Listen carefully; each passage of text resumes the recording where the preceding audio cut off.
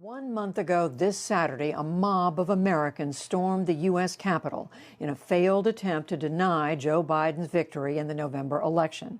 The Department of Justice has arrested and charged rioters, and the Biden administration has launched a review of what it calls domestic violent extremism. Nick Schifrin provides an update on the criminal consequences so far and the threat that remains persistent. And then Yamiche Alcindor has a conversation on the country's seemingly cavernous political divide. Let's begin with Nick's report. They broke through barricades, assaulted police, shattered windows, and once inside, destroyed and stole property. Over the past month, the Justice Department charged more than 180 rioters. The scope and scale of this investigation in these cases are really unprecedented. Michael Sherwin is acting U.S. Attorney for the District of Columbia. This is not going to be solved overnight. It's not going to be solved within the coming weeks. It's not going to be solved within the coming months. With each new charge, there's a clearer picture of the diverse groups who attacked the Capitol. Longtime conspiracy theorists like self-proclaimed QAnon shaman who goes by Jake Angeli, as seen in this New Yorker video. Understand it's an IO war. Military veterans and law enforcement, including retired Lieutenant Colonel Larry Randall Brock Jr., who used a military term referring to information operations. Trump supporters who say they were swept into the crowd, like 22-year-old care worker Riley June Williams, seen here before she allegedly stole a laptop from Speaker Nancy Pelosi's office. Proud boys.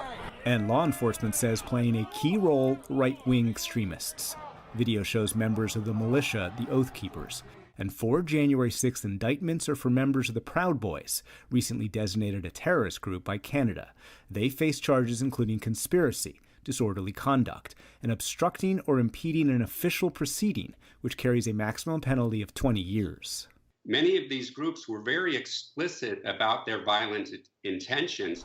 Since the 90s, retired FBI Special Agent Michael German has tracked white supremacists and right-wing militias. There is a tremendous amount of public evidence that can be used even today to target the most violent actors. I am concerned that the FBI in particular and the Department of Justice are focusing on January 6th as if it's a sui generis event, and not recognizing that many of these people had been engaging in violence around the country for months or years. In Charlottesville in 2017, a neo-Nazi plowed his car into an anti-white supremacy protest, killing 1 woman. Most recently, at the Million MAGA March in Washington, D.C. in November, Proud Boys members brawled with counter-protesters. 1 man was stabbed. And another D.C. rally in December resulted in more clashes, multiple stabbings, and a couple dozen arrested. All the signs were there that some of the supporters of Donald Trump were serious, they were dangerous. Jane Holt was Deputy Secretary of the Department of Homeland Security under President Obama. She says even a decade ago, federal reports voicing concern about right-wing extremism were disparaged and their authors punished. Lute says that accelerated under President Trump.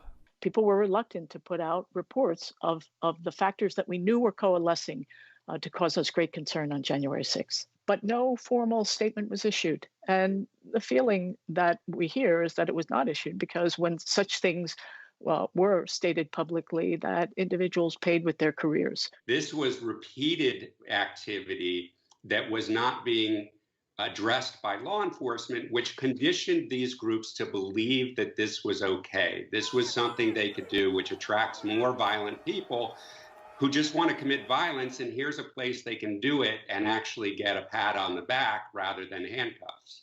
What consequences have rioters paid? Many lost jobs. Most face charges of entering a restricted building and disorderly conduct. Far fewer have been charged with more serious crimes. No one has yet to be charged for the death of Capitol Police Officer Brian Sicknick, who lied in honor at the Capitol this week. There is a definition of domestic terrorism, but perhaps surprisingly to many of us, it doesn't carry any criminal penalties. And so if you're charging individuals who are intent on violence, law enforcement is having to use, as you say, other statutes and other provisions. But, the old saying, the wheels of justice grind slowly, but they grind. And that's what's happening here. German says the FBI doesn't need to wait for Congress to act. There's no new legislation that's required. The FBI has ample authority in its domestic terrorism portfolio. It's just a matter of focusing their attention and making sure that they have the direction to actually investigate these crimes. After the attack, social media tried to stop the spread of the kind of misinformation that incited the rioters. Twitter suspended tens of thousands of accounts. The right-wing friendly social media Parler was taken down, and multiple social media platforms suspended former President Donald Trump. As the FBI continues its investigation, the nation's capital is slowly returning to normal. But 5,000 National Guard troops will remain in D.C. through mid-March. And last week, the Department of Homeland Security issued a nationwide domestic terrorism bulletin warning that extremists could continue to mobilize to incite or commit violence. Is there still an ongoing threat moving forward? It's the same as the threat that existed on January 5th, 2021, or 10 years before that, or 10 years before that. These groups are persistently violent against communities that don't have the kind of public platform that members of Congress have, right? So it's important now that their attention is focused on it, that we actually understand how this impacts all segments of our society, not just the powerful. And so today, the concern is not if, but when extremists will plan another violent event, and if law enforcement can prevent it. For the PBS NewsHour, I'm Nick Schiffern. The United States Senate has made history today prosecuting a past president. The first order of business was voting 56-44 that putting Donald Trump on trial again is constitutional.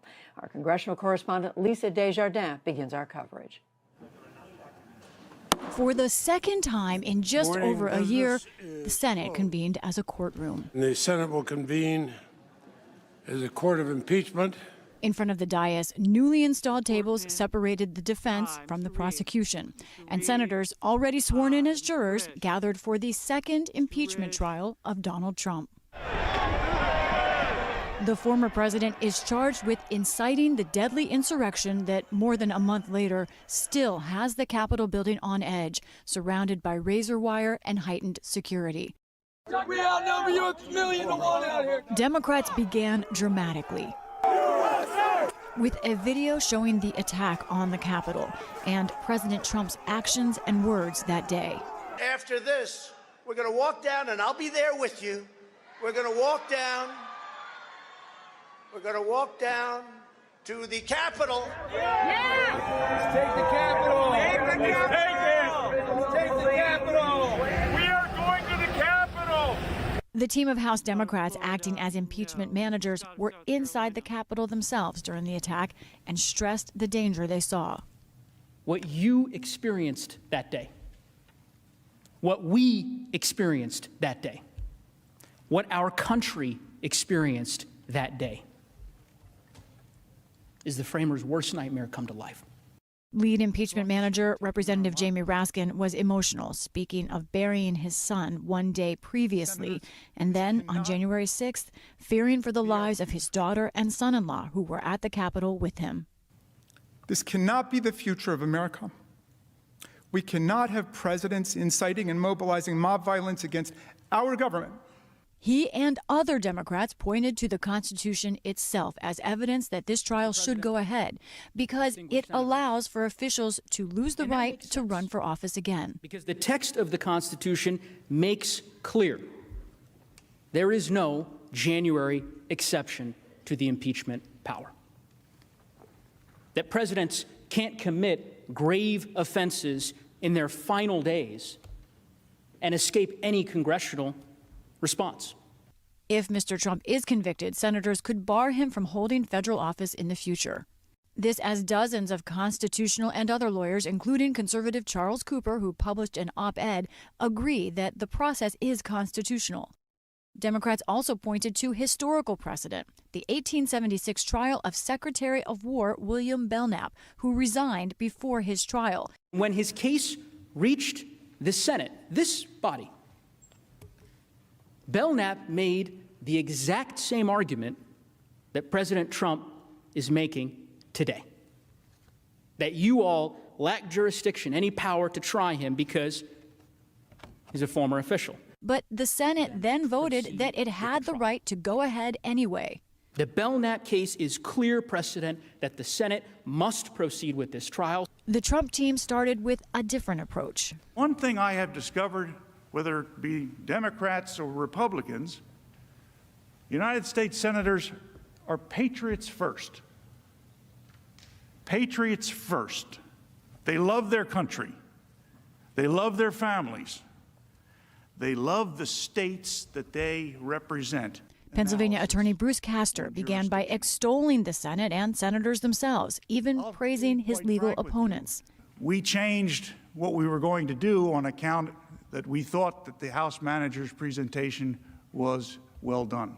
Thank you, Mr. He and fellow Trump lawyer David Schoen argued that the impeachment trial is an unnecessary and rushed partisan exercise, showing their own video of Democrats calling for impeachment years ago.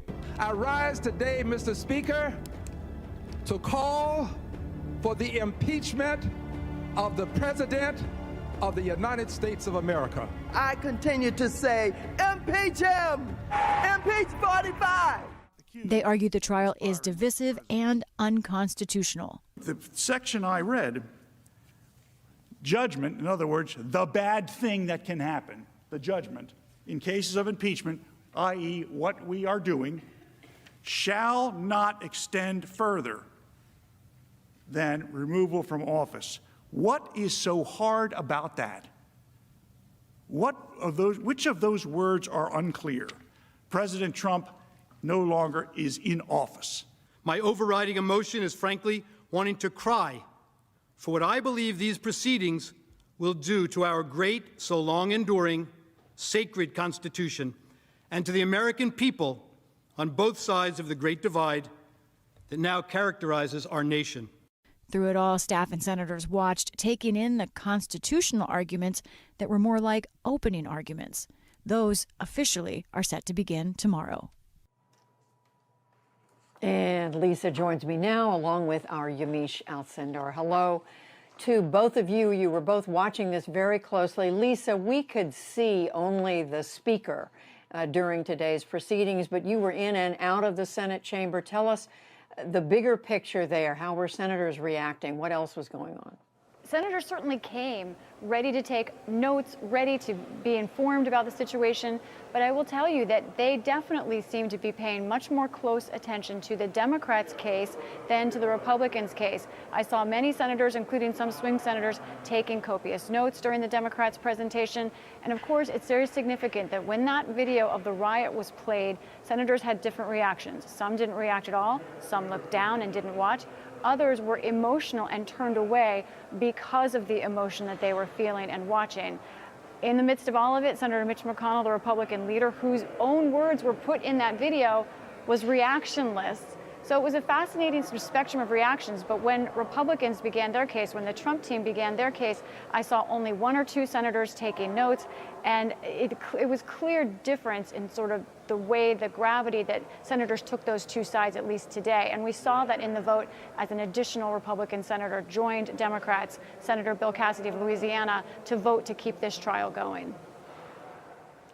And Lisa, that's a reminder that at the last impeachment trial for former President Trump, the vote came down almost entirely, finally, along partisan lines. Only one senator joined the Democrats. What is your sense from reading the senators this time in terms of how they may be receiving the arguments?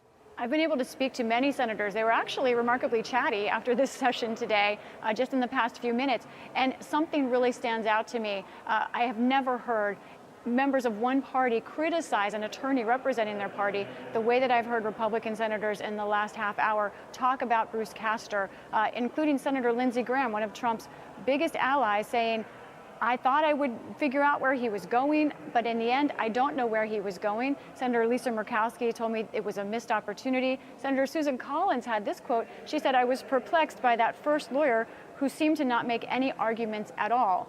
General agreement that the second attorney for President Trump, Mr. Schoen, did a better job, but a missed opportunity is how Republicans look at that. On the other hand, they also think, I hear from Republicans and Democrats, that the Democratic team did better than the team we saw last year, that it was a more senatorial tone, less angry, less political, and more didactic and legal, something that senators seem to be paying closer attention to. Interesting that they said that, in that 44 of them, all but 6, voted that it still was not constitutional to go ahead with the trial. But Yamiche, I know you'd been in touch with the Trump defense team before today. What struck you about the arguments they made? Well, this was a Trump defense that was really at times meandering, at times really struggling to get to their point, and at times, frankly, confusing and contradicting the former President Trump's own words. That said, they did eventually get to the point, which was that they feel like Democrats are doing this for political theater, and that really this is about Democrats wanting to make sure that President Trump can't be their political opponent in future elections. Now, to Bruce Castor, who was that first attorney that Lisa and others are reporting is really getting bad remarks from both Democrats and Republicans. He made this argument that President Trump was really a target of a political motivated attack here. And he said something, though, that was really interesting, which is that he said the American people spoke and that they made sure to vote President Trump out of office. That is a concession that President Trump himself has never made. It's also something interesting that he said was in his long 50-minute speech. He said that he believes that no one on the Trump defense will be trying to at all defend the actions on January 6th. Now, let's keep that in mind as I read this tweet by President Trump on January 6th. He said, "These are the things and events that happen when a sacred landslide election victory is unceremoniously and viciously stripped away from great patriots." So that's President Trump defending the attack on January 6th, that siege on the Capitol. But his attorneys now are saying they're not going to do that. Getting to David Schoen, who is the person who was seen as more tactical, more precise, more focused. He really talked about, though, that Democrats were showing, quote unquote, movies, making the case that they were trying to be too emotional in their arguments.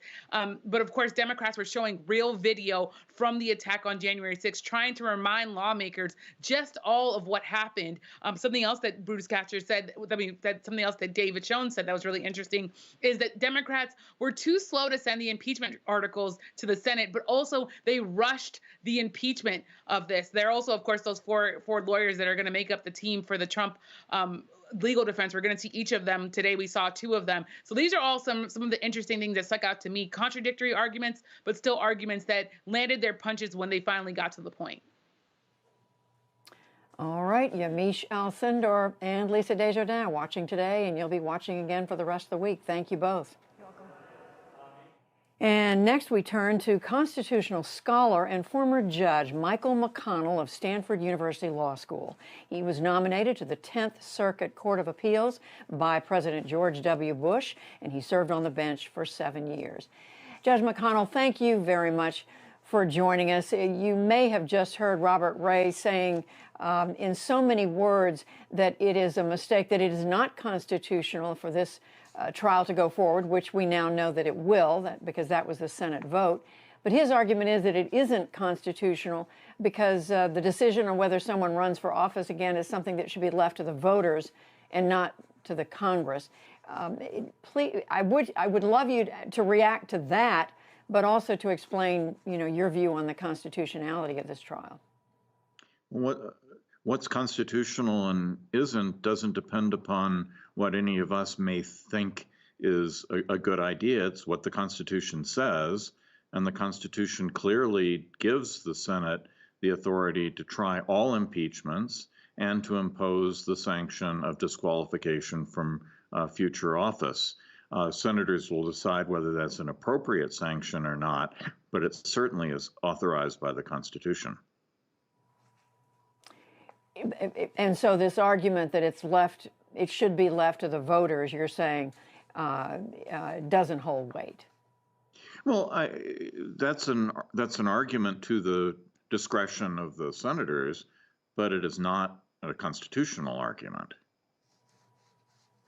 So you're comfortable with essentially with the argument, with the fact that this trial is going ahead, that it is constitutional. So that brings us, Judge McConnell, to the question of the president's role or not in inciting this insurrection. How do you read the evidence so far that you've seen? So let me just be clear first on the constitutionality point, because I think many people have missed this, that I do think that the Constitution allows for impeachment only of current office holders. But Mr. Trump was impeached when he was president of the United States on January 13th. So that requirement is met. Once the House impeaches, there's a separate provision of the Constitution that gives the Senate the power to try all impeachments. So while I do agree that impeachment is limited to current officers, that does not disqualify this particular proceeding. Now, as to the incitement, we haven't seen all the evidence yet. I think the House made a serious mistake in framing this impeachment in terms simply of the criminal law of incitement, because I think it will invite people to treat this as if this was a criminal prosecution of Mr. Trump. It is not. This is an impeachment, a trial of an impeachment, not a criminal trial for incitement. I doubt very much that Mr. Trump could be convicted of the crime of impeachment, of incitement, but that's not what the Congress is limited to. The question here is whether Mr. Trump committed high crimes and misdemeanors, which is a term of art which extends beyond mere violations of the criminal code to serious abuses of the office, and would include such things as attempting to persuade officers of the states to disregard election results after proper challenges to those election results had been properly pursued in the courts and rejected. It would include the failure of Mr. Trump to take any action to stop the riot when it was taking place, when he was in the very best position to do that. The president does have the duty under the Constitution to take care that the laws be faithfully executed. So just very quickly, the wording instead of incitement to insurrection, in your view, would have been stronger if it had been worded how? I think that it should have, and it should not have been framed in terms of the precise words of a criminal violation, and it should have included both the attempts to persuade officers not to certify properly cast voting results, and also the failure of the president to take steps that he should have taken to end the riot. Former Judge Michael McConnell, now a professor at Stanford Law. Thank you very much. We appreciate it.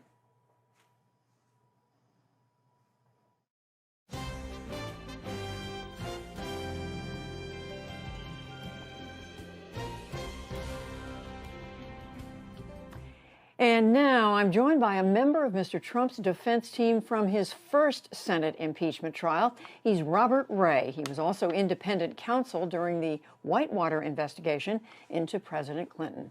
Robert Ray, thank you for joining us today. They did take a vote in the Senate, and it was 56-44. They are going to proceed. The argument prevailed that it is constitutional to have this trial, but you think that's a mistake. Why?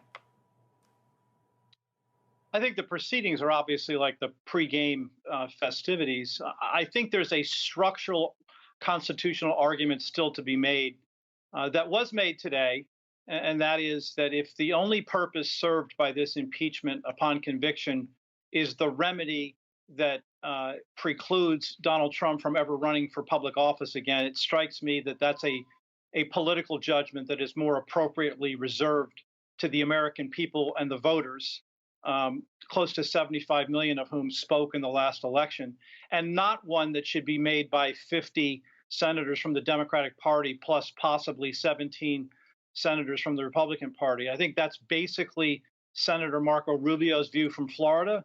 And I think he's right about that. So I think that's a structural constitutional argument as to why presidential impeachments once the president has left office are not a good idea. I don't think that's healthy for the country in the future. And when the shoe is on the other foot, as it invariably will be, I'm not sure that this is the kind of precedent that any party would like to see. But look, the decision has been made. There was a difference of opinion. A majority vote carries, and we now proceed to trial. Well, I'm sure you know that the argument, not only by the House managers, but by a number of constitutional scholars, many of them conservative, is that because the Constitution gives the Senate the right, the role of carrying out not just removal from office, but the decision on whether someone can hold office again. They're basing the argument on that. But let's move on to what the trial will be about in the days to come. How strong do you believe the arguments are that that President Trump had a direct role in inciting the insurrection at the Capitol? Well, that's not enough. I mean, the role that has to be shown so that it's not contrary to the First Amendment is that there was a direct call for violent or lawless action. I don't know of any evidence that I have seen so far that would suggest that kind of coordination with the president, the then president of the United States. And I know that the majority leader, Chuck Schumer, has promised that there will be new evidence presented at trial. I'll be very interested to see if actually that kind of new evidence is presented. Because if it's not, this is an impeachment that should fail as a legal matter because there's not going to be sufficient proof of insurrection of federal offense. I mean, after all, an impeachment is about impeaching for high crimes and misdemeanors. And the problem with the first impeachment of President Trump is that a crime wasn't charged at all. The problem with this impeachment is that although a crime has been charged, the president didn't commit the crime that was charged. A statement or speech like "fight like hell, otherwise you're not going to have your country back" is not the same thing as a call for violent action. And if you can't show that under Brandon versus Ohio, it violates the First Amendment. So I think the president will have a strong defense under the Constitution, under the First Amendment, as to why he should not be convicted. So just elaborate on that. What is it that you're saying the president would have had to have done or said that would have made him culpable of incitement? He has to call for violent action or call for illegal conduct. It's not enough to just say, well, there's, encouragement.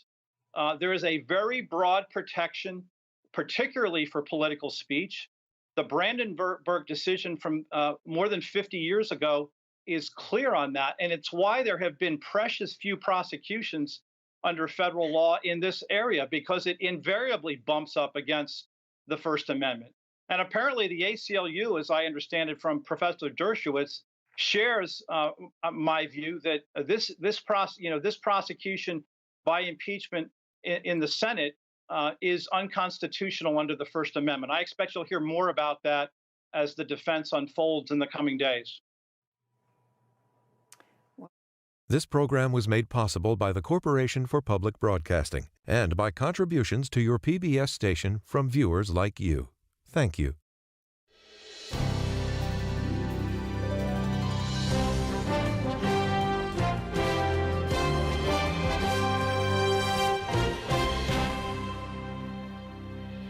Good afternoon. I'm Judy Woodruff, and welcome to the second Trump impeachment trial, a PBS NewsHour special.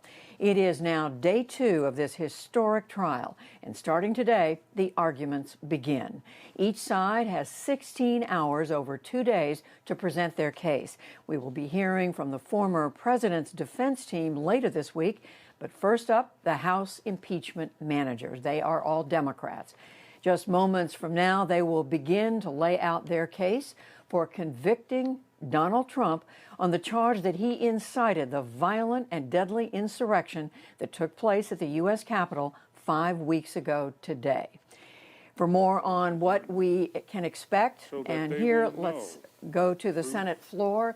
This is the chaplain of the Senate. Let's listen. Their thoughts and decisions to you. Let your kingdom come and your will be done on earth as it is done in heaven. We pray in your mighty name. Amen. Please join me in reciting the Pledge of Allegiance.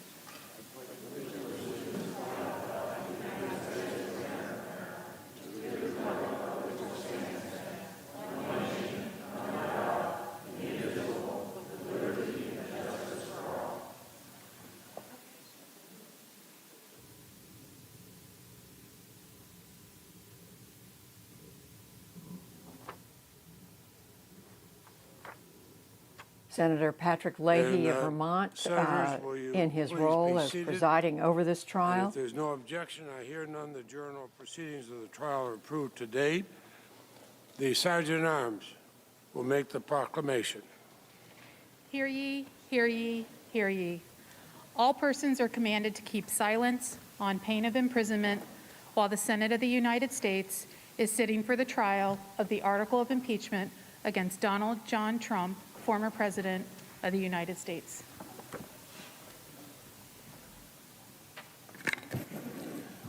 Mr. President. The Majority Leader is recognized. Thank you, Mr. President. Now, for the information of all senators, no motions were filed this morning, so we'll proceed to the House Manager's presentation. We anticipate 2 10-minute breaks and a 45-minute dinner break around 6 p.m. In pursuant to the provisions of Senate Resolution 47, the managers for the House of Representatives have 16 hours to make the presentation of their case. The Senate will now hear you, and I recognize Mr. Manager Raskin to begin the presentation of the case for the House of Representatives. Mr. Raskin. Thank you very much, Mr. President, members of the Senate. Good morning. Good day. Some people think this trial is a contest of lawyers, or even worse, a competition between political parties. It's neither. It's a moment of truth for America. My late father, Marcus Raskin, once wrote, "Democracy needs a ground to stand upon, and that ground is the truth." America needs the truth about ex-President Trump's role in inciting the insurrection on January 6th because it threatened our government and it disrupted, it easily could have destroyed the peaceful transfer of power in the United States for the first time in 233 years.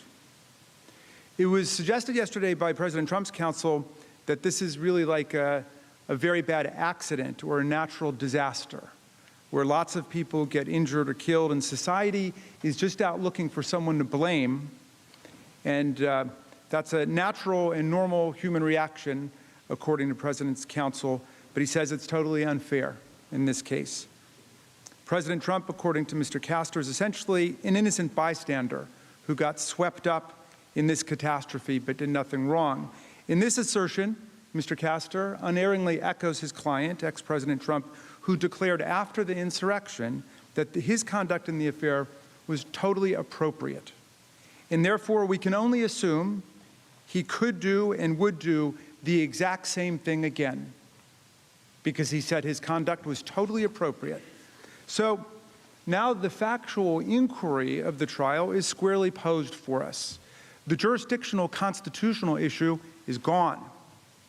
Whether you were persuaded by the President's constitutional analysis yesterday or not, the Senate voted to reject it. And so the Senate is now properly exercising its jurisdiction and sitting as a court of impeachment, conducting a trial on the facts. We are having a trial on the facts. The House says ex-President Donald Trump incited a violent insurrection against Congress and the Constitution and the people. The President's lawyers and the President say his conduct was totally appropriate, and he's essentially an innocent victim of circumstances, like the other innocent victims that we'll see getting caught up in all of the violence and chaos over the next several days. The evidence will be for you to see and hear and digest. The evidence will show you that ex-President Trump was no innocent bystander, The evidence will show that he clearly incited the January 6th insurrection. It will show that Donald Trump surrendered his role as commander-in-chief and became the inciter-in-chief of a dangerous insurrection. And this was, as one of our colleagues put it so cogently on January 6th itself, the greatest betrayal of the presidential oath in the history of the United States. The evidence will show you that he saw it coming and was not remotely surprised by the violence. And when the violence inexorably and inevitably came as predicted and overran this body and the House of Representatives with chaos, we will show you that he completely abdicated his duty as commander-in-chief to stop the violence and protect the government and protect our officers and protect our people. He violated his oath of office to preserve, protect, and defend the Constitution, the government, and the people of the United States. The evidence will show you that he assembled, inflamed, and incited his followers to descend upon the Capitol to stop the steal, to block Vice President Pence and Congress from finalizing his opponent's election victory over him. It will show that he had been warned that these followers were prepared for a violent attack, targeting us at the Capitol through media reports, law enforcement reports, and even arrests. In short, we will prove that the impeached president was no innocent bystander whose conduct was totally appropriate and should be a standard for future presidents, but that he incited this attack and he saw it coming. To us, it may have felt like chaos and madness, but there was method in the madness that day. This was an organized attack on the counting of the Electoral College votes in joint session of the United States Congress under the 12th Amendment and under the Electoral Count Act to prevent Vice President Mike Pence and to prevent us from counting sufficient Electoral College votes to certify Joe Biden's victory of 306 to 232 in the Electoral College, a margin that President Trump had declared a landslide in 2016. When my colleague, Mr. Neguse, speaks after me, he will set forth in detail the exact roadmap of all the evidence in the case. My fellow House managers and I will then take you through that evidence step by step so everyone can see exactly how these events unfolded.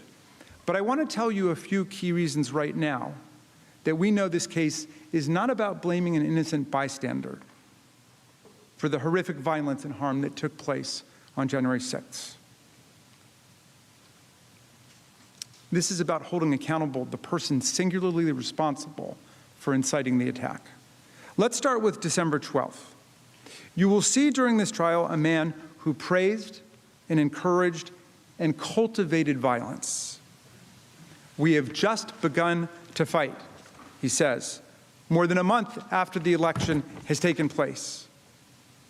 And that's before the second Million MAGA March, a rally that ended in serious violence and even the burning of a church. And as the president forecast, it was only the beginning. On December 19th, 18 days before January 6th, he told his base about where the battle would be that they would fight next. January 6th would be wild, he promised. Be there, we'll be wild, said the President of the United States of America. And that, too, turned out to be true. You'll see in the days that followed, Donald Trump continued to aggressively promote January 6th to his followers.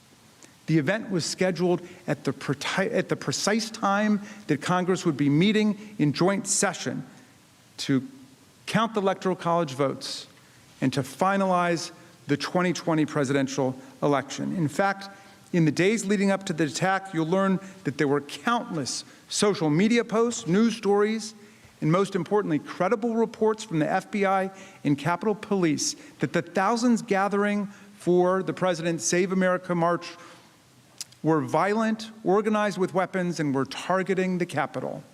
This mob got organized so openly because, as they would later scream in these halls and as they posted on forums before the attack, they were sent here by the president. They were invited here by the President of the United States of America.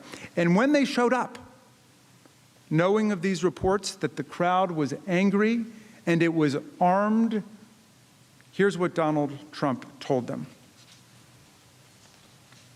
President Trump whipped the crowd into a frenzy, exhorting followers, if you don't fight like hell, you're not going to have a country anymore. And then he aimed straight at the Capitol, declaring, you'll never take back our country with weakness. You have to show strength, and you have to be strong. He told them to fight like hell, and they brought us hell on that day. Incited by President Trump, his mob attacked the Capitol. This assault unfolded live on television before a horrified nation. According to those around him at the time, this is how President Trump reportedly responded to the attack that we saw him incite in public. Delight, enthusiasm, confusion as to why others around him weren't as happy as he was.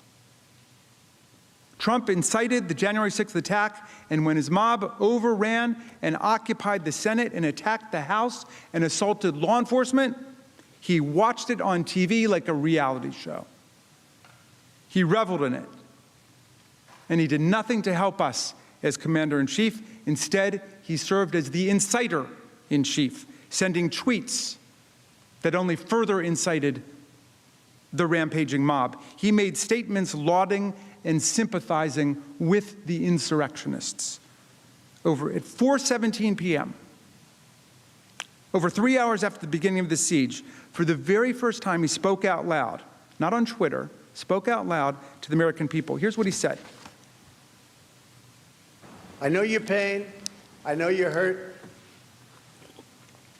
So you might be saying, all right, the president is going to console us now. He's going to reassure America. He knows our pain. He knows we're hurt. We've just seen these horrific images of officers being impaled and smashed over the head. We've just been under attack for 3 hours. But here's what he actually goes on to say. I know your pain. I know you're hurt. We had an election that was stolen from us. It was a landslide election, and everyone knows it, especially the other side. So you think he's about to decry the mayhem and violence, the unprecedented spectacle of this mob attack on the U.S. Capitol, but he's still promoting the big lie that was responsible for inflaming and inciting the mob in the first place. If anyone ever had a doubt as to his focus that day, it was not to defend us, it was not to console us, it was to praise and sympathize and commiserate with the rampaging mob. It was to continue to act as inciter-in-chief, not commander-in-chief, by telling the mob that their election had been stolen from them. Even then, after that vicious attack, he continued to spread the big lie. And as everyone here knows, Joe Biden won by more than 7 million votes and 306 to 232 in the Electoral College. But Donald Trump refused to accept his loss even after this attack. And he celebrated the people who violently interfered with the peaceful transfer of power for the first time in American history, and did that at his urging. And when he did, in this video, finally tell them to go home in peace, he added this message. We love you. You're very special. Distinguished members of the Senate, this is a day that will live in disgrace in American history. That is, unless you ask Donald Trump, because this is what he tweeted before he went to bed that night at 6:01 p.m.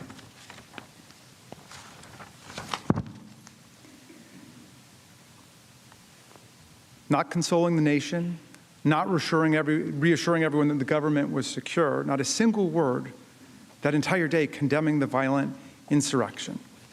That's what he says. These are the things and events that happen when a sacred landslide election victory is so unceremoniously and viciously stripped away from great patriots who have been badly and unfairly treated for so long. Go home with love and in peace. Remember this day forever. These are the things and events that happen when a sacred landslide election victory is so unceremoniously and viciously stripped away from great patriots. In other words, this was all perfectly natural and foreseeable to Donald Trump. At the beginning of the day, he told you it was coming. At the end of the day, he basically says, I told you this would happen. And then he adds, remember this day forever. But not as a day of disgrace, a day of horror and trauma, as the rest of us remember it, but as a day of celebration, a day of commemoration. And if we let it will be a day of continuation, a call to action, and a rallying cry for the next rounds of insurrectionary justice, because all of this was totally appropriate. Senators, the stakes of this trial could not be more serious. Every American, young and old and in between, is invited to participate with us in this essential journey to find the facts and share the truth. Trials are public events in a democracy, and no trial is more public or significant than an impeachment trial. Because the insurrection brought shocking violence, bloodshed, and pain in the nation's capital, and we will be showing relevant clips of the mob's attack on police officers and other innocent people, we do urge parents and teachers to exercise close review of what young people are watching here, and please watch along with them if you're allowing them to watch. The impeachment managers will try to give warnings before the most graphic and disturbing violence that took place is shown. We believe that the manager's comprehensive and meticulous presentation will lead to one powerful and irresistible conclusion. Donald Trump committed a massive crime against our Constitution and our people, and the worst violation of the presidential oath of office in the history of the United States of America. For this, he was impeached by the House of Representatives, and he must be convicted by the United States Senate. Before I close, I want to address a constitutional issue still lingering from yesterday's argument. The president obviously is still exploring ways to change the subject and talk about anything other than his responsibility for inciting the attack. We heard a lot yesterday about his claim that this incitement of the insurrection was perfectly appropriate because it's somehow protected by the First Amendment. And this little diversion caught my eye because I've been a professor of constitutional law and the First Amendment for decades. And as we'll demonstrate over the course of the trial, the factual premise and the legal underpinnings of that claim are all wrong.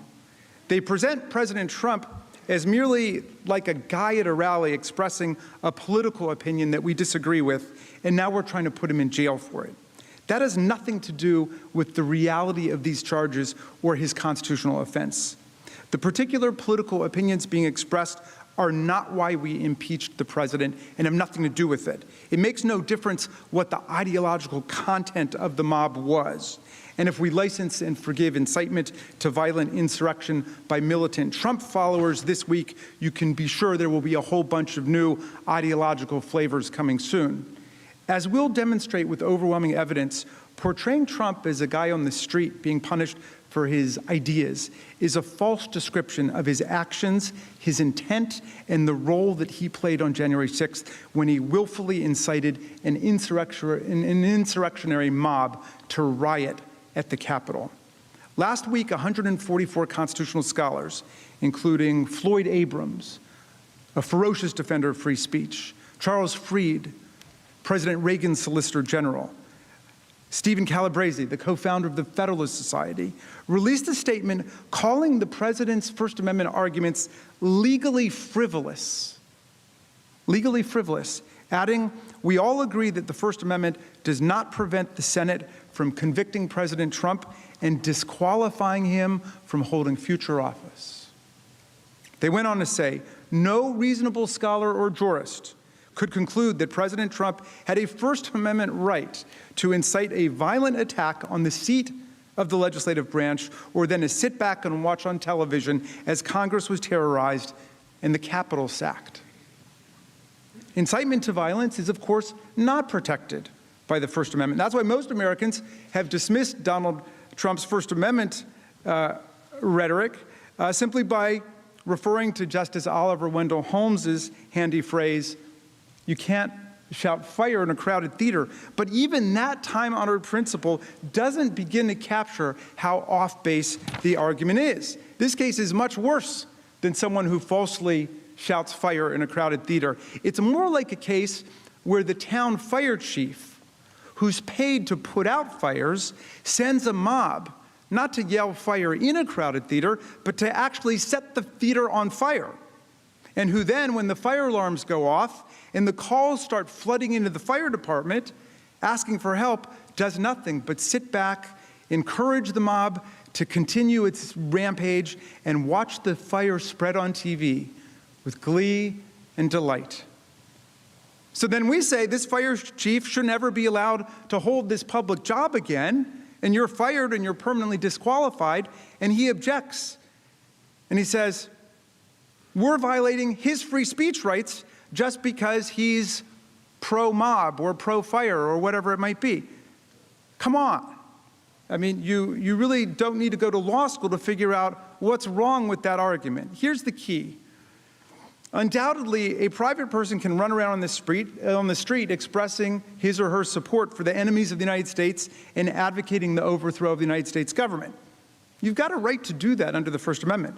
But if the president spent all of his days doing that, uttering the exact same words, expressing support for the enemies of the United States and for overthrowing the government, is there anyone here who doubts that this would be a violation of his oath of office to preserve, protect, and defend the Constitution of the United States, and that he or she could be impeached for doing that? Look, if you're president of the United States, you've chosen a side with your oath of office, and if you break it, we can impeach, convict, remove, and disqualify you permanently from holding any office of honor, trust, or profit under the United States. As Justice Scalia once said, memorably, you can't ride with the cops and root for the robbers. And if you become inciter-in-chief to the insurrection, you can't expect to be on the payroll as commander-in-chief for the Union. Trump was the president of the United States, and he'd sworn to preserve, protect, and defend the Constitution. He had an affirmative, binding duty, one that set him apart from everyone else in the country, to take care that the laws be faithfully executed, including all the laws against assaulting federal officers, destroying federal property, violently threatening members of Congress and the vice president, interfering with federal elections, and dozens of other federal laws that are well known to all of you.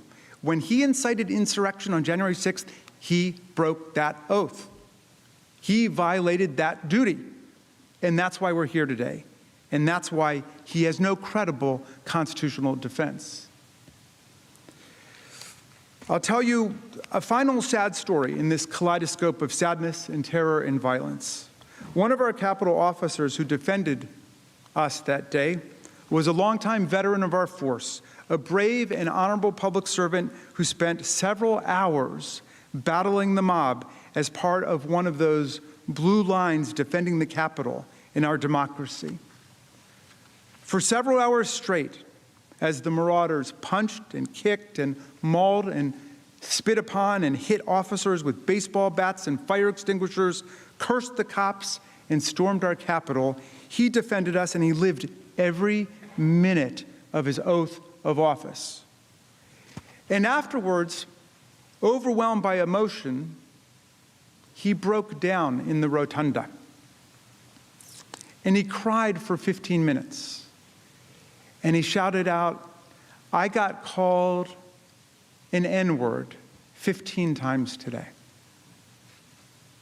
And then he recorded, "I sat down with one of my buddies, another black guy, and tears just started streaming down my face, and I said, 'What the F, man? Is this America?'"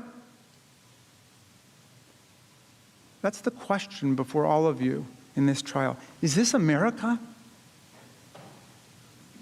Can our country and our democracy ever be the same if we don't hold accountable the person responsible for inciting the violent attack against our country, our capital, and our democracy, and all of those who serve us so faithfully and honorably? Is this America?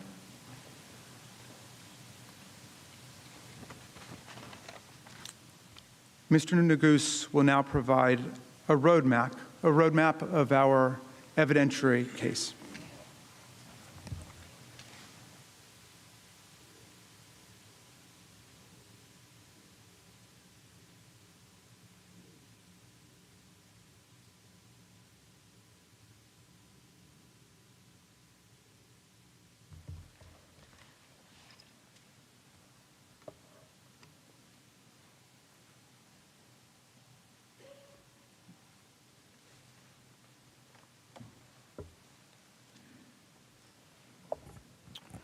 Mr. President, distinguished senators, counsel, like several of you, I am a child of immigrants.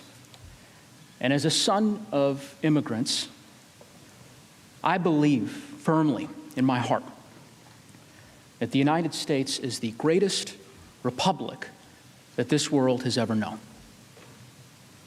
A hallmark of our republic since the days of George Washington has been the peaceful transfer of power. For centuries, we've accepted it as fact.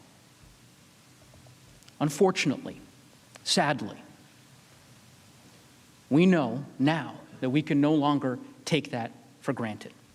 Because as lead manager Raskin explained on January 6th, the peaceful transition of power was violently interrupted when a mob stormed this Capitol and desecrated this chamber. As you'll see during the course of this trial, that mob was summoned, assembled, and incited by the former President of the United States, Donald Trump. And he did that because he wanted to stop the transfer of power so that he could retain power, even though he had lost the election. And when the violence erupted, when they were here in our building with weapons, he did nothing to stop it. If we are to protect our republic and prevent something like this from ever happening again, he must be convicted. Now, I want to be very clear about what we will show you during the course of this trial.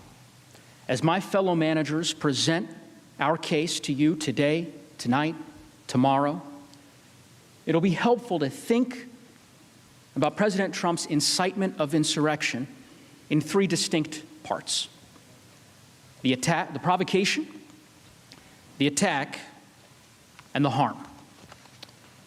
Let's start with the provocation. We will show during the course of this trial that this attack was provoked by the president, incited by the president. And as a result, it was predictable and it was foreseeable. And of course, that makes sense. And this mob was well orchestrated. Their conduct was intentional. They did it all in plain sight, proudly, openly, and loudly. Because they believed, they truly believed that they were doing this for him, that this was their patriotic duty. They even predicted that he would protect them. And for the most part, they were right. In his unique role as commander-in-chief of our country, and as the one person that the mob was listening to and following orders from, he had the power to stop it. And he didn't. Now, some have said that President Trump's remarks, his speech on January 6th, was just a speech. Well, let me ask you this. When in our history has a speech led thousands of people to storm our nation's capital with weapons, to scale the walls, break windows, kill a Capitol police officer? This was not just a speech. It didn't just happen. And as you evaluate the facts that we present to you, it will become clear exactly where that mob came from. Because here's the thing, President Trump's words, as you'll see on January 6th, in that speech, just like the mob's actions, were carefully chosen. Those words had a very specific meaning to that crowd. And how do we know this? Because in the weeks prior to, during, and after the election, he used the same words over and over and over again. You will hear over and over three things. You can see them on the screens. First, what lead manager Raskin referred to as the big lie, that the election was stolen, full of fraud, rigged. You will hear over and over him using that lie to urge his supporters to never concede and stop the steal. And finally, you will hear the call to arms, that it was his supporters' patriotic duty to fight like hell. To do what? To stop the steal, to stop the election from being stolen by showing up in this very chamber, to stop you, to stop us. I'd respectfully ask that you remember those three phrases as you consider the evidence today. Election was stolen, stop the steal, and fight like hell, because they did not just appear on January 6th.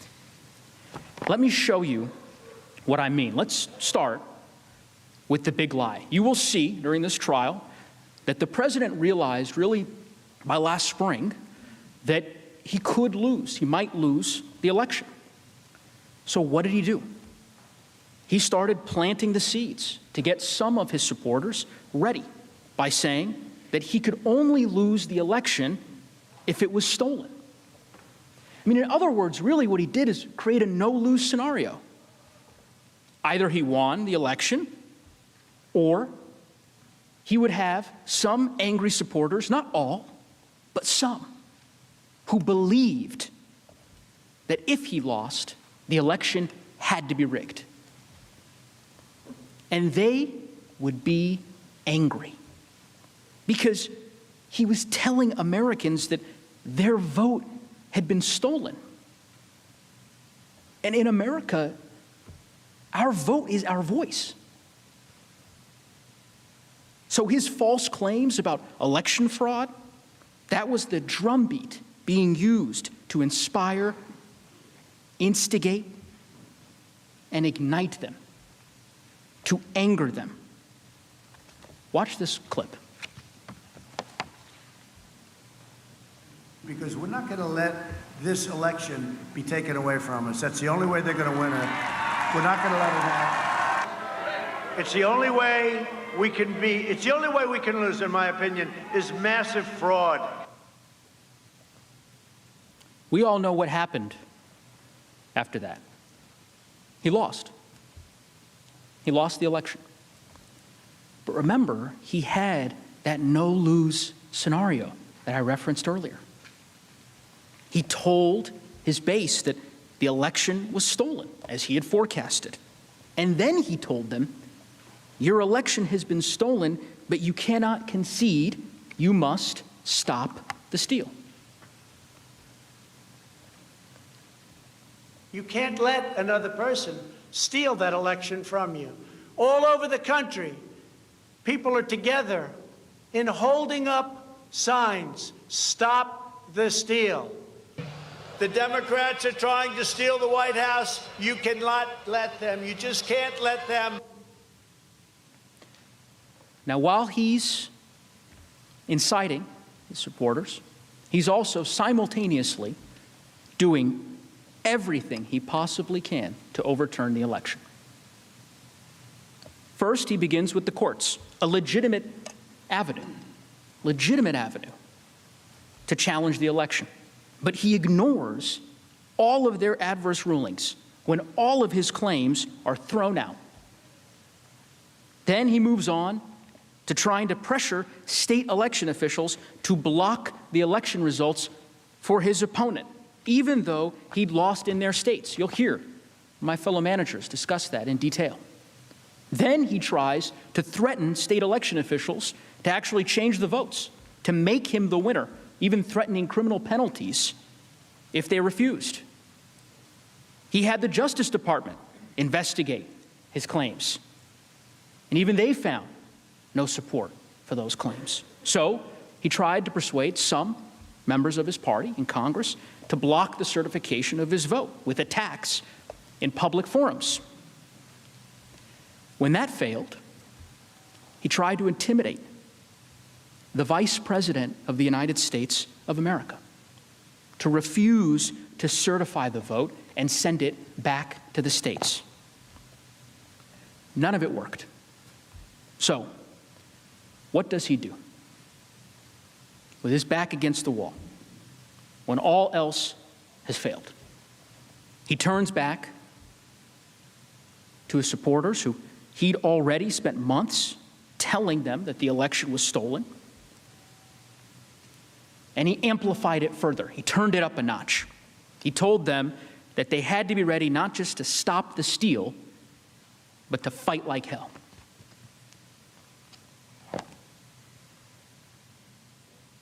We're in a fight for the survival of our nation, and we are going to keep on fighting. We will never surrender. We will only win. Now is not the time to retreat. Now is the time to fight harder than ever before. We have to go all the way, and we're going to fight like hell, I'll tell you right now. We will not bend. We will not break. We will not yield. We will never give in. We will never give up. We will never back down. We will never, ever surrender. You will see that in the months as the president made these statements, people listened. Armed supporters surrounded election officials' homes. The Secretary of State for Georgia got death threats. Officials warned the president that his rhetoric was dangerous and it was going to result in deadly violence. And that's what makes this so different, because when he saw firsthand the violence that his conduct was creating, he didn't stop it.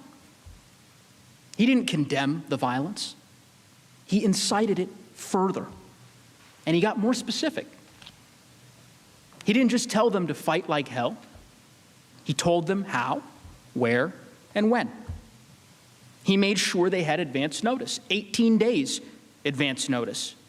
He sent his save the date for January 6th. He told them to march to the Capitol and fight like hell. On January 6th, as Lead Manager Raskin said, the exact same day that we were certifying the election results. And what time was that rally scheduled for? The exact same time that this chamber was certifying the election results in joint session. When did he conclude his speech? Literally moments before Speaker Pelosi had gavelled us into session. Many of us were in the House during that joint session of Congress. I was sitting 2 rows behind Leader Schumer and Leader McConnell. I remember it vividly. And as we were standing there, fulfilling our solemn oath to the Constitution, the president was finishing his speech just a couple of miles away. How did he conclude that infamous speech? With a final call to action. He told them to march down Pennsylvania Avenue, to come here, that it was their patriotic duty because the election had been stolen. And when they heard his speech, they understood his words and what they meant because they had heard it before. Let's take just a minute and really look at his words on January 6th as he spoke at the Save America rally. Now, remember, I told you, you'd hear 3 phrases: the election was stolen, stop the steal, and fight like hell. Let's start with that first phrase.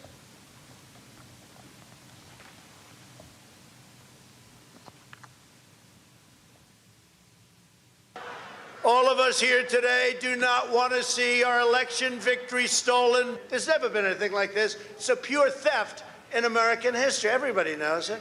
Make no mistake, this election was stolen from you, from me, and from the country. Now, of course, each of you heard those words before. So had the crowd. The president had spent months telling his supporters that the election had been stolen, and he used this speech to incite them further, to inflame them, to stop the steal, to stop the certification of the election results.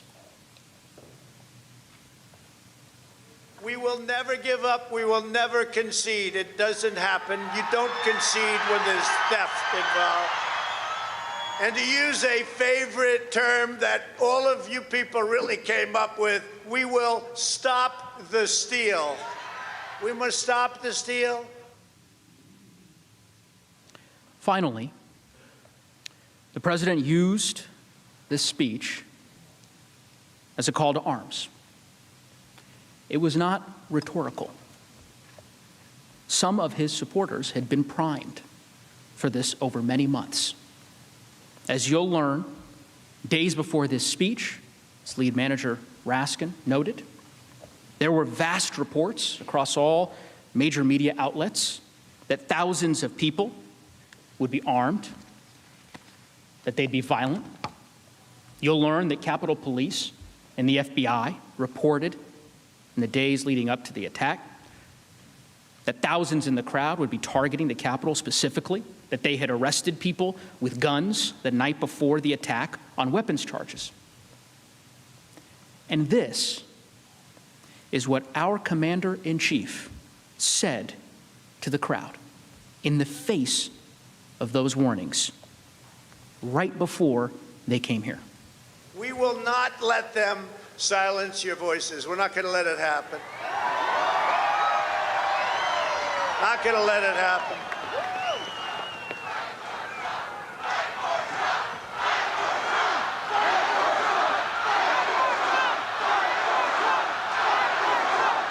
Thank you. And you have to get your people to fight, because you'll never take back our country with weakness. You have to show strength, and you have to be strong. And we fight. We fight like hell. And if you don't fight like hell, you're not going to have a country anymore. You have to get your people to fight. He told them. Senators, this clearly was not just one speech. It didn't just happen. It was part of a carefully planned, months-long effort with a very specific instruction. Show up on January 6th and get your people to fight the certification. He incited it. It was foreseeable. And again, you don't have to take my word for it. The president's former chief of staff, is a retired Marine, 4-star general, was confirmed by this body to be the Secretary of Homeland Security, overwhelming vote. That man was John Kelly. And on the day after the insurrection, he said this. You know, the president knows who he's talking to when he tweets or when he makes statements. He knows who he's talking to. He knows what he wants them to do. And the fact that he said the things he's been saying, since the election, and encouraging people, no surprise, again, at what happened yesterday. No surprise. Think about that. No surprise. The president had every reason to know that this would happen because he assembled the mob, he summoned the mob, and he incited the mob.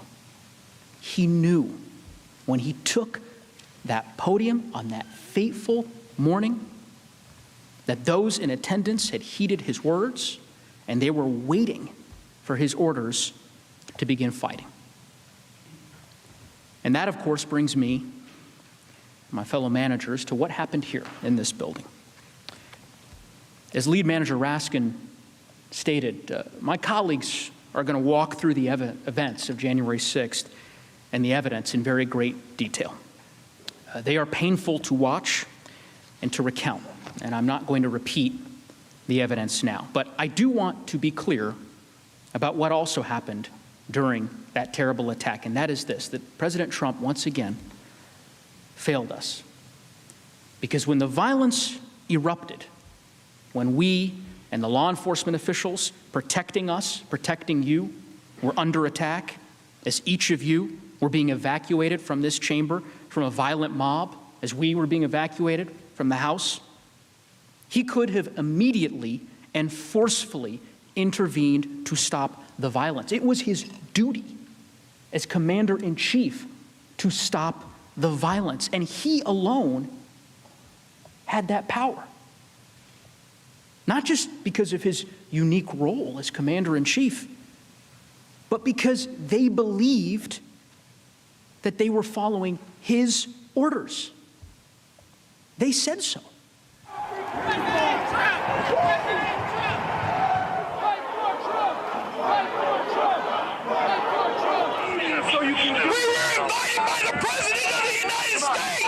I thought I was following my president. I thought I was following what we were called to do. President Trump requested that we be in D.C. on the 6th.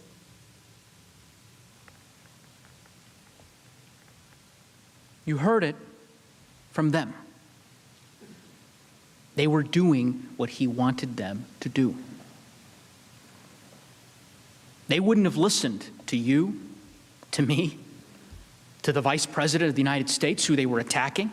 They didn't stop in the face of law enforcement, police officers fighting for their lives to stop them.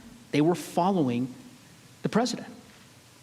He alone, our commander-in-chief, had the power to stop it.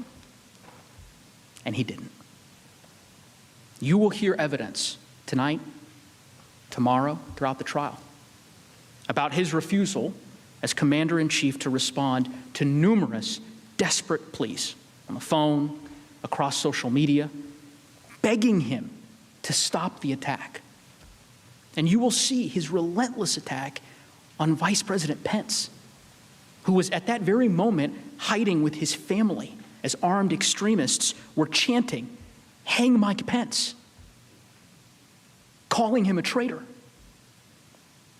You will see that even when he did, finally, 3.5 hours into the attack, tell these people to go home in peace, he added, as lead manager Raskin said, I'll quote, "You're very special.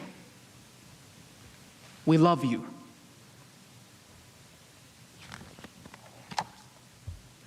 Think for a moment, just a moment, of the lives lost that day, of the more than 140 wounded police officers, and ask yourself if as soon as this had started, President Trump had simply gone onto TV, just logged onto Twitter and said, "Stop the attack."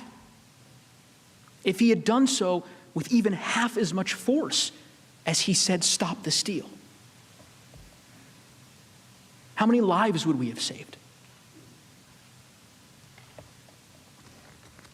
Sadly, he didn't do that. At the end of the day, the president was not successful in stopping the certification. That we know, thanks to the bravery of our law enforcement and to the bravery of the senators in this room. Each of you who still fulfilled your constitutional duty, even under the threat of mortal peril. But there can be no doubt of the grave harm that he caused.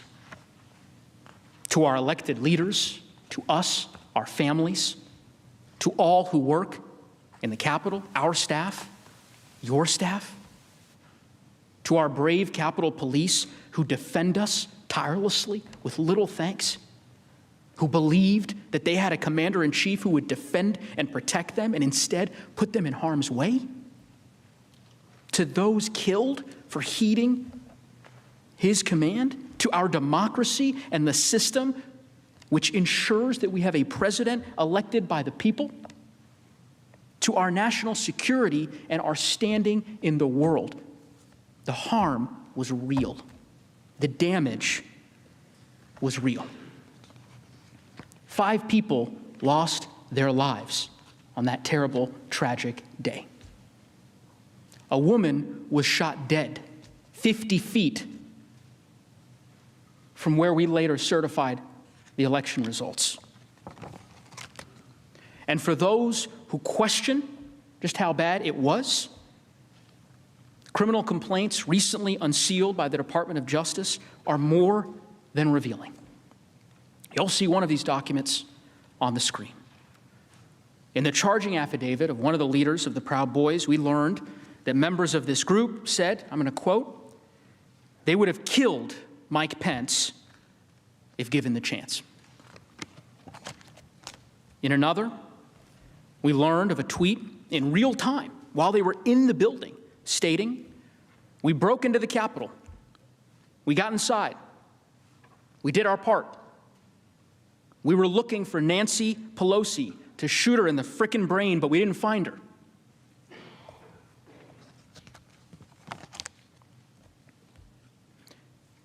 And for anyone who suggests otherwise, these defendants themselves have told you exactly why they were here. You'll see this in the trial. That in the halls of the Capitol, on social media, in news interviews, and in charging documents, they confirm they were following the president's orders. You can see some of the statements on that screen. One who said, Trump wants all able-bodied patriots. Another, that President Trump is calling us to fight. This isn't a joke. Another one, I thought I was following my president. I thought I was following what we were called to do. Our president wants us here. We wait and take orders from the president. He made them believe over many weeks that the election was stolen and they were following his command to take back their country. As I prepared for today, yesterday, this trial, there's one memory that I couldn't shake, which was on the night of January 6th, and the feeling of walking back onto the House floor and seeing many of you there. I remember us finishing our task at 4 in the morning. And as I walked off the floor, I was so grateful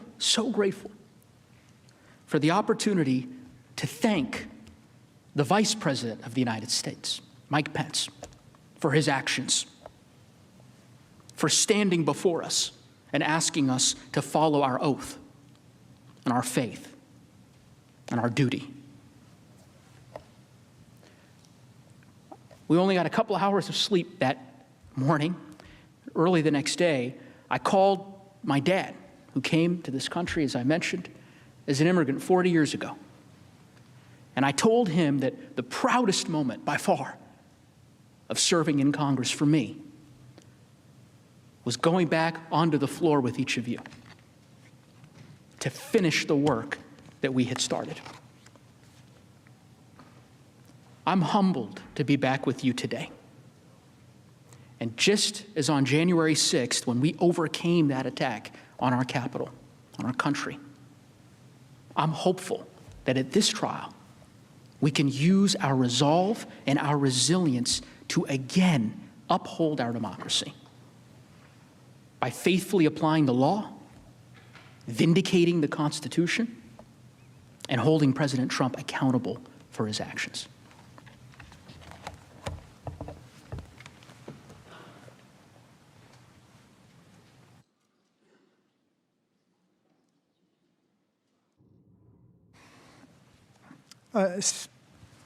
Senators, Representatives Joaquin Castro and Eric Swalwell will now show the evidence of President Trump's long campaign to delegitimize his electoral defeat and to galvanize his supporters to help him retain his power at any cost. So we're going to go at this point step by step and explained the progression all the way up until the attack.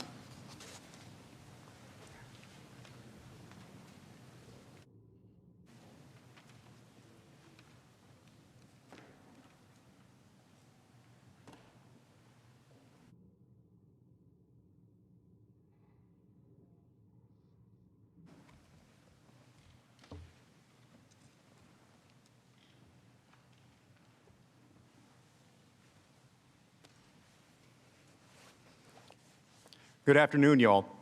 My name is Joaquin Castro, and I represent San Antonio in the United States Congress. There's a saying that a lie can travel halfway around the world before the truth has a chance to put on its shoes. And that was before the internet. The point of that saying is that a lie can do incredible damage and destruction.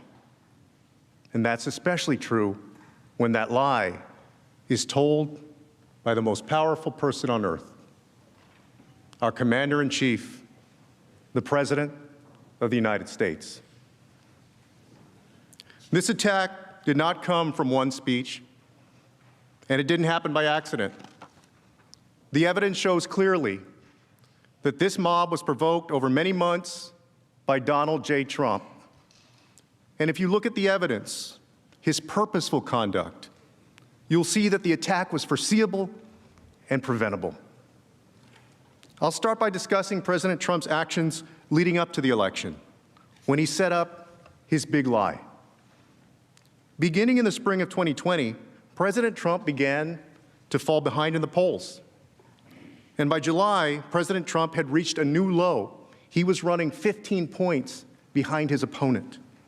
And he was scared. He began to believe that he could legitimately lose the election. And so he did something entirely unprecedented in the history of our nation. He refused to commit to a peaceful transition of power. Here's what he said. Can you give a direct answer? You will accept the election? I have to see. Look, I have to see. No, I'm not going to just say yes. I'm not going to say no. Do you commit to making sure that there's a peaceful transfer of power? We want to get rid of the ballots, and we'll have a very peaceful. There won't be a transfer, frankly. There'll be a continuation. Senators, the President of the United States said, quote, "There won't be a transition of power. There'll be a continuation." President Trump was given every opportunity to tell his supporters, yes, if I lose, I will peacefully transfer power to the next president.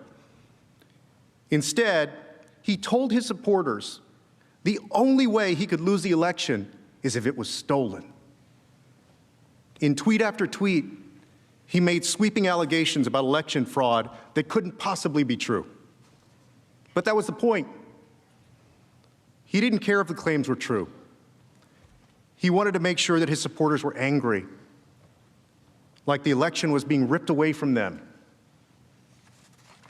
On May 24th, 6 months before the election, he tweeted, "It will be the greatest rigged election in history."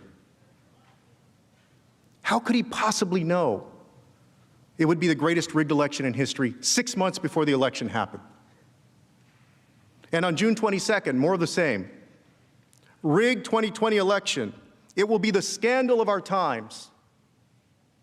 Again, about an election that had not even happened. On July 30th, 2020 will be the most inaccurate and fraudulent election in history.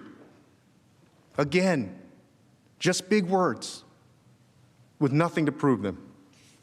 But he wanted to make his supporters believe that an election victory would be stolen from him and from them. And this was to rile up his base, to make them angry. Now, these were just a few of the many times President Trump tweeted about this. And he did it in speeches, in rallies, and in television, too. This is going to be the greatest election disaster in history. Because the only way we're going to lose this election is if the election is rigged. Remember that. The only way they can take this election away from us is if this is a rigged election. We're going to win this election. That's right.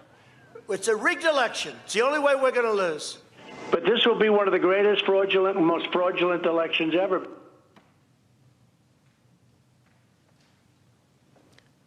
This is clearly a man who refuses to accept the possibility or the reality in our democracy of losing an election.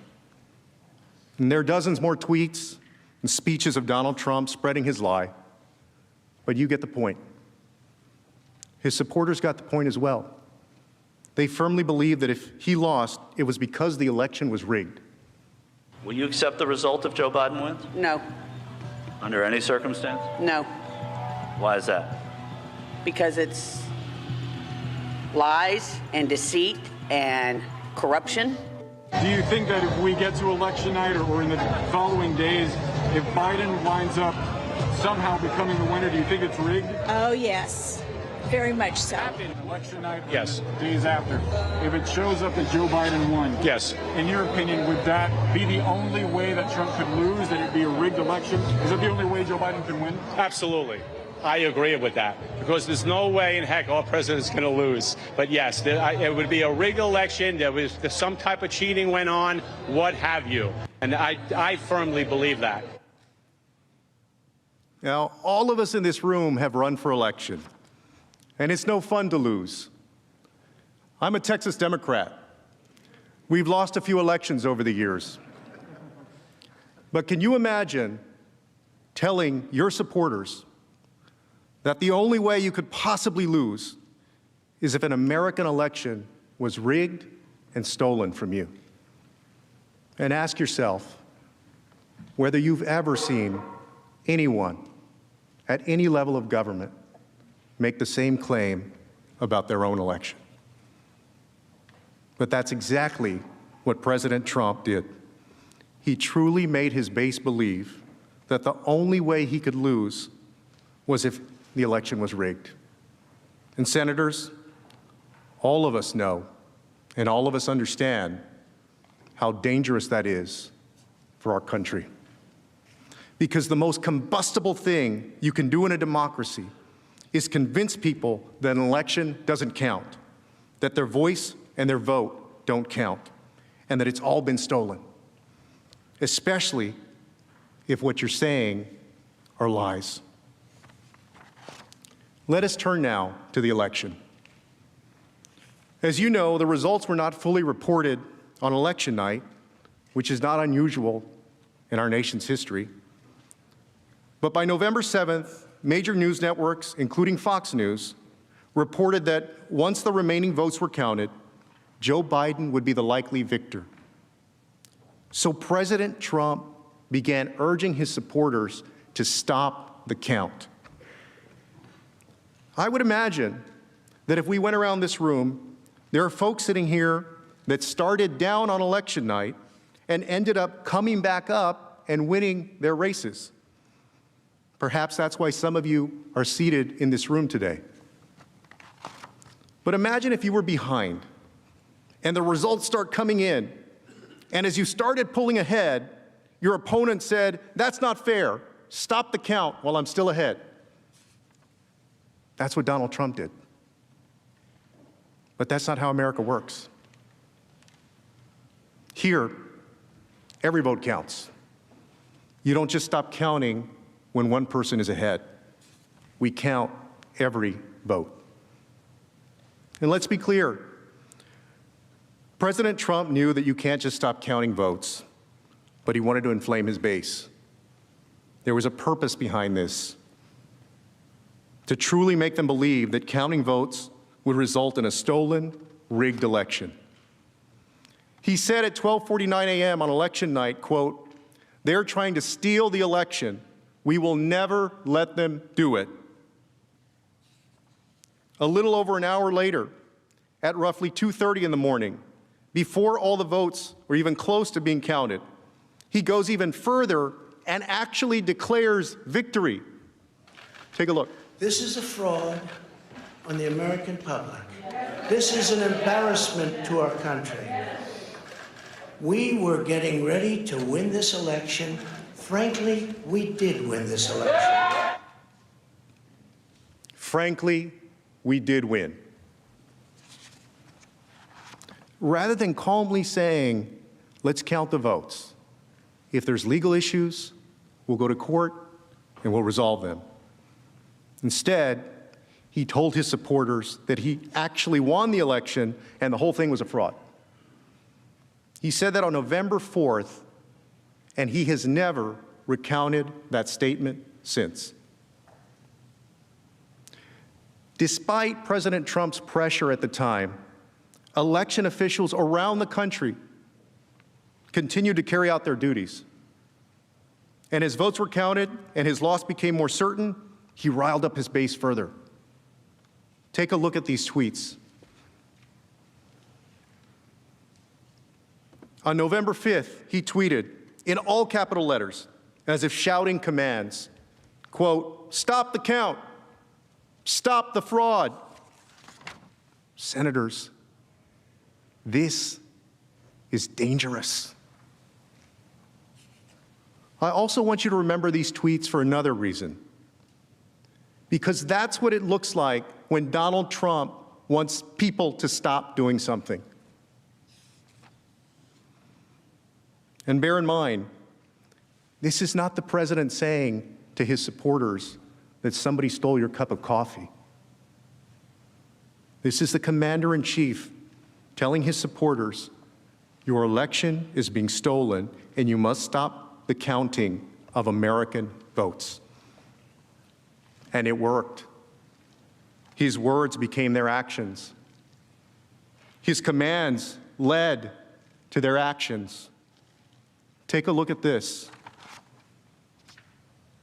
The same day as those tweets, around 100 Trump supporters showed up in front of the Maricopa County Election Center in Phoenix, some of them carrying rifles, literally trying to intimidate officials to stop the count, just as President Trump had commanded. Arizona Secretary of State Katie Hobbs said that protesters were, quote, causing delay and disruption and preventing those employees from doing their job. Let's call this what it was. We're facing a global pandemic. Workers were risking their health to ensure the integrity of our elections. And President Trump's supporters were encircling them, trying to prevent them from doing their own jobs. This was dangerous, it was scary, and it was a blatant act of political intimidation. In Philadelphia, that same day, police investigated an alleged plot to attack the city's Pennsylvania Convention Center, where votes were being counted. Police took at least one man into custody who was carrying a weapon. And this happened all over, in Atlanta, in Detroit, and in Milwaukee.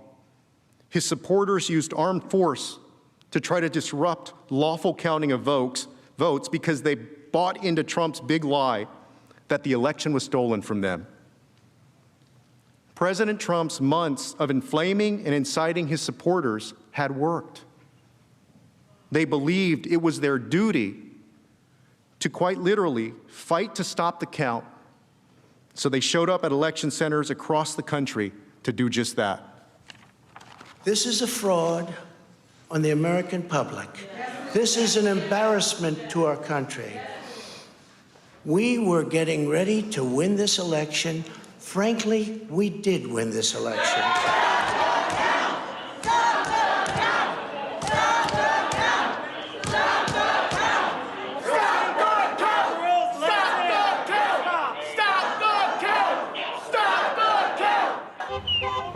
They ain't taking it from us.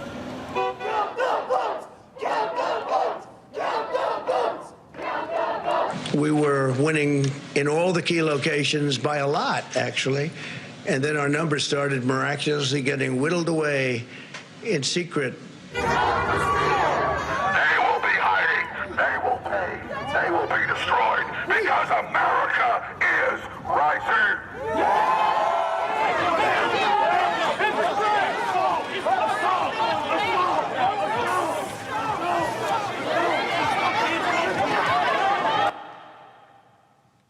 it is.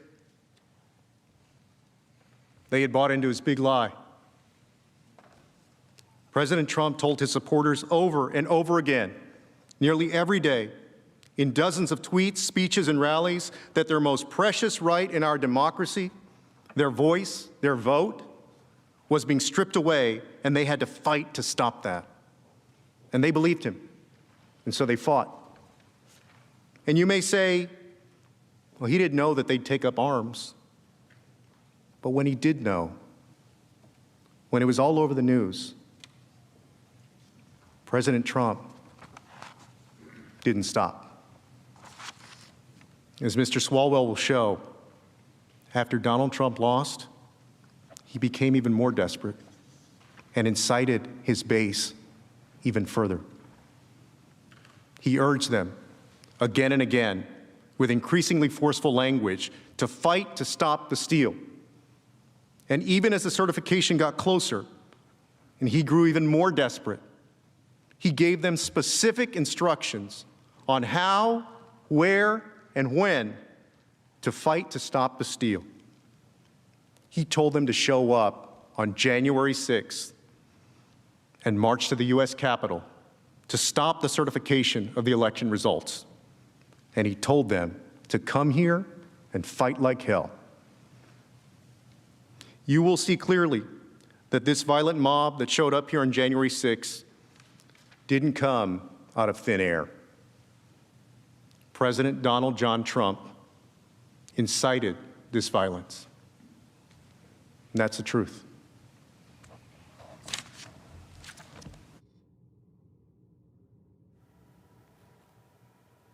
That was Representative Joaquin Castro of Texas. Next up is Congressman Eric Swalwell, fifth-term Democrat from California.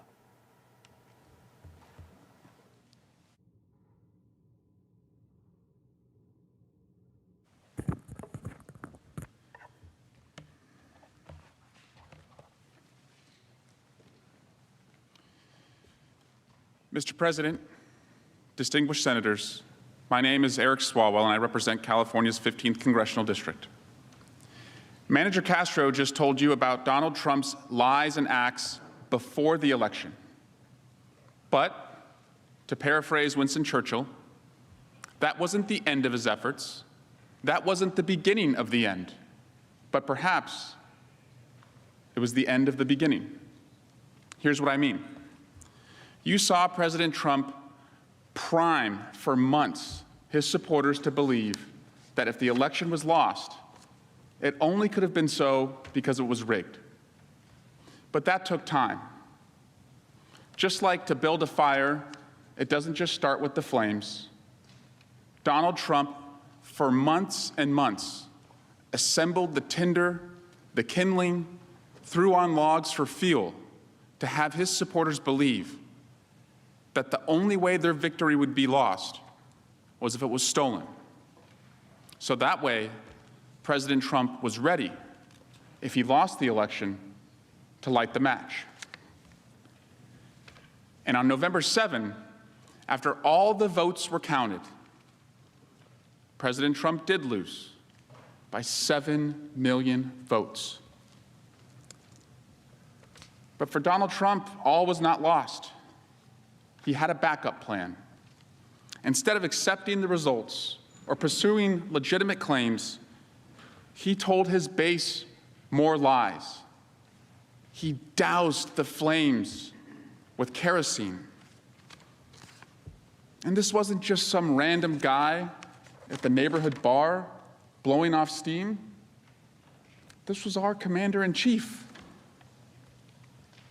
Day after day, he told his supporters false, outlandish lies that the victory, that the election outcome was taken and it was rigged. And he had absolutely no support for his claims. But that wasn't the point.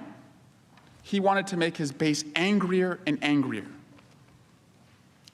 And to make them angry, he was willing to say anything. On November 15, he states, "I concede nothing. We have a long way to go. Rigged election. doesn't say why the election is rigged. November 17, in a Twitter statement, dead people voted. That's it. No evidence, just dead people voted. November 28, Twitter statement. We have found many illegal votes. Stay tuned. This just wasn't true. He never found illegal votes. He didn't even try to pretend that he had evidence for that. And stay tuned, well, that was all about inciting his base, not about bringing legitimate claims. It was about dramatizing the election to anger his supporters. December 5, you see here, he goes after the governors of Arizona and Georgia, governors from his own party, claiming that they weren't with him. You see, senators, he is casting this in combat terms, that either you are with him, making sure that he won the election, or you're fighting against him. These are just a few of the hundreds of Twitter statements that President Trump sent. And it wasn't just Twitter statements. As you'll see, he was dialing into meetings, holding rallies, appearing on television, continuing to spread the big lie that his election victory was stolen. People that were dead were signing up for ballots. Not only were they coming in and putting in a ballot, but dead people were requesting ballots, and they were dead for years, and they were requesting ballots. Dead people voting all over the place? The alleged Biden margin of victory in several states is entirely accounted for by extraordinarily large midnight vote dumps. You saw them with going up to the sky. Massive midnight vote dumps. Dead people voting all over the place. He said there were votes going up to the sky. This was never about pursuing legitimate claims. He was saying anything he could to trigger and anger his base so that they would fight like hell to overturn a legitimate election. And it worked. Just as Manager Castro showed you, President Trump's supporters were taking up arms to stop the count. His message to fight like hell was having real consequences. In Michigan, you'll recall that President Trump was attacking that state and its officials. He continued these attacks even after Michigan certified its votes. Take a look at Michigan. Take a look at what they did with respect to counties. And then you get to Detroit, and it's like more votes than people? Dead people voting all over the place? You know, I won almost every county in Michigan, almost every district. We should have won that state very easily. We have a similar type of governor, I think, but I'll let you know that in about a week. He's literally telling them that there were more votes in Detroit than people. About 260,000 people voted in Detroit. There are roughly 500,000 registered voters in Detroit. There are approximately 670,000 people living in the city. So again, not true.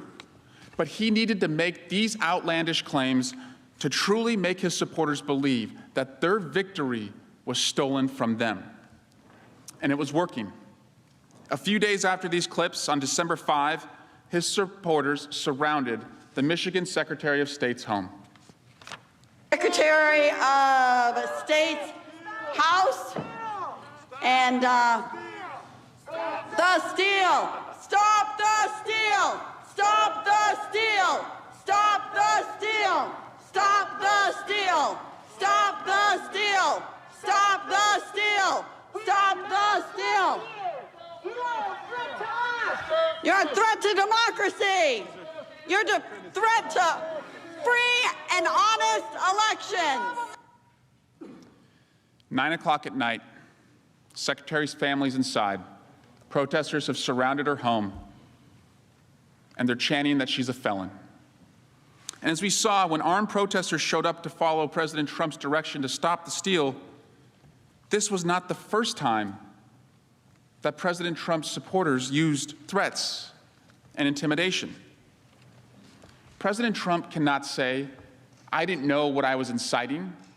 From what Manager Castro showed and what I just showed, there was plenty of evidence that his words had consequences. And if he wanted to stop it, he could stop it. You saw Mr. Castro read statement after statement from our commander-in-chief saying, stop the count, stop the steal. President Trump was never shy about using his platforms to try and stop something. He could have very easily told his supporters, stop threatening officials, stop going to their homes, stop it with the threats.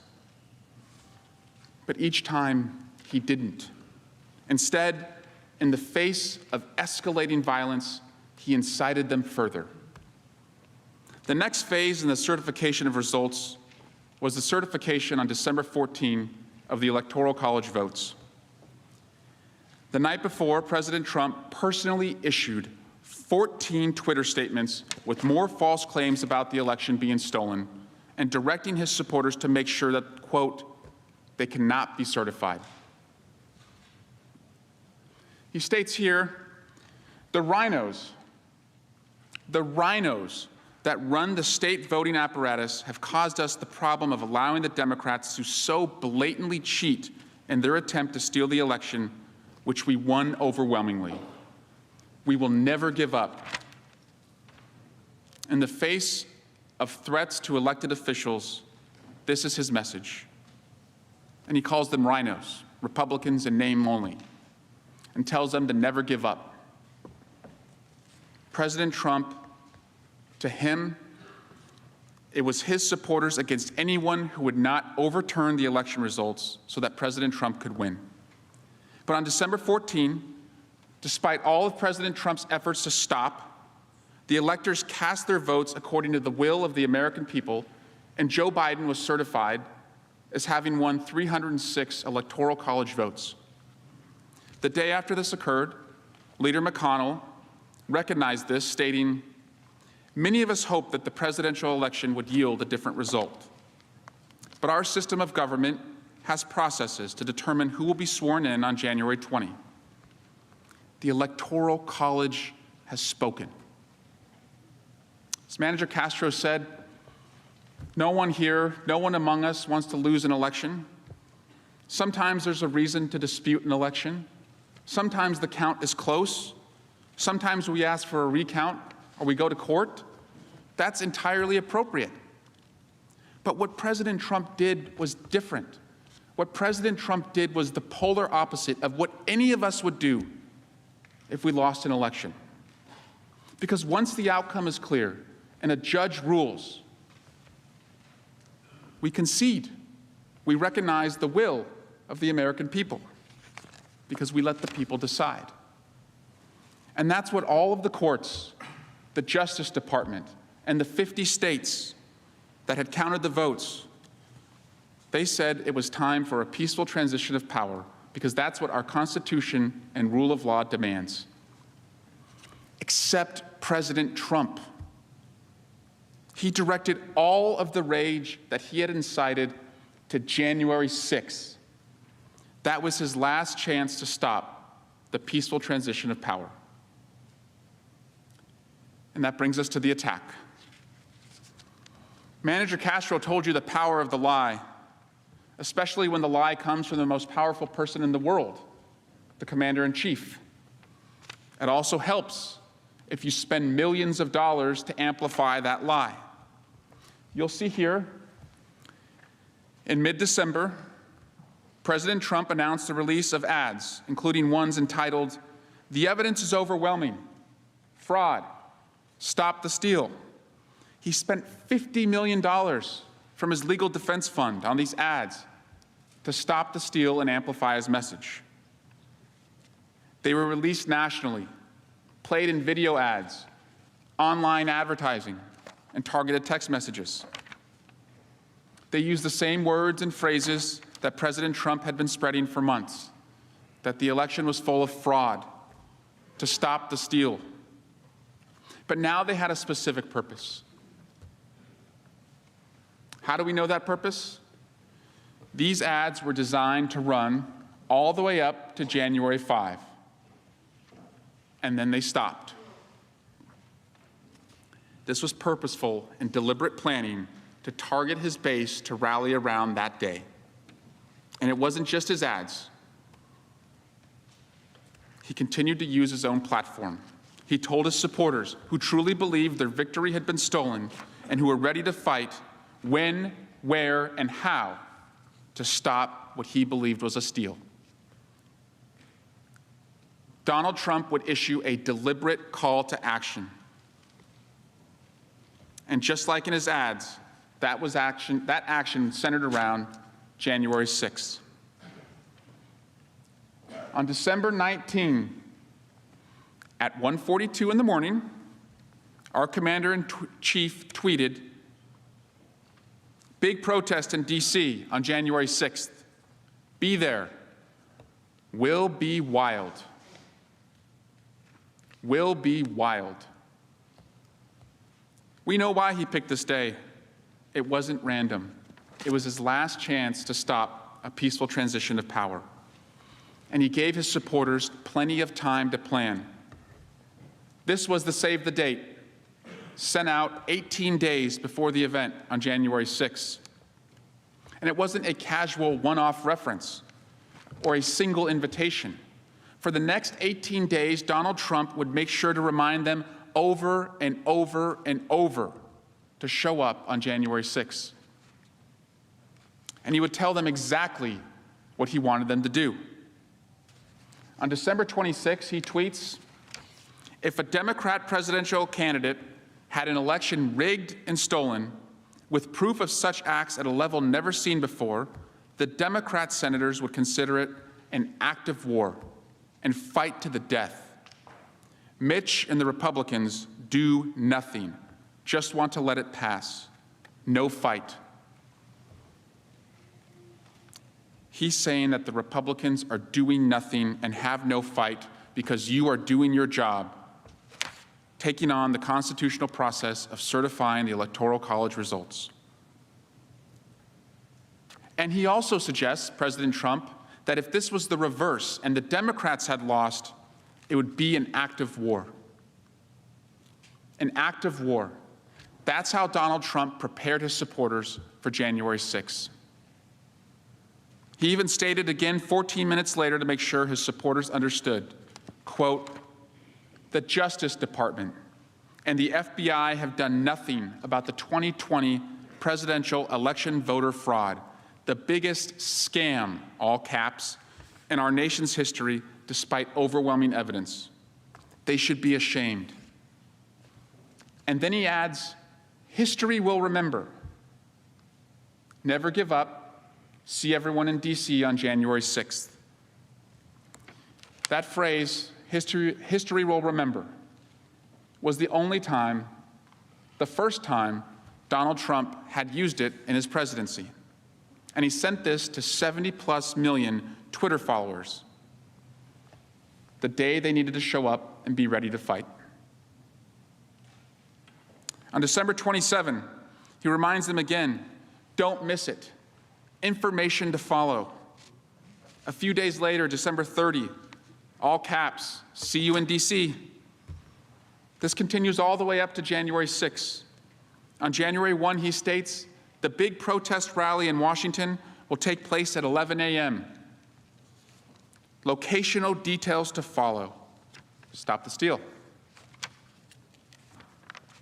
You'll see that an hour later, President Trump retweeted one of his Twitter followers. That follower was Kylie Kremer, Executive Director of Women for America First, the group organizing the January 6 rally and the creator of the Facebook group Stop the Steal. Kremer tweeted, quote, "The cavalry is coming, Mr. President," referring to the cavalry showing up on January 6. She also added a website for supporters to RSVP and made clear what the message was. Hashtag Stop the Steal. And what did President Trump say in response to hearing that the cavalry was coming? A great honor, he wrote back. This wasn't just a single tweet. He and his organizers would do this over and over repeatedly. On January 3, another supporter tweets, "We have been marching all around the country for you, Mr. President. Now we will bring it to D.C. on January 6 and proudly stand beside you. Thank you for fighting for us." When President Trump reposted her tweet, she wrote back, "Best day ever. Thank you for the retweet. It has been an honor to stand up and fight for you and our nation. We will be standing strong on January 6th in D.C. with you. We are bringing the cavalry, Mr. President. We are bringing the cavalry." That was the consistent message.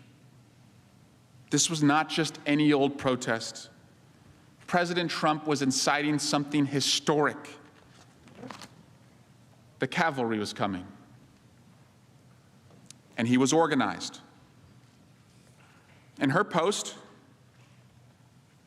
Ms. Lawrence tagged Kylie Kremer, the organizer of the event, whose post we just saw President Trump retweet. Again, you see, this is all connected.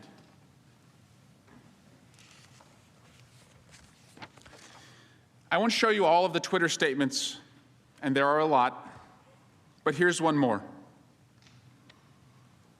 President Trump retweeted another of Ms. Kremer's posts, which had all the details of January 6th with the same hashtags: March for President Trump, do not certify, stop the steal.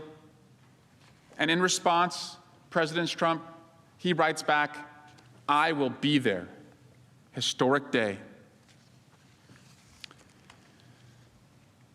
Before Congress, I prosecuted violent crimes in California as an Alameda County Deputy District Attorney. And when you investigate and prosecute violent crimes, you have to distinguish. Was this a heat of passion crime, or was it something more deliberate, planned, premeditated? The evidence here on this count is overwhelming. President Trump's conduct leading up to January 6th was deliberate, planned, and premeditated. This was not one speech, not one tweet. It was dozens in rapid succession with the specific details. He was acting as part of the host committee. In fact, when he had assembled his inflamed mob in D.C., he warned us that he knew what was coming. This was President Trump's statement the night before the attack. I should say this was one of his dozens of statements on Twitter in the hours leading up to the attack. I hope the Democrats, and even more importantly, the weak and ineffective rhino section of the Republican Party, are looking at the thousands of people pouring into D.C. They won't stand for a landslide victory to be stolen. At Senate Majority Leader, at John Cornyn, at Senator John Thune.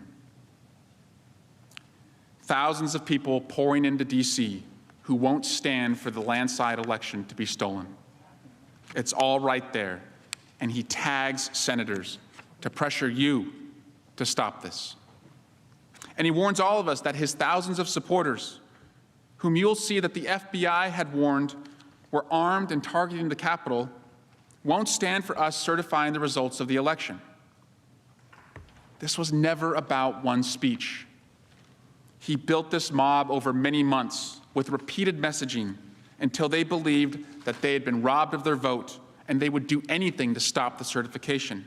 He made them believe that their victory was stolen and incited them so he could use them to steal the election for himself.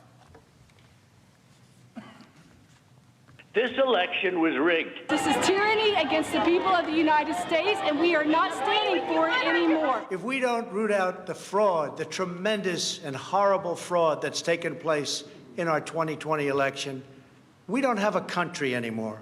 The left lies, they cheat and they steal. They are ruthless, and they are hell-bent on getting power and control by any means necessary.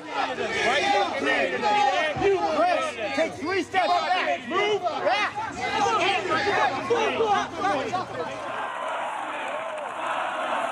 Can't let it happen. Can't let it happen.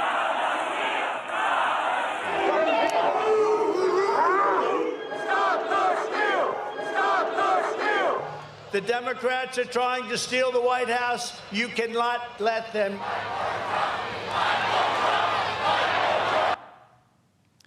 Can't let it happen. Never concede. Fight, he told them in speech after speech. These crowds were ready to fight. This is what President Trump was inciting. He foresaw what was coming, and this is what he deliberately led to our doorstep on January 6th. I want to be clear. During this trial, when we talk about the violent mob during the attack, we do not mean every American who showed up at President Trump's rally. Certain Americans came to protest peacefully, as is their right. That is what makes our country so great, to debate freely, openly, and peacefully our differences, just like all of you were attempting to do in this very room on January 6th. But what President Trump did was different. He didn't tell his supporters to fight or be strong in a casual reference. He repeatedly, over months, told them to fight for a specific purpose. He told them their victory was stolen, the election was rigged, and their patriotic duty was to fight to stop the steal. And he repeated this messaging even after he saw the violence it was inciting. And when they were primed and angry and ready to fight, he escalated and channeled their rage with a call to arms.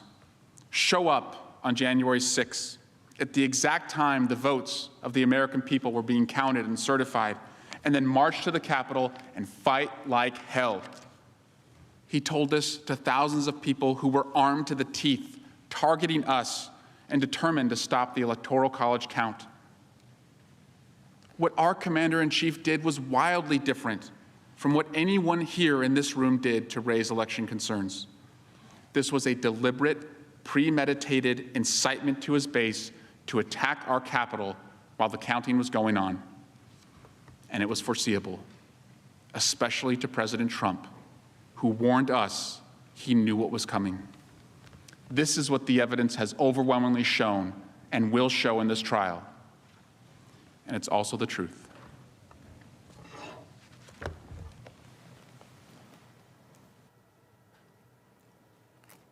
Mr. President. The Majority Leader. I ask unanimous consent the Senate recess for a 15-minute break. Without objection, so ordered.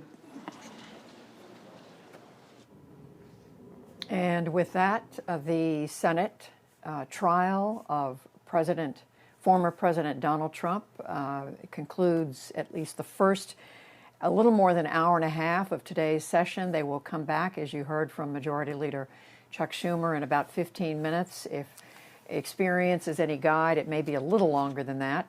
But what we've been hearing is a methodical laying out of the case that the Democratic impeachment managers, House impeachment managers, are making. That the president, then President of the United States, not only encouraged his supporters to protest the election, but he, in their words, methodically told them that the election had been stolen and told them to fight through a series of videos, tweets, speeches, rallies, and so on. And so the presentation continues, and this is our live coverage of that hearing, of that trial. Joining me now are two impeachment experts. They are Elizabeth Chris. She's a 26-year veteran of the Senate. She served as the Republican Senate Secretary during the impeachment trial of President Bill Clinton. And Frank Bowman, he's a law professor at the University of Missouri and the author of High Crimes and Misdemeanors, a history of impeachment for the age of Trump. Frank Bowman, Elizabeth Chris, good to see you both. Let's go back to the beginning of this day. Elizabeth Chris, we heard Jamie Raskin, the lead manager for the House, impeachment manager, in a dramatic fashion, say that this is about the facts. We're going to show you methodically, step by step, what President Trump did. And I guess my question to you is, after almost 2 hours, are they doing that? They are showing, obviously, the facts as they've put them together in video. And I'll have to say it is a pretty well-produced video. But it doesn't seem to me that this impeachment hearing is about the video being cobbled together the way they want to cobble it together. Judy, it seems to me that this is really about elections. And what I mean by that is, like, the 2016 election ended up being as a result of the Mueller report. And the first impeachment was about the 2020 elections, and this one now seems to be about the 2024 election. So it seems to me they're afraid of the American people and the election results. And that's one of the reasons why they keep going after the president. But I will say that the video is well done, and they're making a methodical case for different words that the president has said all throughout. When you refer to the 2024 election, you mean their goal, if they can win a conviction, which we know is a tall order for them, because right now we don't see 17 Republican senators voting to join the Democrats, but we'll see. We'll see what happens after several more days of this trial. But you're referring to the fact that they would then move to try to prevent President Trump from holding office again. Frank Bowman, let me come to you on that point. That is something, and I don't want to get away from what's just happened, but that's something that would be a separate vote, is that right, from the actual conviction vote? Yes, that's right. Precedent arose really beginning about a century ago that in impeachment cases that the disqualification vote is a separate vote. And of course, it can only come about if there's a conviction. That's right. Now, I have to say that the notion that somehow or other this is merely an effort to disqualify Mr. Trump in 2024 is, I mean, it's true in the sense that that's the objective of a conviction and a disqualification vote. But the implication that somehow or other that's constitutionally illegitimate or somehow anti-democratic is a little hard to swallow. I mean, that, after all, is the point of the disqualification remedy.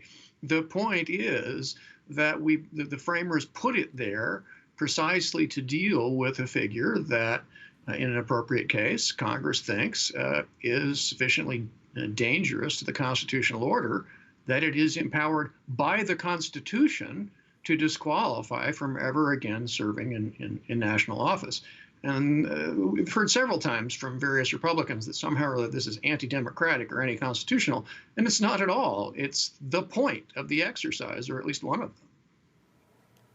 Well, I do want to come back, Elizabeth Chris, to what we've heard this morning, or rather this afternoon, from the House managers, and that is that it's not just in a general way that the president, that the then President Trump was saying, let's fight, let's go try to stop this election, these election results from taking place. They are saying that he methodically encouraged his supporters. He anticipated that if he lost, it would be a fraudulent election. The only way to explain it would be fraud. And then after the election, he argued that the results were fraudulent. And then, in their words, methodically gathered his supporters on Twitter and any other means and actively encouraged them to protest and to stop this election from taking place. Well, and that's clearly what the video is put together, as they put it together. That's clearly what it is to show. You're exactly right. But again, I think the question is that rhetoric appropriate? That's one question to ask. Or is it unconstitutional? This is trying to, I think, say that it's not appropriate, but does it go so far as to say it's unconstitutional? And that's part of the question really before the Senate also. And I assume that's part of the reason the video is being shown in the methodical way and taking I'm not going to say it's out of context, but 2 or 3 tweets out of the thousands that we know the president does all the time. I guess I could do the statistics and say it wasn't all about stopping the election or stopping the election results, if you talk about all the tweets. But again, is that rhetoric appropriate or is that rhetoric unconstitutional? Frank Bowman, what about that? I mean, you're right. Elizabeth Christ is right. The Democrats are picking specific tweets that do add up to some pretty stunning and disturbing language, but does it in the end constitute something that was it was unconstitutional? No, the suggestion that this is rhetoric is, of course, in and of itself misleading. This isn't rhetoric in the sense of flowery language.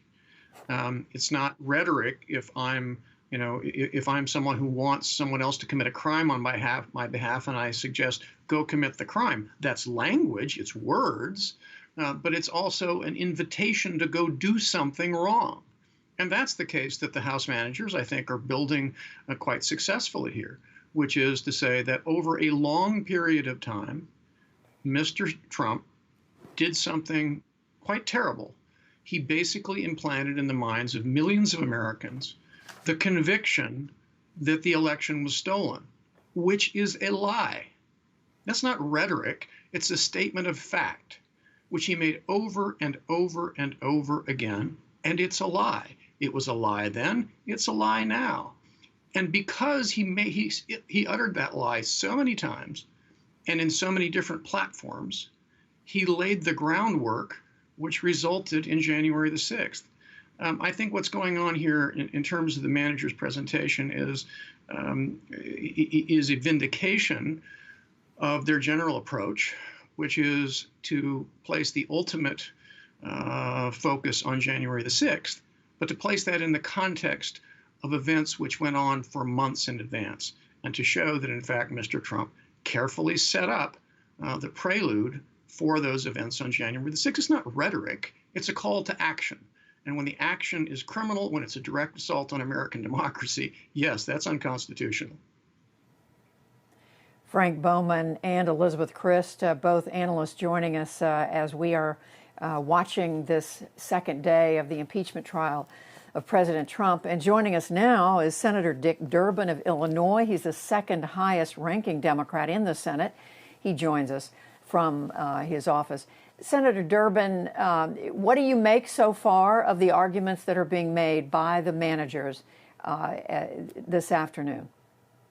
Well, I think there are two things. They're putting some meat on the bones. They kind of described to us in general terms yesterday what their theory of the case was and what they were going to show us. And now they're methodically walking us through each phase leading up to January 6th. And they're using as evidence, overwhelmingly, the statements by the president himself. Now, this president, as an adult, and certainly during the last 4 years, was hardly ever at a loss for words. He would tweet in the middle of the night when most Americans were sleeping. He just kept a barrage of information coming our way directly from him. And now those very same words are being used to hang him. He has to acknowledge the obvious. He knew what he was saying. He said it, and he said it repeatedly. And Senator, what we've just heard from one of our analysts, Elizabeth Christ, is that, yes, we know the president said these things, but the question is, does it rise to being unconstitutional? Did the president violate his oath in the language that he used, in the method that he used? And the question is that coming across in this presentation? I think it is. Either the president intentionally incited this crowd to engage in violent insurrection, or he recklessly turned this crowd loose and should have been aware of what was going to follow. And to think that a president could try to overturn a constitutional process that is going to establish his successor in office, if that is not impeachable, what in the world would be? And Senator, we know going in, because of the vote that was taken days ago about the constitutionality of this trial, and then again yesterday where you had only 6 Republicans joining you and other Democrats. The odds are long, are they not, that however powerful you may think these arguments are that are being made by the House managers, that Republicans are going to be resistant to coming around to the view that the president should be convicted? I can just tell you over the last 4 years, I've shaken my head many times at my Republican colleagues and thought, when will you speak out? What is the breaking point? What will finally bring you to the stage where you're just willing to risk the political consequences and say what is obvious? Some, out of loyalty, stick with this president, even when they attack the senator and his family and say scurrilous things. And others are afraid of the backlash. We've seen it already. Bill Cassidy yesterday joined 5 other Republicans and on the motion that was before him on the floor and was rebuked by the Louisiana Republican Party last night. There is hell to pay back home for many of these Republicans if they stand up against what Trump has done. But you wonder if it will reach a breaking point where they realize there's something more important than keeping everybody at home happy. And Senator, if it does happen that at the end of this, the vote, you don't have enough votes to convict the president, will it have been worth it? Yes, and I really want to make that point clear. We know throughout history the Soviets and Russians have often rewritten chapters in history that they found to be inconvenient or embarrassing. They just rewrite the history books. That's going on right now. The Senate Republican leader in the state of Michigan, Mr. Shirkey, I believe his name is, has been caught announcing on tape to a Republican gathering, this was all a hoax. These weren't Trump supporters. This was some sort of an effort to make us look bad. That is rewriting history. That is not a fact. If we do nothing else in this trial, I hope that we establish once and for all for this generation and future generations what actually occurred leading up to and on that day of January 6th, so that the revisionists don't have the chance to rewrite it. Senator Dick Durbin of Illinois, thank you very much, Senator, for talking with us. We appreciate it. And let's bring in now, again, our Lisa Desjardins, Capitol Hill correspondent, and Yamiche Alcindor, our White House correspondent. I'm going to turn quickly to you, Lisa. You were able to be in the Senate chamber for part of this. Give us a sense of the reaction among the senators as the managers were making their case. Again, I want to stress my view is primarily of the Republican side. I sit directly over the Republican side of the chamber when I'm there. And I will say the senators on the Republican side were very attentive today. I saw some senators who didn't seem to be taking as many notes yesterday, taking notes today, including Tim Scott of South Carolina and Lindsey Graham of South Carolina. But 3 points stood out to me where I saw nearly every Republican senator look up in some form. One was when Jamie Raskin described the Capitol police officer who returned to the Capitol Rotunda after fighting rioters and said that he had been called a racial slur 15 times. Another was when the first video played of President Trump saying, "Stop the steal and fight like hell." Republicans did look up for that. But the most gripping moment, I think, that I saw for Republicans today was when they were talking about Mr. Neguse was talking about the quote by a rioter who said that they were trying to find Nancy Pelosi to shoot her in the, quote, friggin' head. At that moment, for the first time in the trial, I saw every Republican face looked up, no one moving, and they paused there, taking those words in. It was the most gripping moment I'd seen as far as body language goes of the entire trial. Meantime, there are senators sitting in different places. One senator, Josh Hawley, is in the gallery right now. He just told reporters that he is up there because it's a better view, that he's going through trial documents. Is he watching or not watching? It's kind of up for debate, but he says he's going over trial documents up there right now. And Lisa, I was going to say, and Yamiche, watching all this, and Yamiche, you've been in touch with the Trump defense team, and I know that there was a lot of disappointment expressed, including reportedly by the president, former president himself, about their presentation yesterday. What are you hearing about that? Well, the president himself, as well as people that are really close to President Trump, they were really, really angry at Bruce Castor's presentation, that 50-minute meandering speech that was hard to follow, where he was trying to make the case that this was political theater and that President Trump was really being attacked because he won the 2016 election. I talked to one source who was close to President Trump who called that speech and that presentation awful. There was really this sense that President Trump's legal team did not do as well or nearly even close to as well as House impeachment managers, who have, of course, as you've noted, methodically are making their case today, really trying to prosecute President Trump, not just for what they say inciting a riot on January 6th, but really going back and looking at different parts of 2020 and his statements.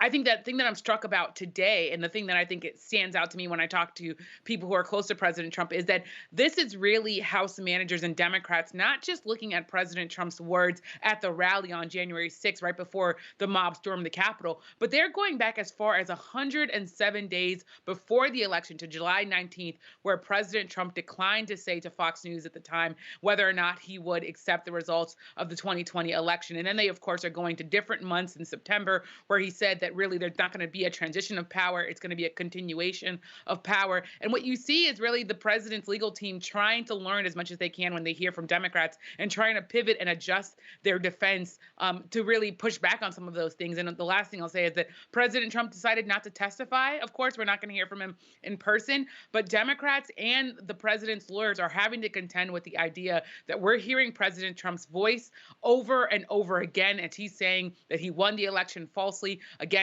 making all sorts of comments to his supporters to fight like hell. That is the thing that President Trump's lawyers are going to have to contend with. But I should tell you, they feel confident that the president will be acquitted. So even if Republicans are paying attention, the President Trump's lawyers feel very confident that President Trump will not at all have to deal with being banned from federal office. And Yamiche, to follow up on that, is that because they look at the vote on constitutionality and they see only 5 or 6 Republicans supporting the constitutionality? That's right. They feel very confident. President Trump's lawyers feel very confident that he will be acquitted because it's now not once but 2 times that we've seen the majority of Republican senators say that this is a trial that should not be happening. That is, in fact, in their view, unconstitutional because President Trump is no longer in office and is now a private citizen. That, of course, is at the core of the president's defense, saying essentially that he cannot be tried in the Senate because he no longer is the commander in chief. Of course, we've heard Democrats use that term that now we're all getting familiar with here, that January exception term. They're saying there is no January exception to impeachment, that in fact the president should be held accountable for his words and his actions that led to the siege on the Capitol on January 6th. They're saying also that the president should be banned from holding federal office because he they say, committed the greatest betrayal in history of any president. But of course, the president's lawyers, again, feel very confident that that just will not be happening.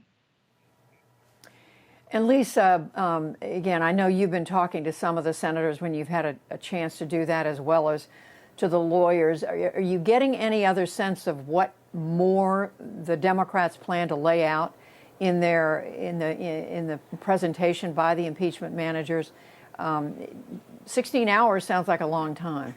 It does, and I think there is a sense by senators and perhaps by both teams of lawyers and managers that less is more, that perhaps in the first impeachment trial last year, the Democrats may have gone too long and sort of tired out senators with repetition. So we'll see. I think that they're trying to present a very focused case today. We do expect more video today or tomorrow, especially very disturbing video that hasn't been seen before from Capitol security cameras. As for where Republican senators are, they remain divided. I just walked back with Senator Ron Johnson of Wisconsin, and I asked him, I said, Americans are wondering, is any senator open to the arguments or open to changing their mind? And I said, are you open to taking in the arguments and changing your mind? And he responded immediately, this is a political exercise, which was a clear no. He went on to say what he thinks is on Republicans' minds as they hear the arguments today, is that the idea that Hillary Clinton in August of last year advised Joe Biden never to concede. That's a quote that I think we could expect perhaps the Trump advisors to bring up just based on my conversation with Senator Johnson. So very different takes on this. Clearly, he's a senator whose mind is made up at this point, and he's eager to hear the Trump case. I invited him to come talk on the show. He said he's thinking about it, so hopefully he will come. As for Mr. Trump's lawyers, I did speak to... We would welcome that. Exactly. I spoke to both of Mr. Trump's lawyers when they entered the Capitol today, asked them if they'd spoken to their client. They told me they had.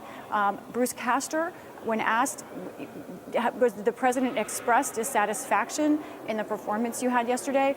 And he said, no, essentially, basically the opposite, far from it is what he said. And then Mr. Schoen said that Mr. Trump gives very good advice. When we asked if he'd spoken to him, what is that advice? He repeated, Mr. Trump gives excellent advice. So clearly their client is in close touch with them. They say they're not changing their plan for this trial at this point, but we will see. Not surprising that he's staying in close contact with them. Lisa, one other thing, I was struck by what Senator Durbin said a moment ago, that even if they don't win a conviction, that if that's not the outcome of this trial, that it's still important to have to set the record straight so that for posterity, what happened on January 6th, the president's role in it is known for all Americans to see, to study in the future. Do Democrats you talk to agree with that, or are many of them still holding out hope that they can win a conviction? Because, of course, you know, that's what they are arguing for, but how many of them really believe that's going to happen? To be frank, I don't know of any Democrats who have a hope or have expressed a hope to me that they can win a conviction. I do believe there is a hope that they can win over more Republican votes, and they believe that is important. It is an important message to the country. But more than a message, I think you're hitting on something, and so was Senator Durbin, that's really important. It's not just a symbolic effort to say that something a former president said or did was dangerous. This is sort of a guardrail that Democrats feel needs to be put down and needs to be very clear as a preventative measure, as a deterrent to all political candidates going forward, presidents and non, as to what is appropriate and what is dangerous and what cannot be accepted. So it's not just symbolic for these Democrats. It's an important protection they see on the future to use this as a deterrent and a very strong signal, as well as something more to future politicians. And it was clear because, as we heard Senator Durbin say, when I asked it, is it worth essentially the time that they are spending here? You have a new president who's just taken office, President Biden. And Yamiche, I'm going to come back to you on this. President Biden has taken office. He's just a few weeks into his presidency. And the United States Senate, Washington, is at this point turning almost all of its attention, not all of it, because we still have a pandemic. Economic aid in the pandemic is being debated, but so much attention is being now focused on this impeachment trial. It does look as if the Senate is about to come back. So, Yamiche, I will talk to you later. Here we are back with the House impeachment managers. This is Congressman Jamie Raskin of Maryland. Mr. Raskin. Thank you, Mr. President. My colleagues Madeleine Dean and Ted Lieu will now detail former President Trump's increasingly desperate attempts to stop the steal.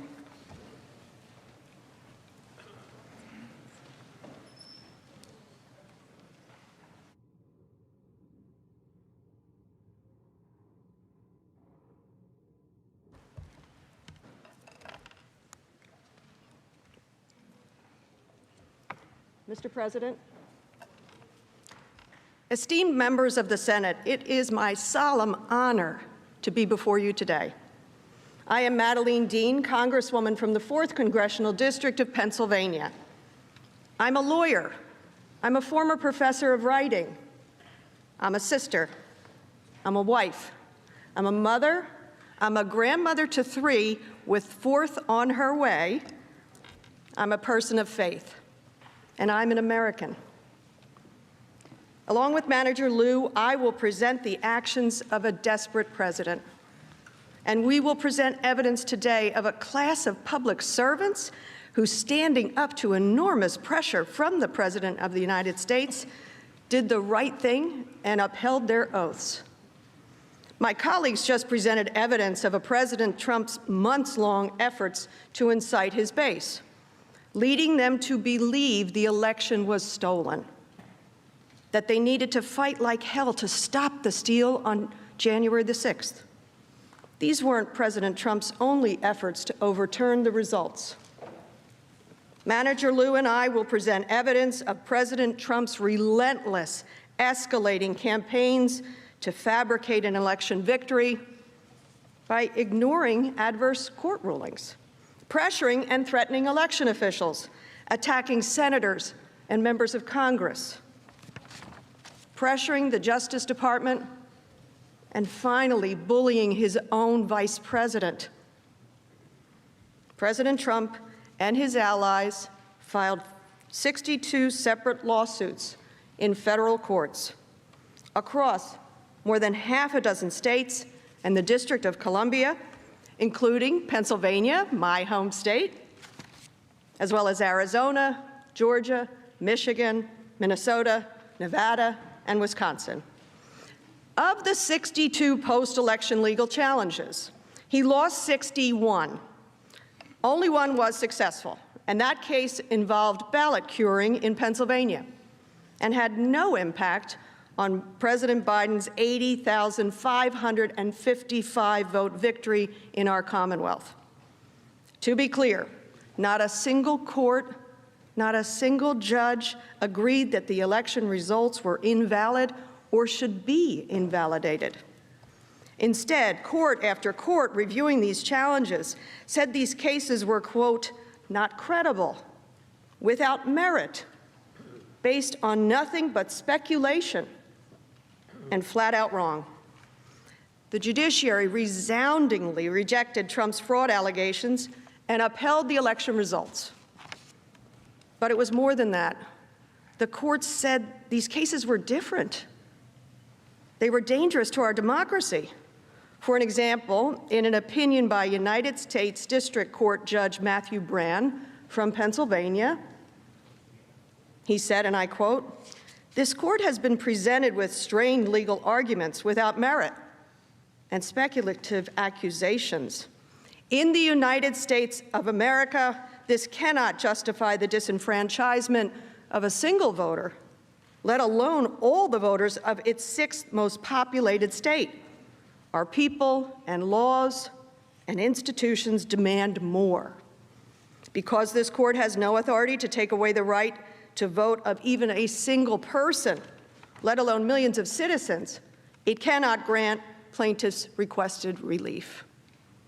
That decision by Judge Braun was affirmed on appeal by Judge Stephanos Bibas, a Trump appointee who agreed and wrote, and I quote, "The campaign's claims have no merit. The number of ballots it specifically challenges is far smaller than the roughly 81,000 vote margin of victory. And it never claims fraud or that any of the votes were cast by illegal voters. Plus, tossing out millions of mail-in ballots would be drastic and unprecedented, disenfranchising a huge swath of the electorate and upsetting all down-ballot races," end quote. Similarly, as Judge Linda Parker of the Eastern District of Michigan framed it, she said, "Stunning in its scope and breathtaking in its reach. If granted, the relief would disenfranchise the votes of more than 5.5 million Michigan citizens who, with dignity and hope and a promise of a vote, participated in the 2020 general election." Donald Trump told his supporters they are stealing the election. They took away your vote. It's rigged. That was not true. According to judge after judge, the truth was exactly the opposite. Trump was not suing to ensure election integrity. He was pursuing lawsuits that would, in effect, strip away American votes so that he could win. In other words, Donald Trump was asking the judiciary to take away votes from Americans so that he could steal the election for himself. Then, after losing in all the courts, Trump turned to another tactic, pressuring and threatening election officials. You saw what happened in Michigan after Trump attacked the state and its election officials. His supporters surrounded the Secretary of State's home, as you saw in the earlier slide, chanting, calling her a felon. On November 17th, the Board of Canvassers for Wayne County, Michigan, home to Detroit, unanimously certified the election results for Biden. That same night, after their vote to certify the results, Trump called the two Republican members of that board, pressuring them to change their minds. The call worked. The next day, both Monica Palmer and William Hartman, the Republican board members, attempted to rescind their vote to certify Michigan's election results, but they simply couldn't. President Trump didn't stop there. He then contacted Majority Leader of the Michigan Senate, Mike Shirkey, and the Speaker of the Michigan House, Lee Chatfield, to lobby them to overturn Michigan's results. Trump invited Mr. Chatfield and Mr. Shirkey to Washington to meet with him at the White House, where the president lobbied them further. Let's be clear. Donald Trump was calling officials, hosting them at the White House, urging them to defy the voters in their state and instead award votes to Trump. The officials held strong, and so Trump moved on to a different state, my home state of Pennsylvania. I am certain my senators, Casey and Senator Toomey, remember what happened there. In early December, as he did in Michigan, he began calling election officials, including my former colleagues in the Pennsylvania legislature, Republicans, Majority Leader Kim Ward and Speaker of the House, Brian Cutler. Majority Leader Ward said the president called her to, quote, declare there was a fraud in the voting, end quote. Then on November 25th, President Trump phoned into a Republican state Senate policy hearing trying to convince the Republican legislators, senators, and House members there had been a fraud in the vote. He even had his lawyer hold a phone up to the microphone in that hearing room so the committee could hear him. Here is what he said. We can't let that happen. We can't let it happen for our country. And this election has to be turned around because we won Pennsylvania by a lot and we won all of these swing states by a lot. This was a gathering. I've attended many, I have to tell you, as a former state legislator, a lot of policy hearings. I have to say with some confidence that was likely the first time a president of the United States of America called into a state legislative policy hearing. And remember, here is the president saying he won Pennsylvania, and Pennsylvania had been certified that Biden had won by more than 80,000 votes. Less than a week after calling into that meeting, he invited multiple Republican members of the Pennsylvania legislature to the White House, the same scheme he had used on the Michigan legislators. It didn't work with those public servants either. Think about it. The President of the United States was calling public officials, calling from the White House, inviting them into the Oval Office, telling them to disenfranchise voters of their state, telling them to overturn the will of the American people. Also, he could take the election for himself. And then in Georgia, a state Trump had counted on for victory, his conduct was perhaps the most egregious. On November 11th, Republican Secretary of State Brad Raffensperger confirmed that he believed ballots were accurately counted for Biden. Trump went on a relentless attack. Here are just a few examples. In all, Trump tweeted at Raffensperger 17 times in the coming week. I'll show you just a few. Calling him a disaster, obstinate, not having a clue, being played for a fool, and being a so-called Republican, all because Raffensperger was doing his job, ensuring the integrity of our elections. And these attacks had consequences. Mr. Raffensperger and his family received death threats. Quote, your husband deserves to face a firing squad. You better not botch this recount. Your life depends upon it. The Raffenspergers should be put on trial for treason and face execution. Just some of the threats they received. After these death threats, on November 25th, Mr. Raffensperger wrote an op-ed where he said, my family voted for Trump, donated to him, and are now being thrown under the bus by him. But he also noted, elections are the bedrock of our democracy. They need to be run fairly and, perhaps more importantly, impartially. That's not partisan. That's just American. It's important to remember that this wasn't just a random attack. Trump wasn't just criticizing a politician over policy or saying he didn't agree. Donald Trump was savagely attacking a Secretary of State because the official did his job and certified the state according to how the people in that state voted. Donald Trump was trying to undermine our elections by taking votes away from the American people so that he could remain president. And he was willing to blame and betray anyone, even his own supporters, if they got in the way. Remember, senators, those threats were to Mr. Raffensperger's family. So some may say Trump didn't know his attacks against Mr. Raffensperger would result in death threats, except that all of this was very public. The secretary published his op-ed in USA Today, and major networks, including Fox, covered the threats against the Raffensperger. What did Trump do? Did he stop? Did he say, no, supporters, that isn't what I meant? No, he doubled down. Let's see the evidence. This was a massive fraud. This should never take place in this country. We're like a third world country. Look at Georgia. But I understand the Secretary of State, who is really, he's an enemy of the people. The Secretary of State, and whether he's Republican or not, this man, what he's done. Like this character in Georgia who's a disaster.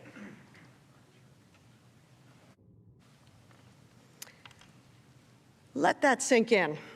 A Republican public servant doing his job, whose family had just received death threats, and the President of the United States labeled him an enemy of the people. And that's why this is different, because this was not just one attack or one comment. This was attack after attack in the face of clear threats of violence. And on December 1st, another official, Gabriel Sterling, a Republican who voted for Trump, made this point and appealed directly to our president to stop his dangerous conduct. Mr. President, it looks like you likely lost the state of Georgia. We're investigating. There's always a possibility. I get it. And you have the rights to go through the courts. What you don't have the ability to do, and you need to step up and say this, is stop inspiring people to commit potential acts of violence. Someone's going to get hurt. Someone's going to get shot. Someone's going to get killed. Mr. Sterling put this perfectly. In this country, we can appropriately challenge a close count, or go to the courts, or disagree with others, or make bold statements. But what Trump was doing was different. Someone's going to get hurt. Someone's going to get shot. Someone's going to get killed. Mr. Sterling saw what Trump's conduct was fomenting. He warned him on live TV that violence was already happening and that more violence was foreseeable and inevitable. Sterling's pleas were played over and over on every network. Rather than heed that warning, Trump escalated again. In early December, Trump called Brian Kemp, the governor of Georgia, and pressured him to hold a special session of the state legislature to overturn the election results and to appoint electors who would vote for Trump. A few weeks later, on December 23rd, Trump called the chief investigator for the Georgia Bureau of Investigations, who was conducting an audit of the signature matching procedures for absentee ballots. Trump urged him, find the fraud, and claimed the official would be a national hero if he did. Let's call this what it is. He was asking the official to say there was evidence of fraud when there wasn't any. The official refused, and the investigation was completed. And on December 29th, Raffensperger announced that the audit found, quote, no fraudulent absentee ballots with a 99% confidence level. On January 3rd, Trump tweeted about a call he had with a Georgia election official the day before. He said, and I quote, "I spoke to Secretary of State Brad Raffensperger yesterday about Fulton County and voter fraud in Georgia. He was unwilling or unable to answer questions such as the ballots under the table scam, ballot destruction, out-of-state voters, dead voters, and more. He has no clue."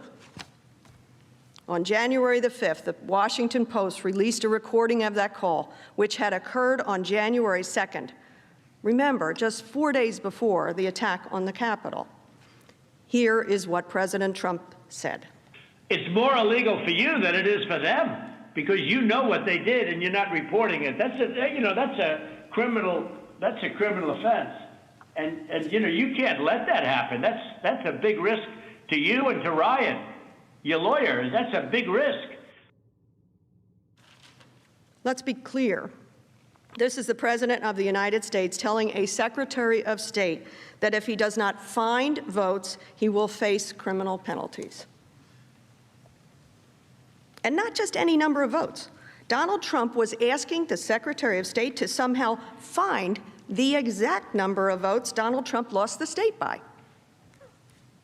Remember, President Biden won Georgia by 11,779 votes. In his own words, Trump said, "All I want to do is this. I just want to find 11,780 votes." He wanted the Secretary of State to somehow find the precise number plus one so that he could win. Here's what he said. So, look, all I want to do is this. I just want to find 11,780 votes, which is one more than we have. He says it right there. The President of the United States telling a public official to manufacture the exact votes needed so he can win. Senators, we must not become numb to this. Trump did this across state after state, so often, so loudly, so publicly. Public officials like you and me receive death threats and calls threatening criminal penalties, all because Trump wanted to remain in power. These public officials exercised great political and personal courage in the face of unprecedented pressure from a President of the United States. Senators, ours is a dialogue with history, a conversation with the past, with a hope for the future. Senators, I thank you today for your kind attention.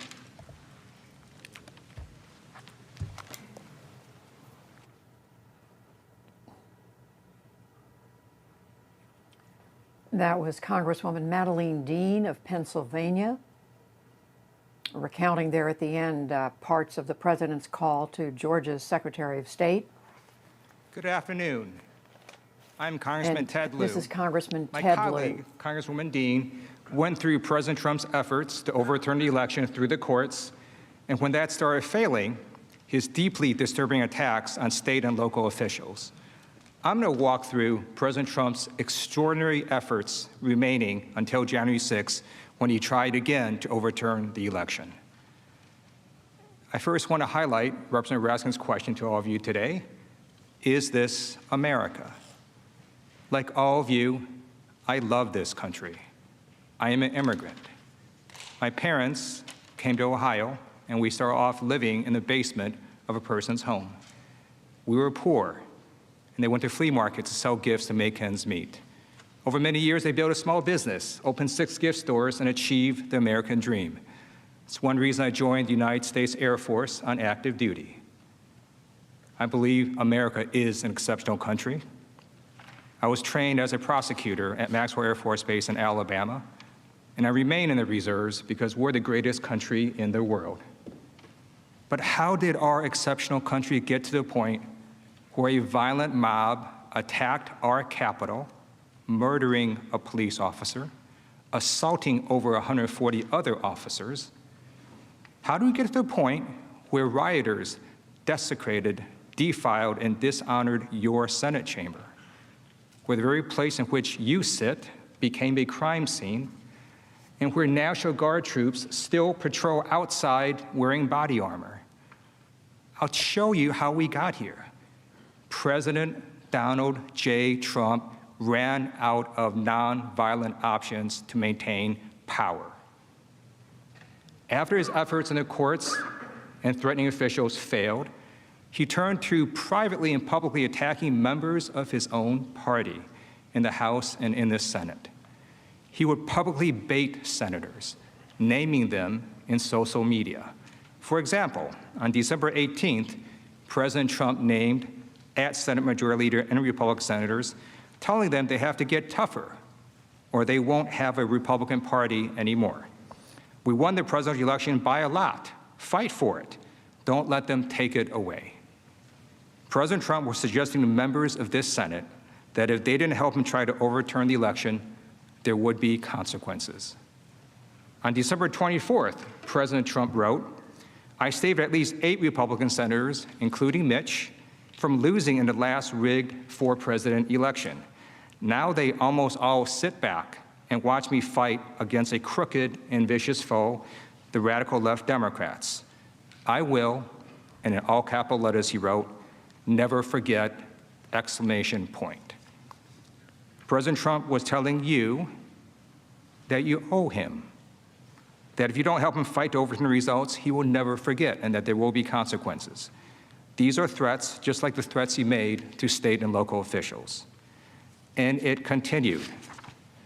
On December 29th, President Trump tweeted, "Can you imagine if the Republicans stole a presidential election from the Democrats? All hell would break out. Republican leadership only wants a path of least resistance. Our leaders, not me, of course, are pathetic. They only know how to lose. P.S. I got many senators and congressmen and congresswomen elected. I do believe they forgot." President Trump targeted senators and members of Congress on social media, calling them pathetic for letting the election get, quote, "stolen from them." On January 4th, 2 days before the attack, President Trump tweeted, "The surrender caucus within the Republican Party will go down in infamy as weak and ineffective guardians of our nation, who are willing to accept the certification of fraudulent presidential numbers." Now he's mocking some Republican members as the surrender caucus, calling them weak and ineffective guardians of our nation because they would not pretend that he had won when in fact he had not. And then the very day before the attack, President Trump's threats grew even more heated and specific towards Republicans that he considered to be part of that surrender caucus. Now, we've shown you this tweet before, but I want to draw your attention to how the president was not just inciting his base, but how he was also calling out specific Senate Republicans at the end of this tweet. This is a specific warning to anyone who won't help him overturn the results. Anyone who was against the president became an enemy. And let me be very clear. The president wasn't just coming for 1 or 2 people or Democrats like me. He was coming for you, for Democratic and Republican senators. He was coming for all of us, just as the mob did at his direction. In addition to going after senators and members of Congress, President Trump also pressured our Justice Department to investigate the false claims that the election was stolen. At the president's direction, Attorney General William Burr, a loyal member of the president's cabinet, authorized federal prosecutors to pursue substantial allegations of voting and vote tabulation irregularities. Bill Barr pursuing these allegations sparked an outcry. 16 assistant U.S. attorneys in the Trump administration urged the Attorney General to cease investigations because they had not seen evidence of any substantial anomalies. That means they did not find any evidence of real fraud. Attorney General Barr pursued the investigations anyways, and after his investigation, this is what he found, quote, "We have not seen fraud on a scale that could have affected a different outcome in the election." 2 weeks later, on December 14th, the electors voted to give Joe Biden 306 electoral votes and ensured his victory. The following day, Bill Barr resigned. Attorney General Barr had loyally served President Trump. He had never publicly come out against the president, but for Bill Barr, making up election fraud claims and saying the election was stolen was a bridge too far. Bill Barr made clear that attempting to overturn election results crossed a line.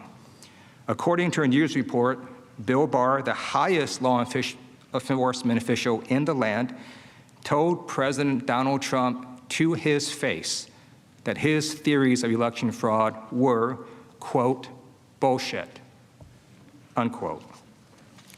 When Bill Barr resigned, his former deputy, Jeff Rosen, took his place. President Trump initially tweeted about Mr. Rosen that he was an outstanding person when he announced that he would become acting Attorney General.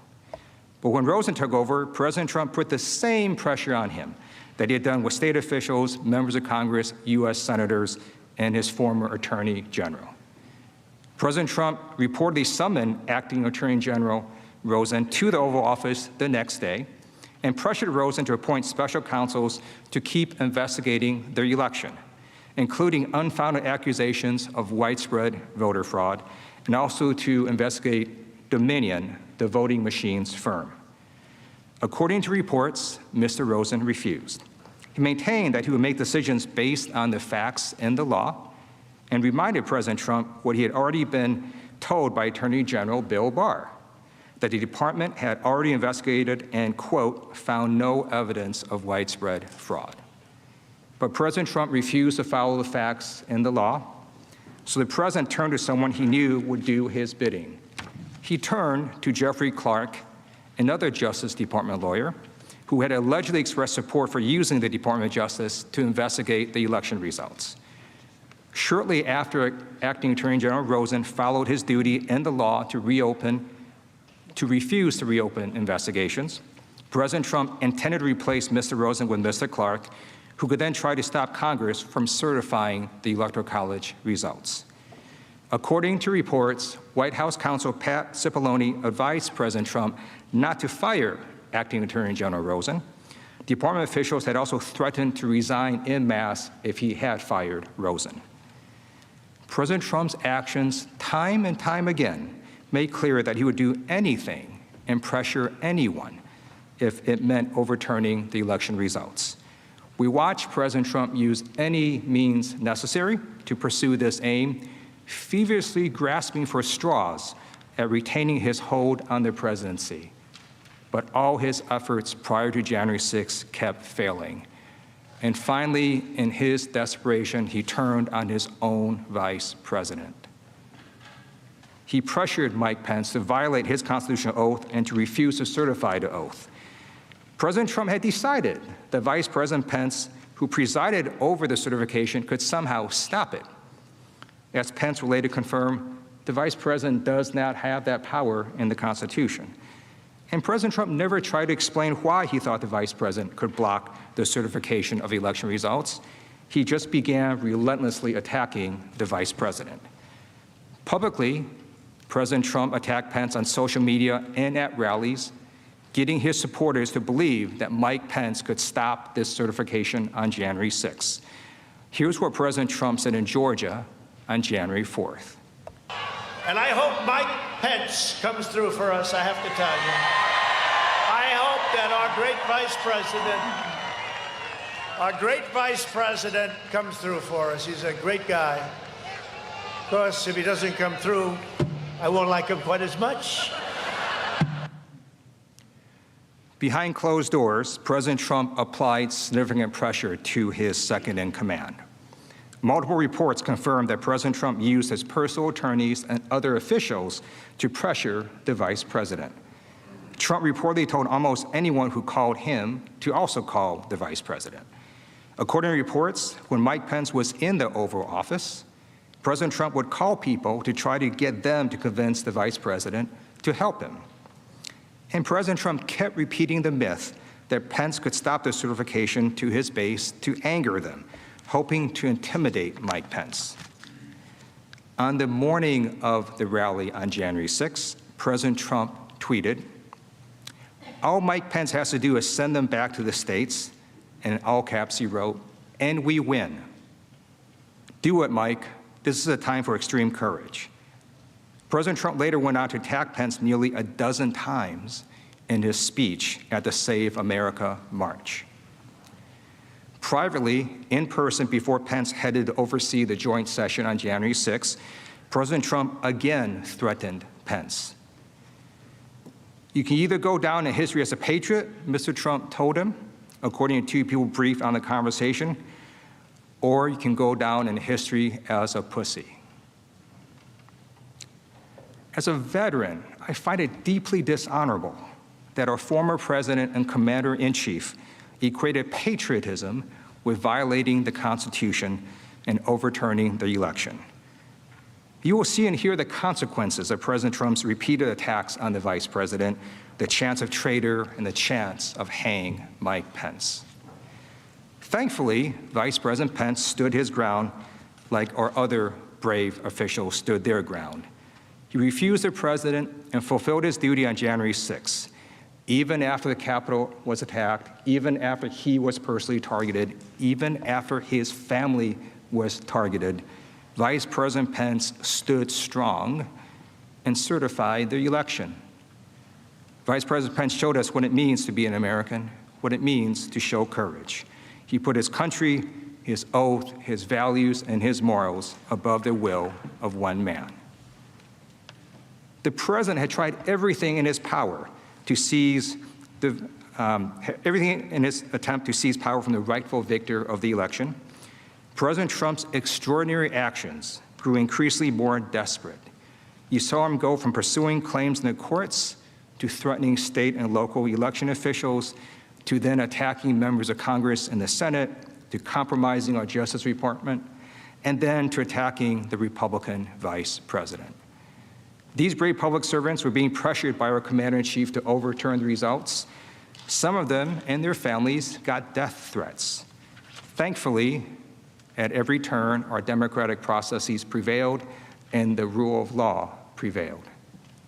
It is only because all of these people stayed strong and refused President Trump that our republic held fast and the will of the electorate was seen through.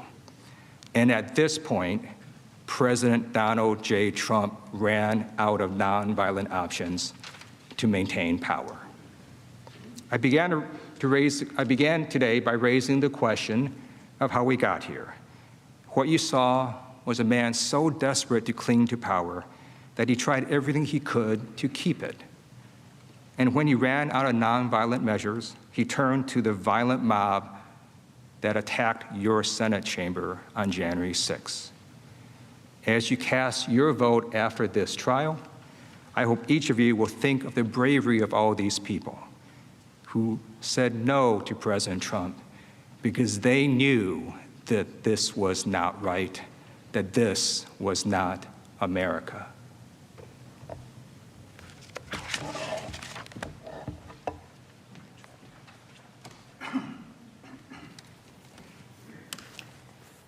That was Representative Ted Lieu of Next, California. Representative Stacey Plaskett of the Virgin Islands will show in quite chilling detail, I should say, how President Trump was well aware of the threat of violence on January 6 and how he welcomed and amplified his supporters' plans for insurrection against the Union.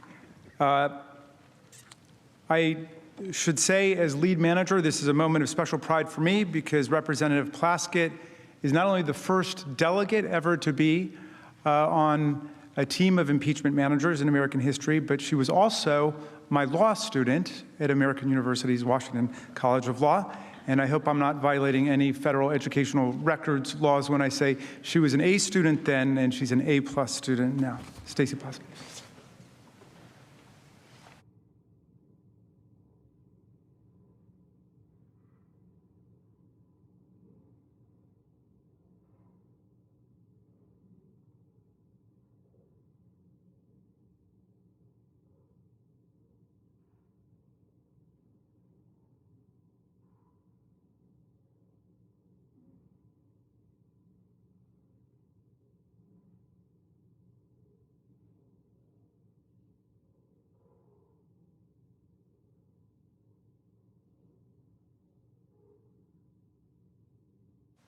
Thank you so much. height. Mr. President, distinguished senators, I'm Stacey Plaskett, and I represent the people of the Virgin Islands of the United States.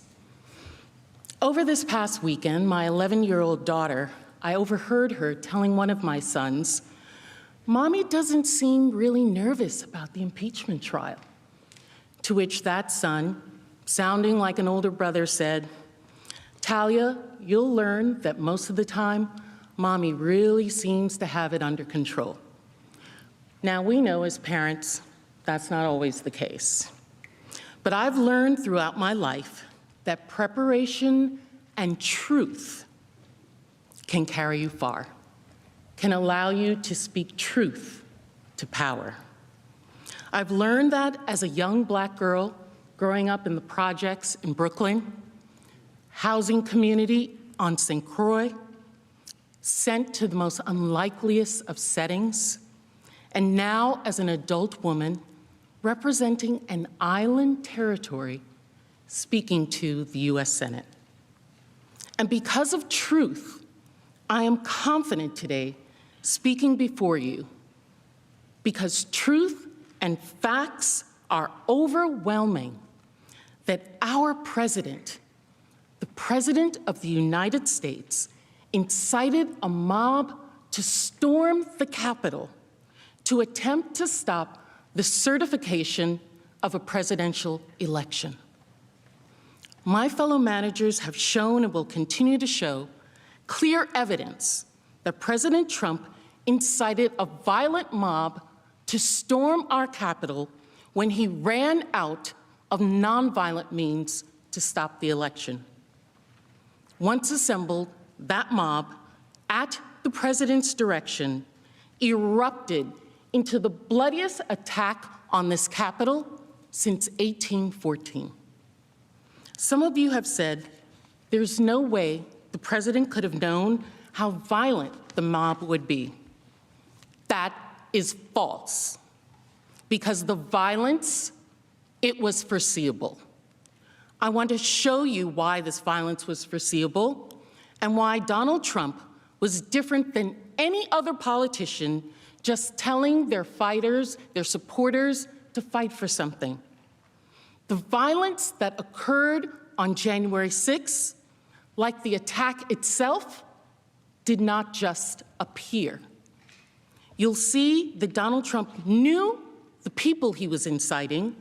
He saw the violence that they were capable of, and he had a pattern and practice of praising and encouraging that violence, never, ever condemning it. And you'll see that this violent attack was not planned in secret. The insurgents believed that they were doing the duty of their president. They were following his orders. And so they publicized it openly, loudly, proudly, exact blueprints of how the attack would be made. Law enforcement saw these postings and reported that these insurgents would violently attack the Capitol itself.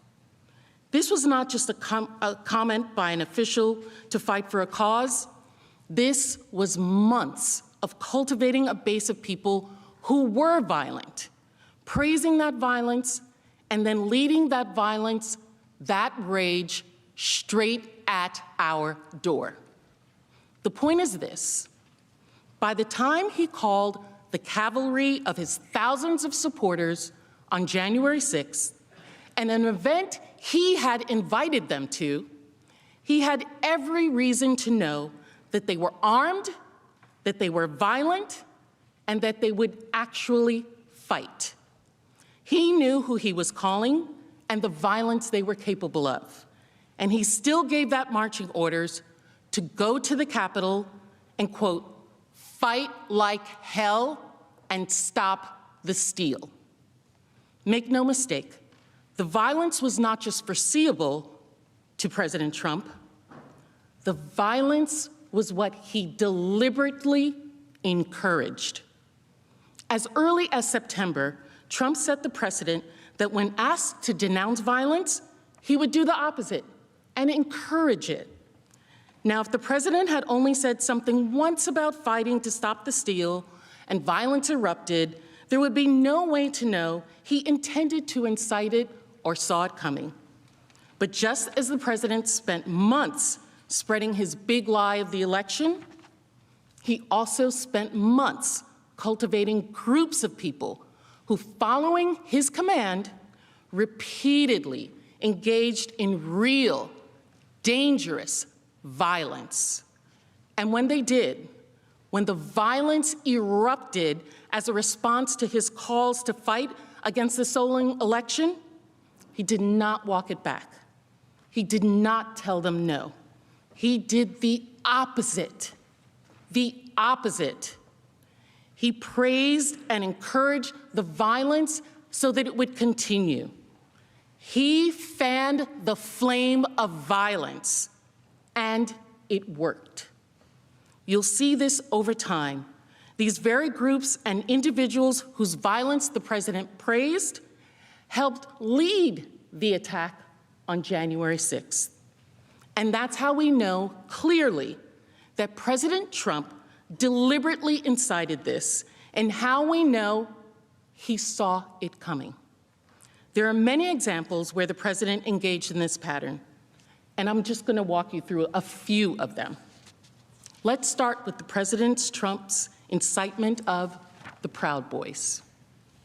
Many of you have heard of this group, which since 2018 has been classified by the FBI as an extremist organization. Since that classification, the group has repeatedly engaged in serious acts of violence, including at pro-Trump rallies. In one such act, on September 7th, the Proud Boys attacked a man with a baseball bat and then punched him while he was down on the ground. On September 29th, during a presidential debate, President Trump was asked specifically if he was willing to condemn white supremacy and militia groups, if he was willing to tell them to stand down and stop the violence. Let's watch.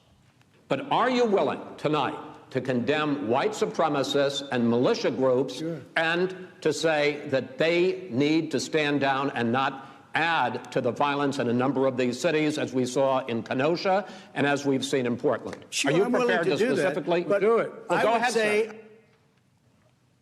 Let's hear now the president's response. Do it, sir. Say it. Do it. Say it. Do you want to call them? What do you want to call them? Give me a name. Give me a white name. Supremacists and white like me to condemn? White supremacists and right Proud militia. Boys, stand back and stand by. When asked to condemn the Proud Boys and white supremacists, what did our president say? He said, stand back and stand by. His message was heard loud and clear. The group adopted that phrase, stand back and stand by, as their official slogan. They created merchandise with their new slogan, which they wore proudly across their backs at Trump's rallies, and they followed the president's orders. You'll see more about this later in the trial, but you'll see in these photos, to the left, Dominic Pezzola, and to the right, William Pepe, two of the leaders of the group, heading to the Capitol on January 6th. They were later charged with working together to obstruct law enforcement.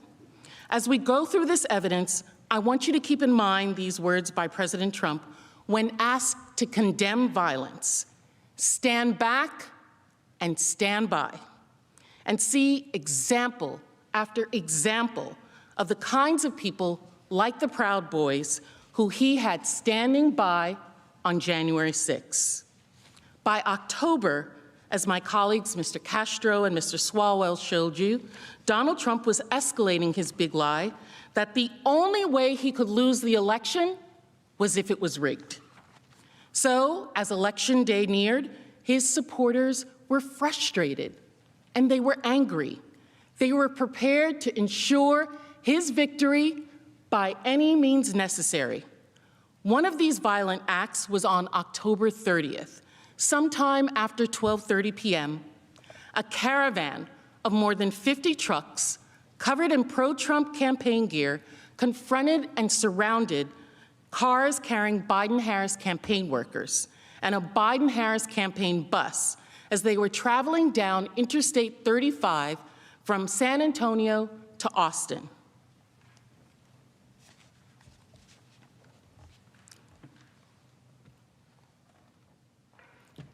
According to witnesses, this caravan repeatedly tried to force the bus you saw and you see in that video to slow down in the middle of the highway and then to run it off the road.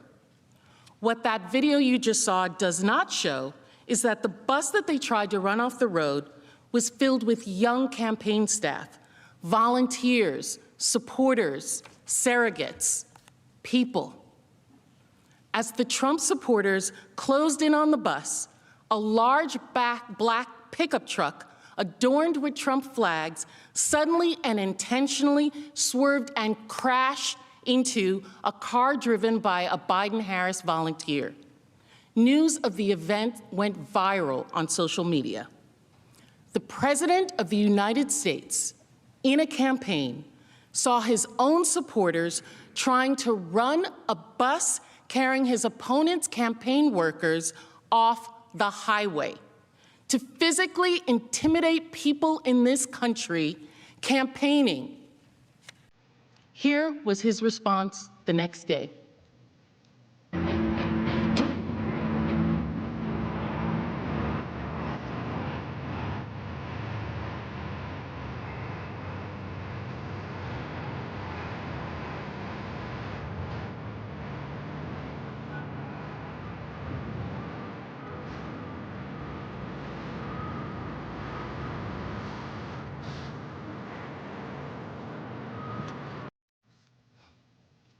The President of the United States tweeted a video of his supporters trying to drive a bus off the road. You'll recall in that first video that I showed you, there was no sound. Well, the one that he tweeted had a fight theme song placed to it that the president put that music to that video. And he added at the top, "I love Texas." By the next evening, that tweet that he did had been viewed 12.6 million times. And it wasn't just a tweet. On November 1st, at a Michigan rally with a sea of supporters, the president talked about that incident again. Here it is. Do you see the way our people, they were protecting his bus yesterday because they're nice. So his bus, they had hundreds of cars. Trump, and the American flag. That's it. You see Trump and American flag. The president made a public joke of violence against campaigners in an American election. He made light of it. This was not a joke. In fact, it was so violent, it put so many people in harm's way that the FBI investigated the incident and the criminal responsibility of those who attacked these campaign workers. Now, our President Donald Trump could have said, okay, I didn't realize how bad that was. This was very violent. Please stop. But he didn't. He saw the investigation and made a statement in defense of his supporters' attack on the bus, writing, quote, "In my opinion, these patriots did nothing wrong. Engaging in violence for him made them patriots to Donald Trump.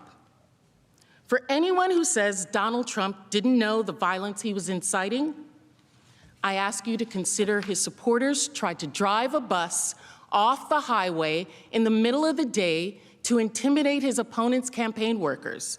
And his response was to tweet the video of the incident that had fight music, joke about it, and call those individuals in that incident patriots."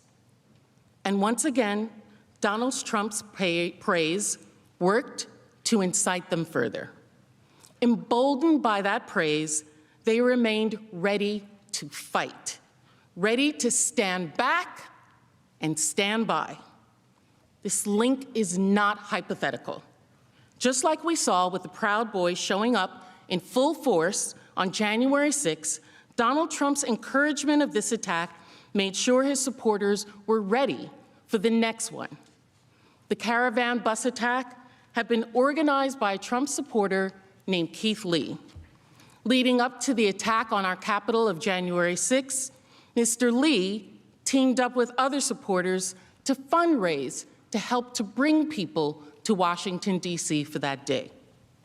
The morning of the attack, he filmed footage of the Capitol, pointed out the flimsiness of fencing, and then addressed his supporters before the attack saying, quote, "As soon as you all get done hearing the president, y'all get to the Capitol.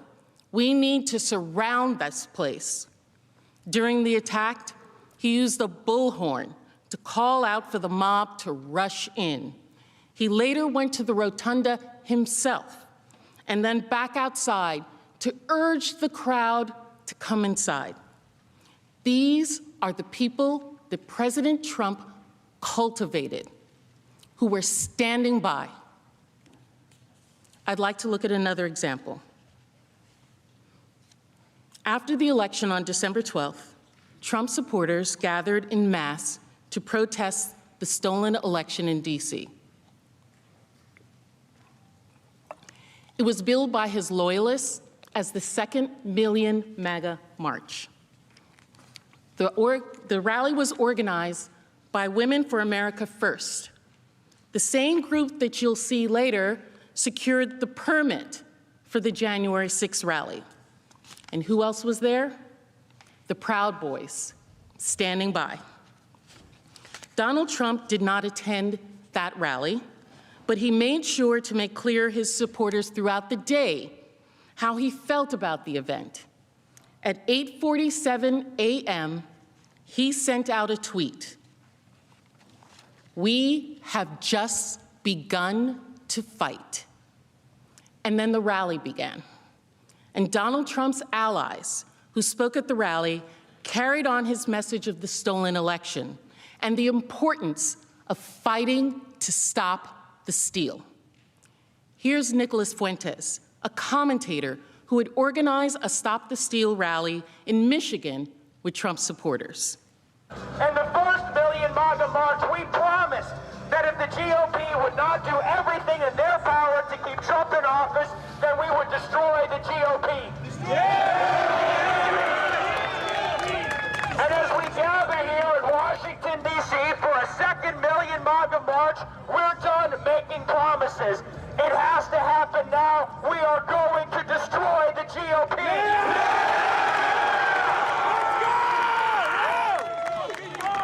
Let's go! Destroy the GOP! Destroy the GOP! Destroy the GOP!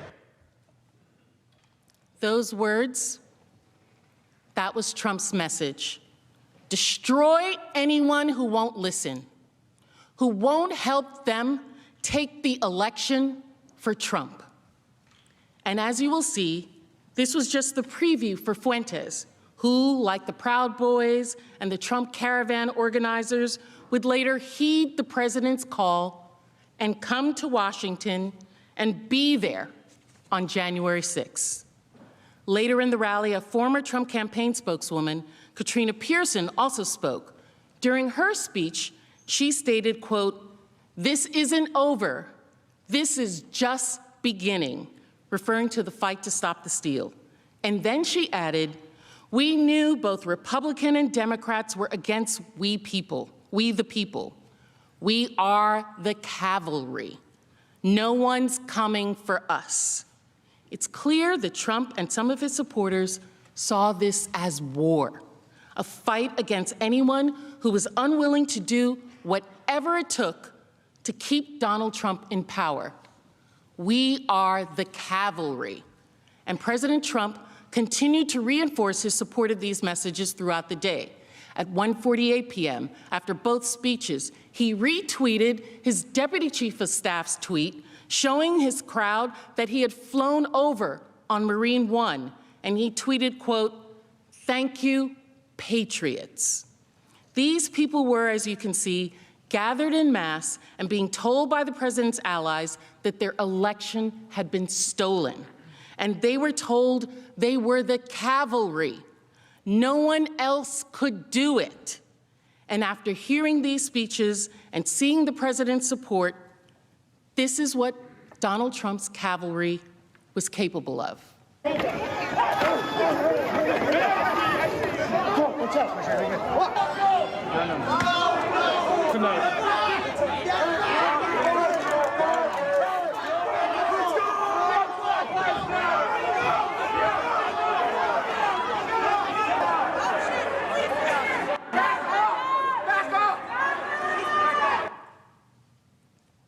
What you just saw was the violence that ensued after that rally.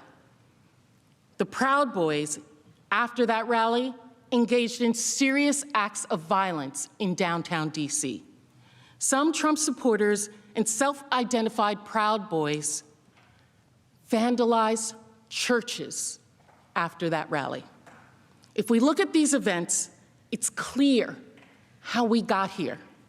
Because what did the president do after that? He turned right around, and a little over a week later, he began coordinating the January 6th Save America rally with the same people who had planned the 2nd Million MAGA March. You'll recall that the Women for America First had organized that 2nd Million MAGA March. They had originally planned rallies for January 22nd and January 23rd, after the inauguration. But Donald Trump had other plans. On December 19th, President Trump tweeted his save the date for January 6th. He told his supporters to come to DC for a big protest, the day billing it as wild. Just days later, Women for America First amended their permit to hold their rally on January 6th, pursuant to the president's save the date, instead of after the inauguration. This was deliberate. Reports confirm that the president himself, President Trump, became directly involved with the planning of the event, including the speaking lineup, even the music to be played, just as he chose the music for his retreat of the caravan driving the Biden-Harris bus off the road with that fight song. And he brought the same people who spoke at the 2nd Million MAGA rally to help as well. Trump's campaign advisor, Katrina Pearson, who you recall said on December 12th that this is only the beginning, we are the cavalry, also became directly involved in planning the event. They even sent out invitations together. This is Amy Kremer, one of the founders of Women for America First, tweeting the invitation, tagging Donald Trump and other organizers, inviting the same supporters who had just engaged in serious violence at the 2nd Million MAGA rally to show up to the largest rally to stop the steal. And President Trump seemed to have other plans for what was going to happen at that rally, too. Women for America First had initially planned for the rally-goers to remain at the ellipse until the counting of the state electoral slates was completed, just like they had remained at Freedom Plaza after the 2nd Million MAGA March. In fact, the permit stated in no uncertain terms that the march from the ellipse was not permitted. It was not until after President Trump and his team became involved in the planning that the march from the ellipse to the Capitol came about, in direct contravention of the original permit. This was not a coincidence. None of this was. Donald Trump, over many months, cultivated violence, praised it, and then when he saw the violence his supporters were capable of, he channeled it to his big, wild, historic event. He organized January 6th with the same people that had just organized a rally, resulting in substantial violence, and made absolutely sure this time these violent rally-goers wouldn't just remain in place. He made sure that those violent people would literally march right here to our steps, from the ellipse to the Capitol, to stop the steal. His cavalry. This was deliberate.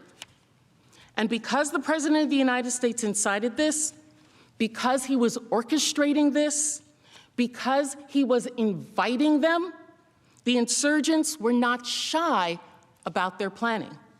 They believed they were following the orders of the commander-in-chief. They were, as the tweet we just saw, quite literally his cavalry. So they posted exact blueprints of the attack openly, loudly, proudly. And they did this all over public forums. These were not just hidden posts in dark websites that Trump would not have seen, quite the opposite. We know that President Trump's team monitored these websites. We know this because his advisors confirm it. An ex-White House and campaign insider, as you'll read, who has known both Scavino and the president for years, said there was no way that Scavino and the Trump social media operation would not have been aware of the plan circulating online to storm the Capitol. Because, and I quote, "The Trump operation closely monitored the web's darkest corners, ranging from mainstream sites such as Twitter, Facebook, and Reddit, to fringe message boards like 4chan and XChan, now called XCon, to the Donald.Win, an offshoot of a banned Reddit community dedicated to rabidly supporting all things Trump. They actively monitored the exact sites, like the Donald.Win, on which these insurrectionists wrote their posts. And so what would Trump and his team have seen when they were monitoring these white sites? What would his supporters have said? They would have seen a clear roadmap of exactly what happened. This is an example of a post that was captured from one of the sites dedicated to Donald Trump that we just talked about, shortly before the site was taken down. And the meme reads, quote, "The Capitol is our goal. Everything else is a distraction. Every corrupt member of Congress locked in one room and surrounded by real Americans is an opportunity that will never present itself again." Let that sink in. Think about that. The exact thing that happened on January 6th, that was their goal. And they said it out loud on sites that the Trump administration was actively monitoring. A third-party site captured a post on the Donald.Win where one user posted, quote, "This cannot simply be a protest. It has to be the establishment of the MAGA militia with the command offices set up, with all further militia tactical missions spreading from there." Another user said in response, quote, "We will have to achieve an actual tactical victory, like storming and occupying the Capitol, to have the intended effect." That's what they understood Donald Trump to want. There it is in black and white. And they explained why they felt justified in this. Another poster on the forum, the Donald.Win, wrote on January 4th, quote, "If Congress illegally certifies Biden, Trump would have absolutely no choice but to demand us to storm Congress and kill/beat them up." Donald Trump will have no choice. That was what he made them believe, to the point his supporters felt justified even in carrying weapons and storming our Capitol. This was in post after post. Here's another. When discussing how to carry guns into D.C., one noted, quote, "Yes, it's illegal, but this is war, and we are clearly in a post-legal phase of our society." What? They treated it as a war, and they meant it. The morning of the attack, under the thread, "Today I told my kids goodbye," one poster wrote, "Today I had the very difficult conversation with my children that Daddy might not come home from D.C. Within a matter of hours, that post amassed 4,000 likes. President Trump had truly made them believe that their election had been stolen and that it was their patriotic duty to fight to steal it back. Patriotic, a term he gave those who use violence for him, and they were willing to say goodbye to their children for this fight. And their supporters didn't just rely on entering the Capitol with guns haphazardly. They had maps of this building. They talked through which tunnels to use and how to get to the Senate chamber. Some posted specific floor plans, layouts of the Capitol, alongside hopes of overwhelming law enforcement to, quote, "find the tunnels, arrest the worst traitors." Posters also fixated on what they saw as their ability to easily overwhelm the Capitol Police, as, quote, "there are only around 2,000 of them." And again, they urged, quote, "the Capitol is our goal. Everything else is a distraction." There were hundreds of these posts, hundreds, monitored by the Trump administration. And these posts, they were chillingly accurate, right down to communication devices. A new affidavit filed by the FBI described preparations by the right-wing group, the Proud Boys, to storm the Capitol, including using earpieces and walkie-talkies to direct movements throughout the building. This happened. That's the level of planning in advance that occurred. They had earpieces. On the slide, you'll see Proud Boy member Dominic Pizzola has an earpiece in his right ear, consistent with the affidavit. And in addition to these detailed posts, they made clear why they thought they should do this, why they thought they could do this. It wasn't just that they were doing it following the president's orders. They thought he would help them. A third-party site captured a post on the Donald.win again, the site monitored by Trump's team, and he wrote, quote, "He," meaning Donald Trump in this instance, "can order the Nat Guard to stand down if needed. Unfortunately, he has no control over the Capitol Police, but there are only around 2,000 of them, and a lot are useless fat asses or girls." It's all right there. The overall goal, maps of the Capitol, the weapons, communication devices. They even said publicly, openly, proudly, that President Trump will help them to commandeer the National Guard, so all they have to do is overwhelm the 2,000 Capitol Police officers. This was reported in the NBC News and the Washington Post with headlines like, "Violent threats ripple through far-right internet forums ahead of protests. Pro-Trump forums erupt with violent threats ahead of Wednesday's rally against the 2020 election." Fox News also reported that the Proud Boys would come to the January 6th rally prepared for violent action, even quoting a Proud Boy member who said they would, quote, "incognito and spread across downtown D.C. in smaller numbers." City officials, seeing these same warnings, also publicly warned about the violence and unlawful weapons at the event. D.C. Mayor Muriel Bowser cautioned residents of the District of Columbia to avoid the downtown area while the rally attendees were in town. Federal law enforcement warned of these threats also.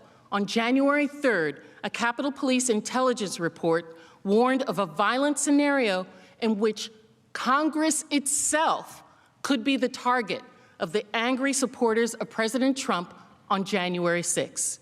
According to that report, obtained by the Washington Post, supporters of the current president see January 6, 2021 as the last opportunity to overturn the results of the presidential election. This sense of desperation and disappointment may lead to more incentive to become violent. Unlike previous post-election protests, the targets of the pro-Trump supporters are not necessarily the counter-protesters as they were previously, but rather Congress itself is the target for January 6.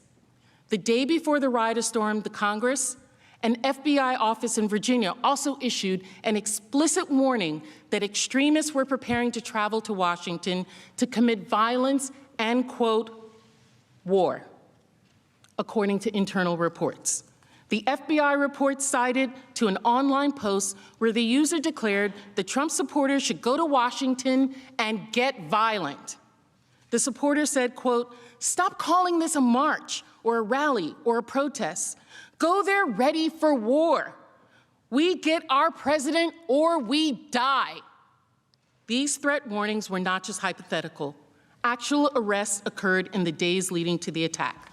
On January 4th, 2 days before the rally, one extremely well-publicized arrest was of a Proud Boy leader who destroyed a church's Black Lives Matter banner a month earlier during the December 12th Second Million MAGA March. Report emphasized that when he was arrested, he was carrying high-capacity firearm magazines, which he claimed were meant to be supplied to another rally attendee for January 6th. By the night of January 6th attack, D.C. police had already made 6 arrests in connection with the planned protests on charges of carrying weapons, ammunitions, assaulting police. This is all in public view, all of it. The truth is usually seen and rarely heard. Truth is truth, whether denied or not. And the truth is, President Trump had spent months calling his supporters to a march on a specific day, at a specific time, in specific places to stop the certification. And leading up to the event, there were hundreds of posts online showing that his supporters took this as a call to arms to attack the Capitol. There were detailed posts of plans to attack online. Law enforcement warned that these posts were real threats and even made arrests days leading up to the attack. And yet, in the face of all this, these credible warnings of serious, dangerous threats to our Capitol, when those thousands of people were standing in front of President Trump, ready to take orders and attack, this is what he said: "We're going to the Capitol, and we fight. We fight like hell. And if you don't fight like hell, you're not going to have a country anymore." And that's why this is different. And that's why he must be convicted and disqualified.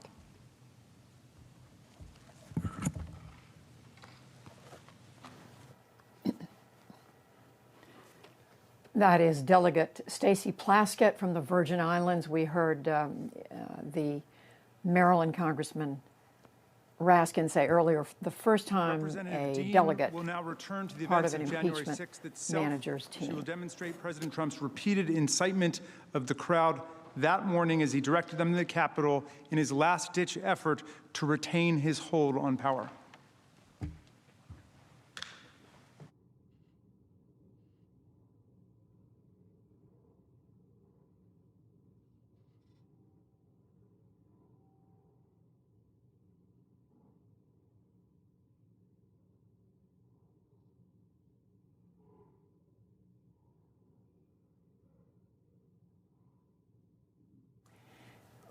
Returning now is Representative Madeleine Dean of Pennsylvania.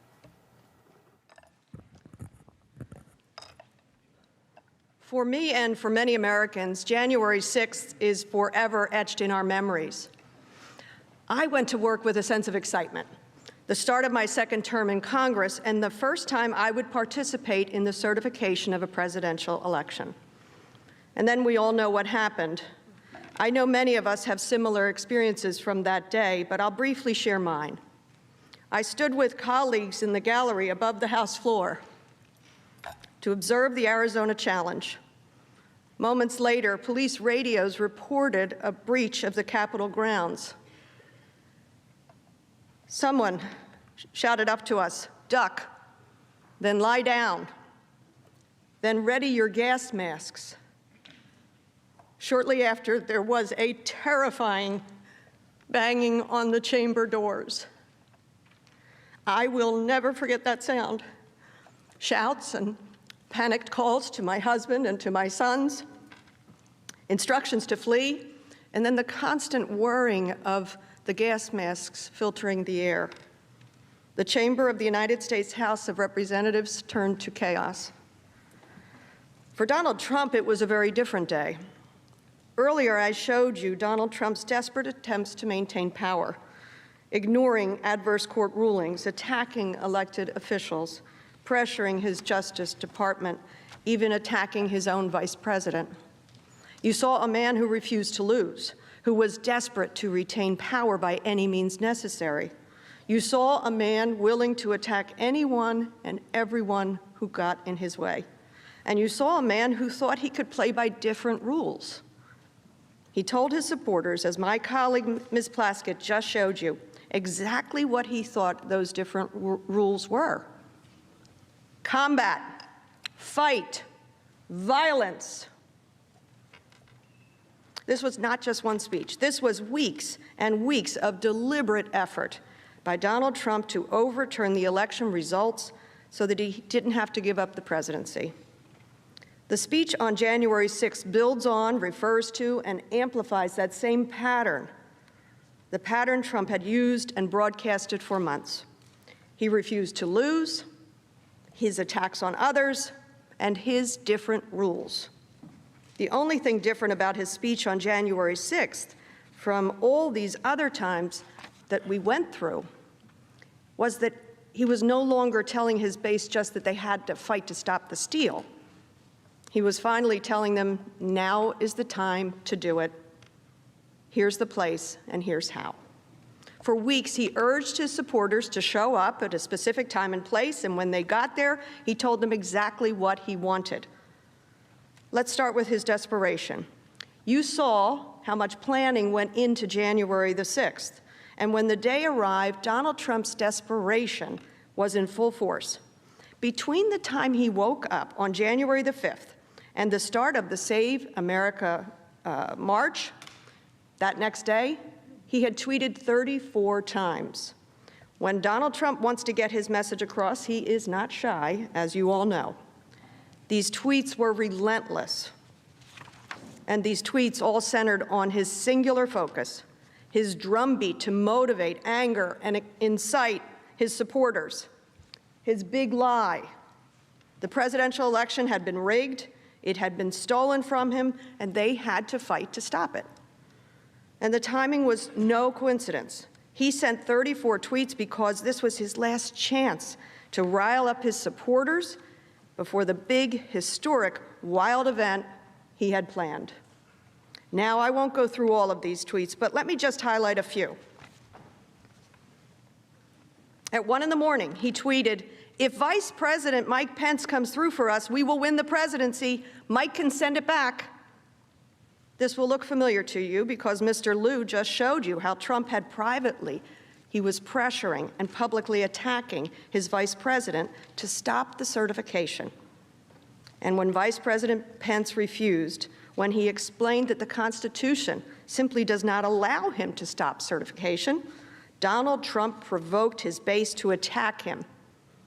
The late in the evening tweet was no different.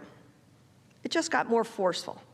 Let's be clear. What Donald Trump was saying, that Vice President Pence could send back the certification, was not true. For one thing, all 50 states had ratified this election.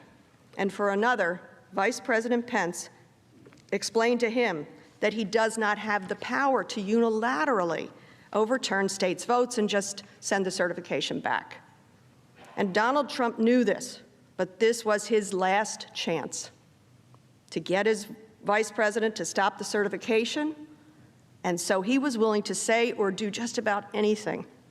These tweets attacking the election as fraudulent, attacking his vice president, and urging his supporters to fight continued throughout the morning.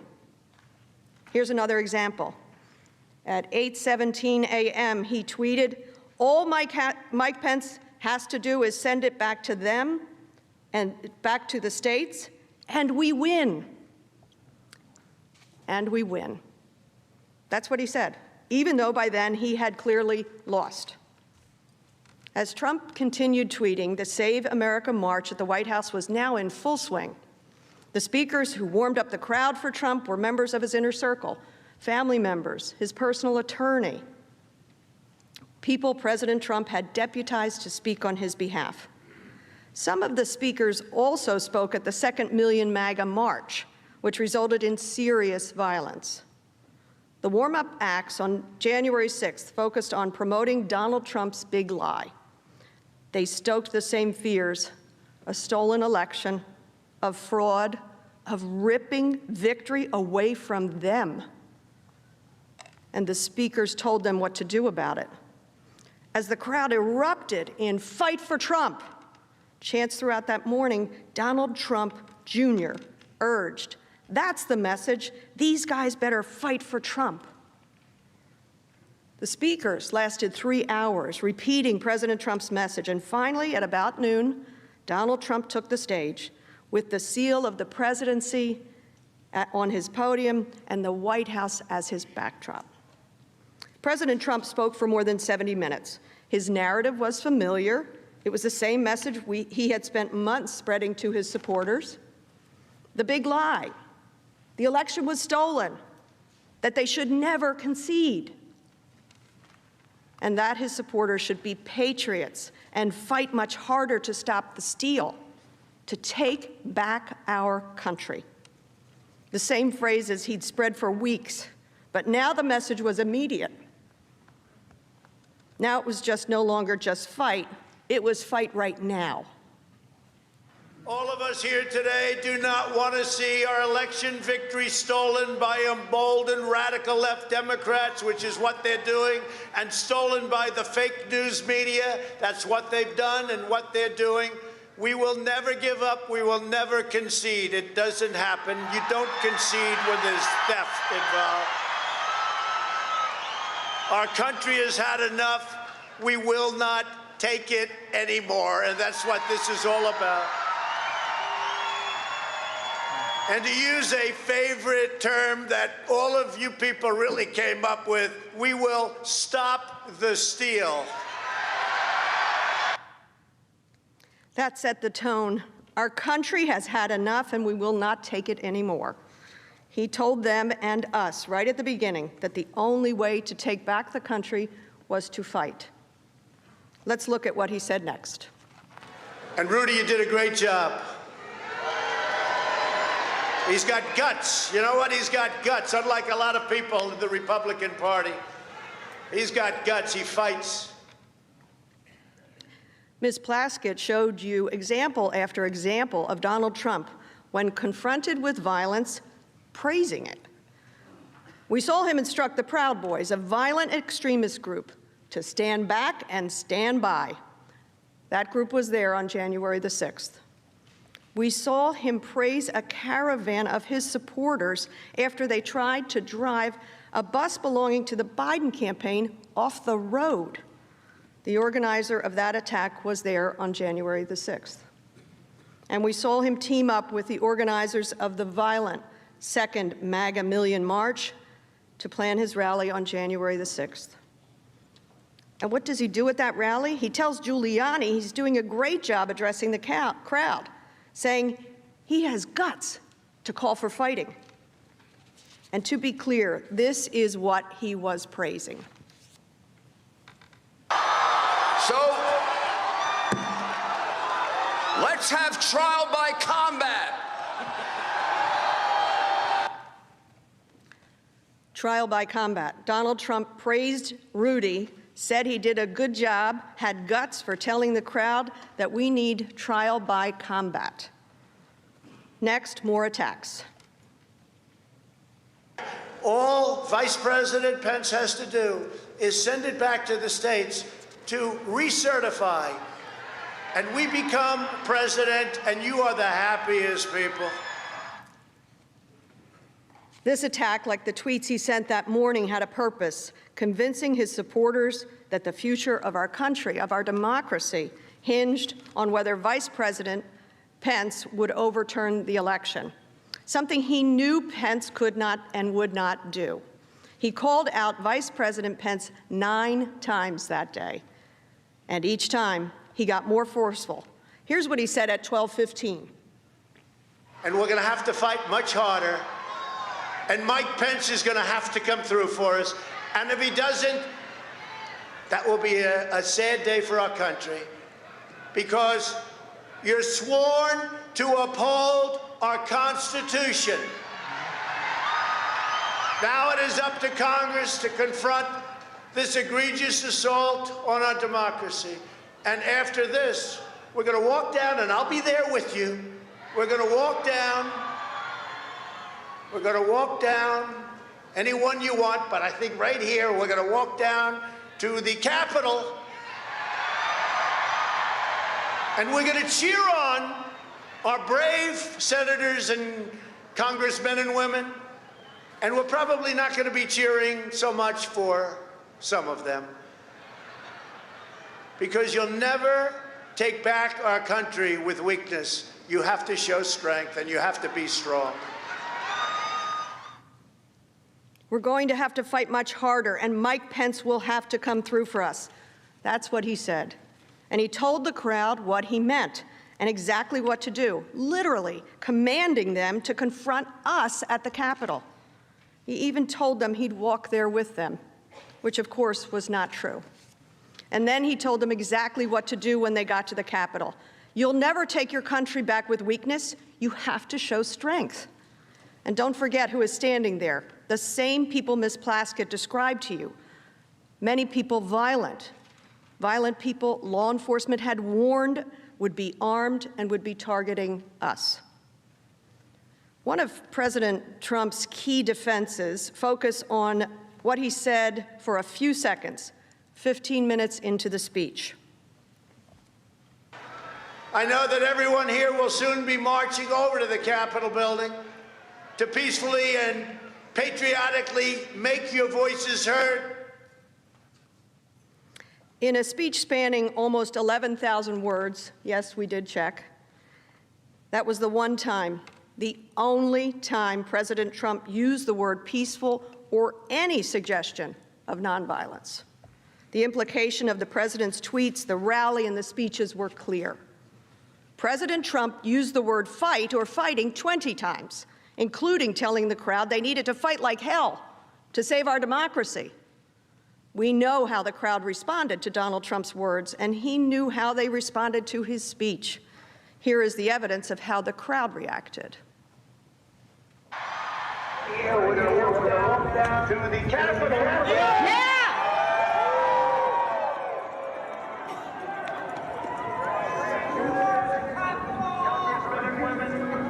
And we're probably not going to be cheering so much for some of them.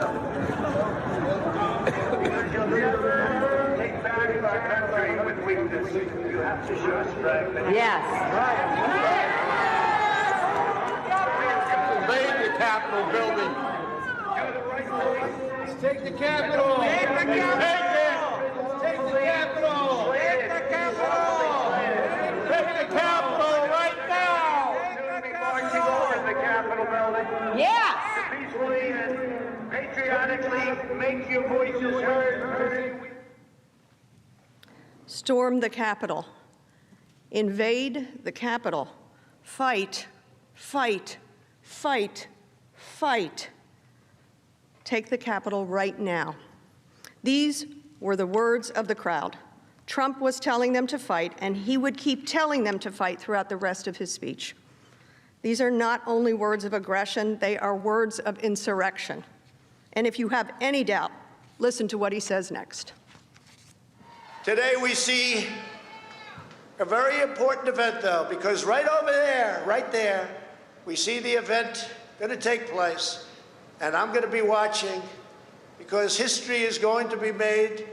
We're going to see whether or not we have great and courageous leaders or whether or not we have leaders that should be ashamed of themselves throughout history, throughout eternity. They'll be ashamed. And you know what? If they do the wrong thing, we should never, ever forget that they did. Never forget. We should never, ever forget. The commander-in-chief points to Congress and tells those assembled, I'm going to be watching. History is going to be made.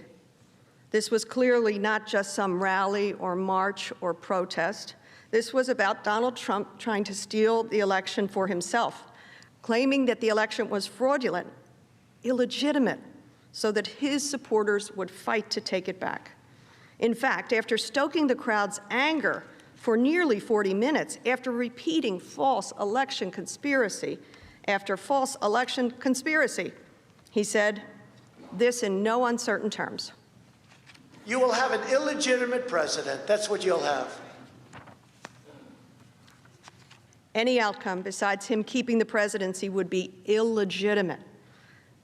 This was building on the big lie of a rigged and stolen election. And here's what he said a little later in the speech. When you catch somebody in a fraud, you're allowed to go by very different rules. So I hope Mike has the courage to do what he has to do. When you catch somebody in a fraud, you're allowed to go by very different rules. We told you that context matters. Here's the context. This was not just one reference or a message to supporters by a politician to fight for a cause. He'd assembled thousands of violent people, people he knew were capable of violence, people he had seen be violent. They were standing now in front of him.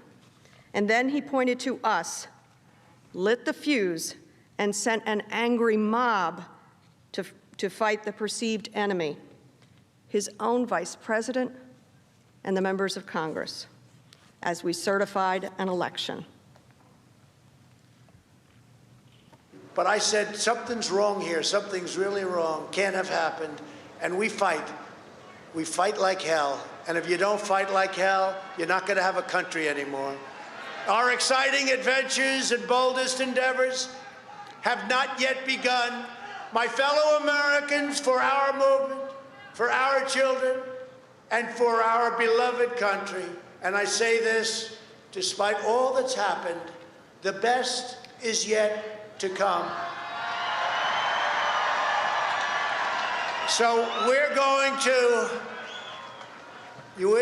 to walk down Pennsylvania Avenue. I love Pennsylvania Avenue. And we're going to the Capitol, and we're going to try and give, the Democrats are hopeless. They're never voting for anything. Not even one vote.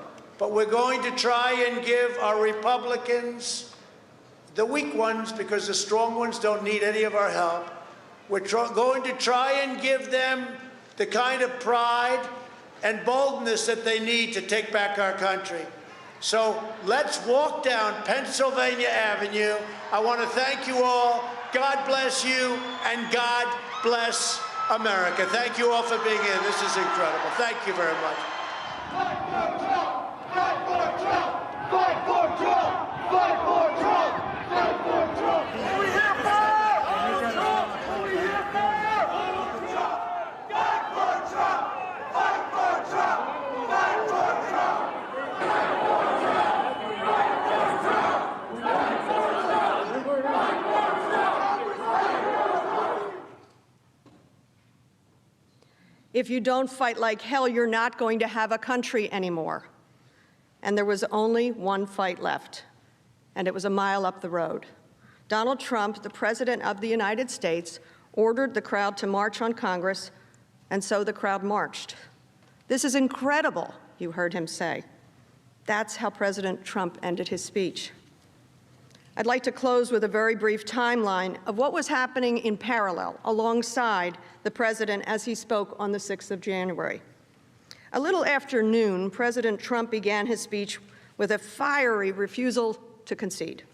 He commanded the crowd to fight and march down Pennsylvania Avenue. And around 12:20, some rally-goers, some attendees began marching. By 12:30, as President Trump continued to incite his supporters, large segments of the rally crowd had amassed at the Capitol. At 12:53, as the president's speech was playing on cell phone broadcasts, the outermost barricade of the northwest side of the Capitol was breached. And Capitol Police were forced back to the steps of the Capitol. At 1:10, the president ended his speech with a final call to fight and a final order to march to the Capitol. At 1:45, the president's followers surged past Capitol Police, shouting, "This is a revolution!" Just after 2:10, an hour after President Trump ended his speech, the insurrectionist mob overwhelmed Capitol security and made it inside the halls of Congress. Because the truth is, this attack never would have happened but for Donald Trump. And so they came, draped in Trump's flag, and used our flag, the American flag, to batter and to bludgeon. And at 2:30, I heard that terrifying banging on House chamber doors. For the first time in more than 200 years, the seat of our government was ransacked on our watch.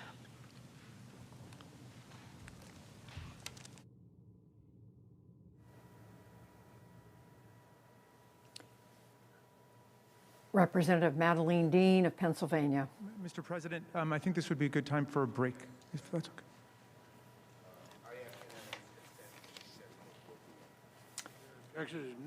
We heard her voice breaking, Congresswoman Dean, who is, as she described it, she was in the Capitol that day, had to seek shelter.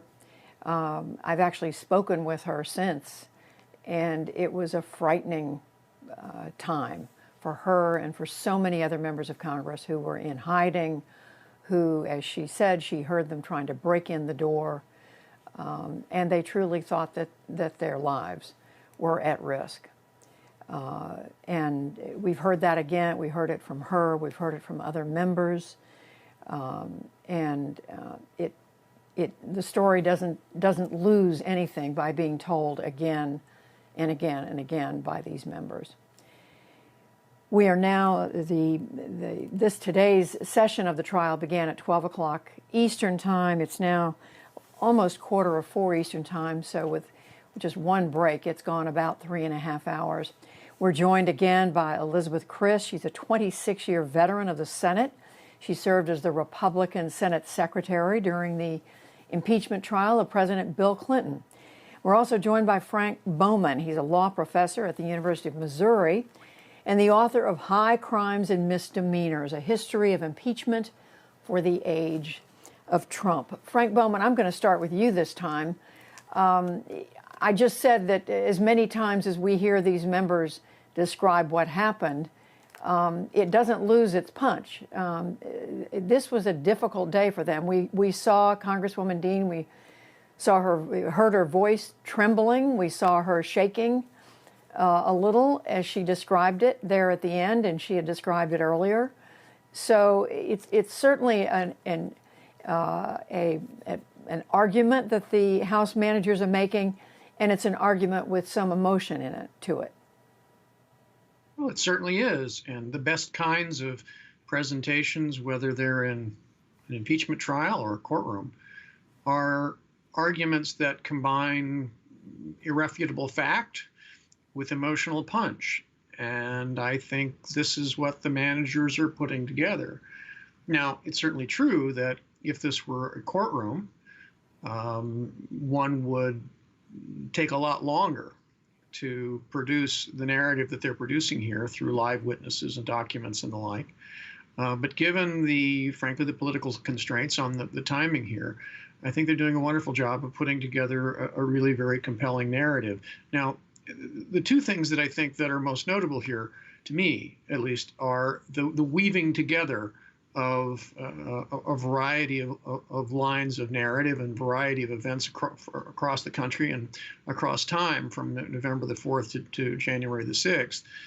Most of these facts, I think people who have followed the matter closely are already going to be aware of. One that jumped out at me, perhaps other people had heard this, but I had not. Ms. Plaskett of the Virgin Islands, who's a very fine speaker, pointed out a fact which I wasn't aware of. She suggested that the rally, the permit for this rally that ultimately happened on the 6th, had originally been taken out by a group of Trump supporters for around the 22nd or 23rd, which is to say after Senator or Vice President Biden, former Vice President Biden, would have been confirmed as the president, sworn in as the president. But what she said was that at the behest of Trump, the date of the rally was changed to the 6th. Now, she didn't go into the details of how we know this, but assuming that it's true, and she provides some good reason to believe that it is, that's a really compelling point, because what that means is that an event which was originally planned as sort of a generic protest, an expression of First Amendment rights to get out and protest, instead is transformed into an effort to pressure Congress, an effort to actually accomplish a change in the result of the election. And that matters hugely, I think, to all of this. It fits with the narrative that the managers have been weaving so skillfully, and it tends to certainly ratify the notion that the rally was intended not merely as some rhetorical exercise, but as a real effort to change the result of a democratic election. And that's incredibly important. And I don't remember hearing that or reading that detail myself, Professor Frank Bowman, but I know we're going to go back now and look and see if that's been made public before. How important a detail is that, Elizabeth Christ? If it's proven that President Trump himself, he and the people around him had a hand in changing the critical date of this mass gathering in Washington. Well, in my mind, it doesn't have a lot of bearing on anything. That the rally that Amy and her daughter Kylie were putting together for after the inauguration, he just simply asked, apparently, if they could move it to get more people to his rally. That just seems to be a logistics issue. It doesn't seem to be much of an issue in my mind. And Judy, let me just say this.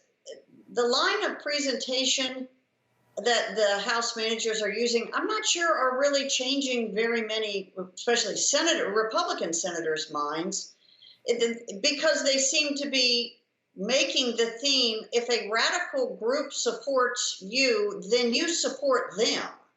And I think that's a little bit of a leap. You've got to remember, these Republican senators are sitting in the chamber thinking, oh my gosh, I've been in heated campaign elections. I've probably misspoken about whether the Proud Boys should stand by or stand off or stand back or whatever he meant. And we're pretty sure we know he meant just stand away, just go away.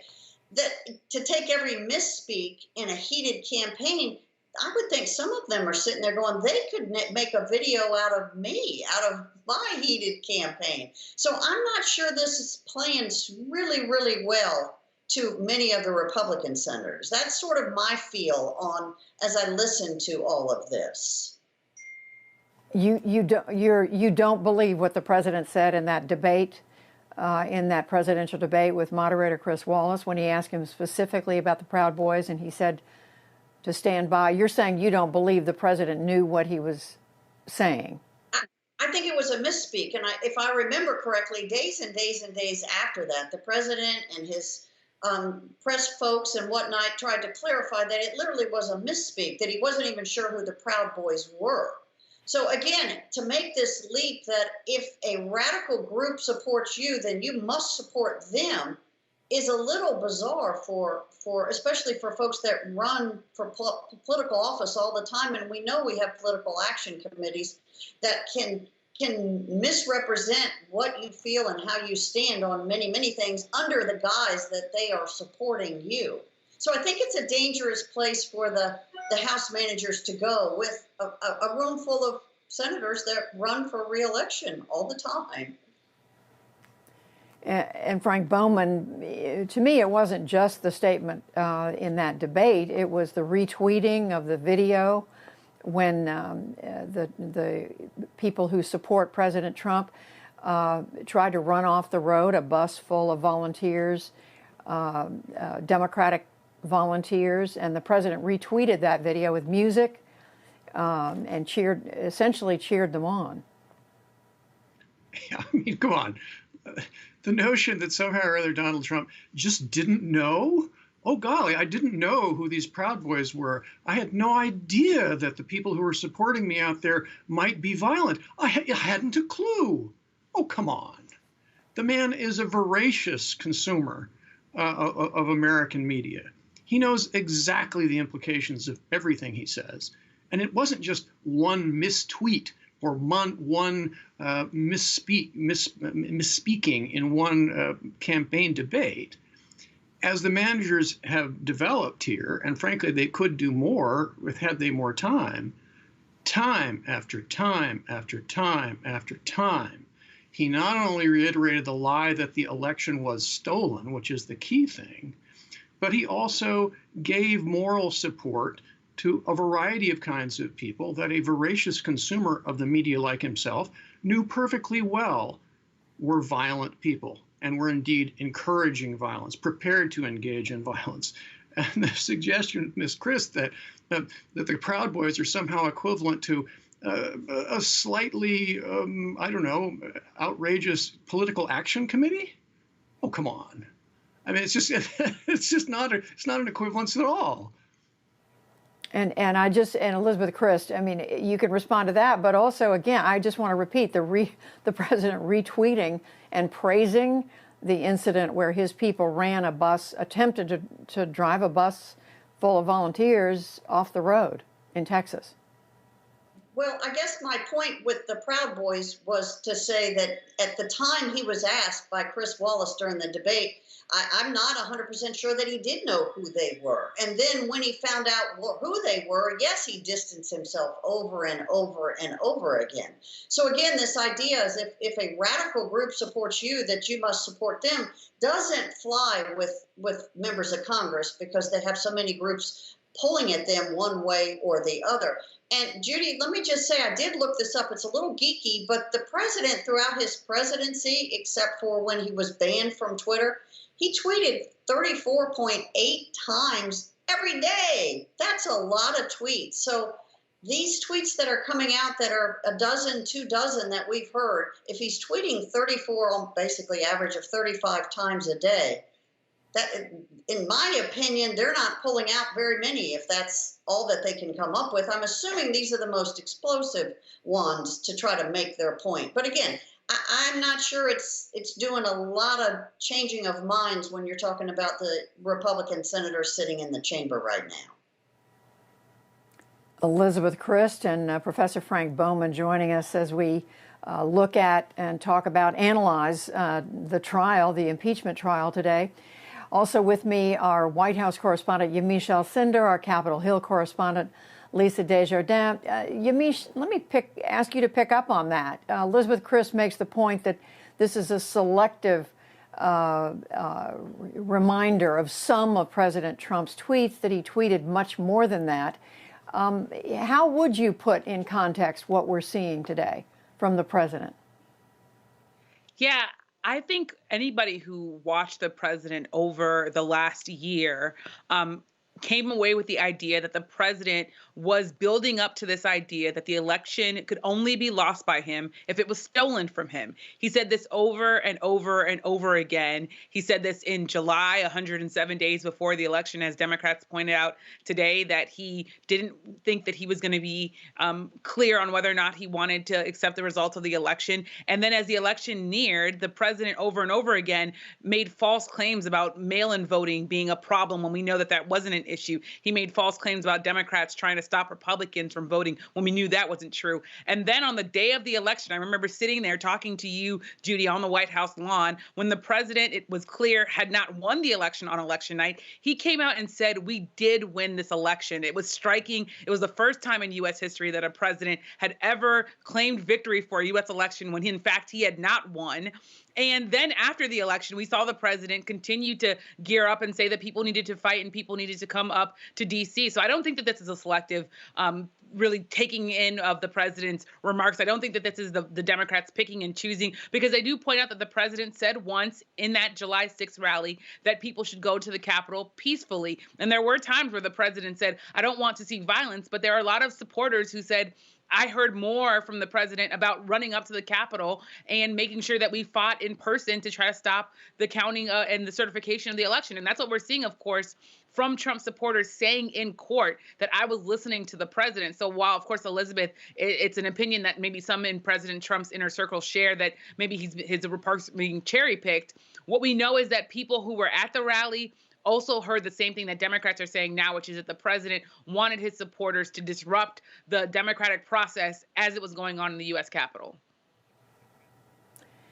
And Lisa Desjardins, who's covering all this at the Capitol today. Lisa, you were back in the Senate chamber for some of what we've been hearing from the impeachment managers. Tell us, give us a sense of how it's playing in the room.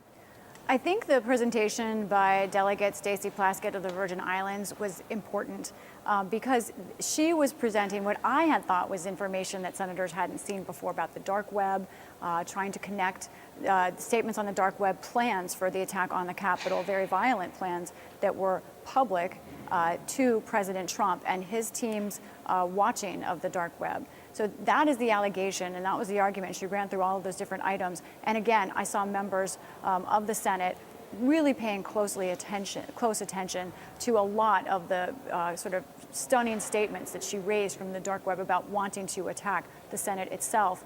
It's interesting, though, on my way back, I spoke with Republican Senator Barrasso of Wyoming, and I said, was that new? Some of that was new to me. And he said, actually, you'd be surprised at how much information we've already received.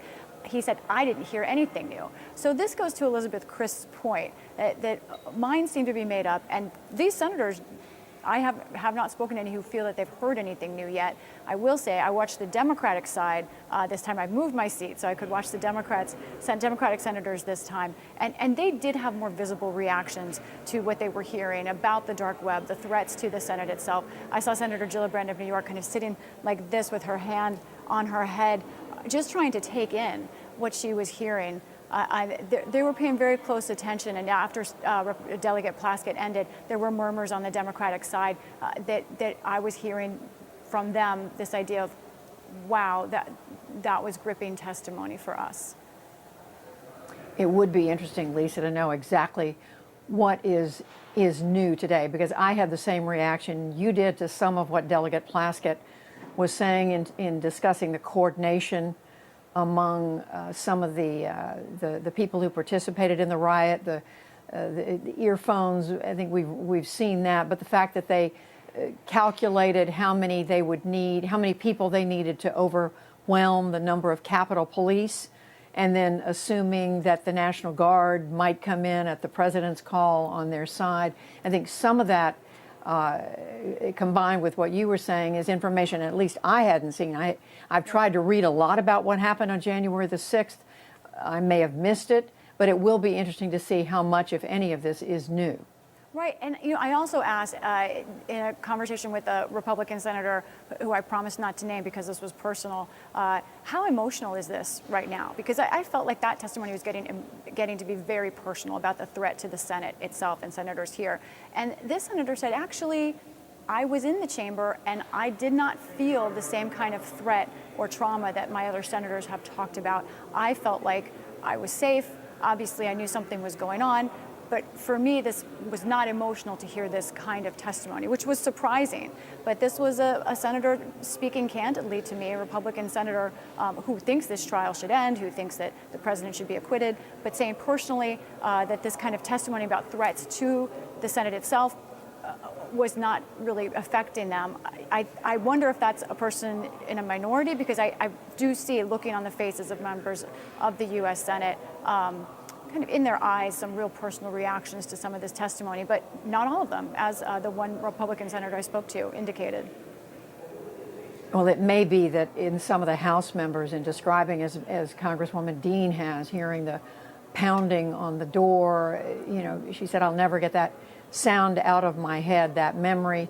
Yamiche, I mean, it does make you wonder if the fact that this is taking place, that this trial is taking place where this insurrection happened. It's in the same place, the same building. It does make you wonder if that's having any effect or not on the members who are listening. And it sounds like, that Lisa's saying it doesn't. Yamiche?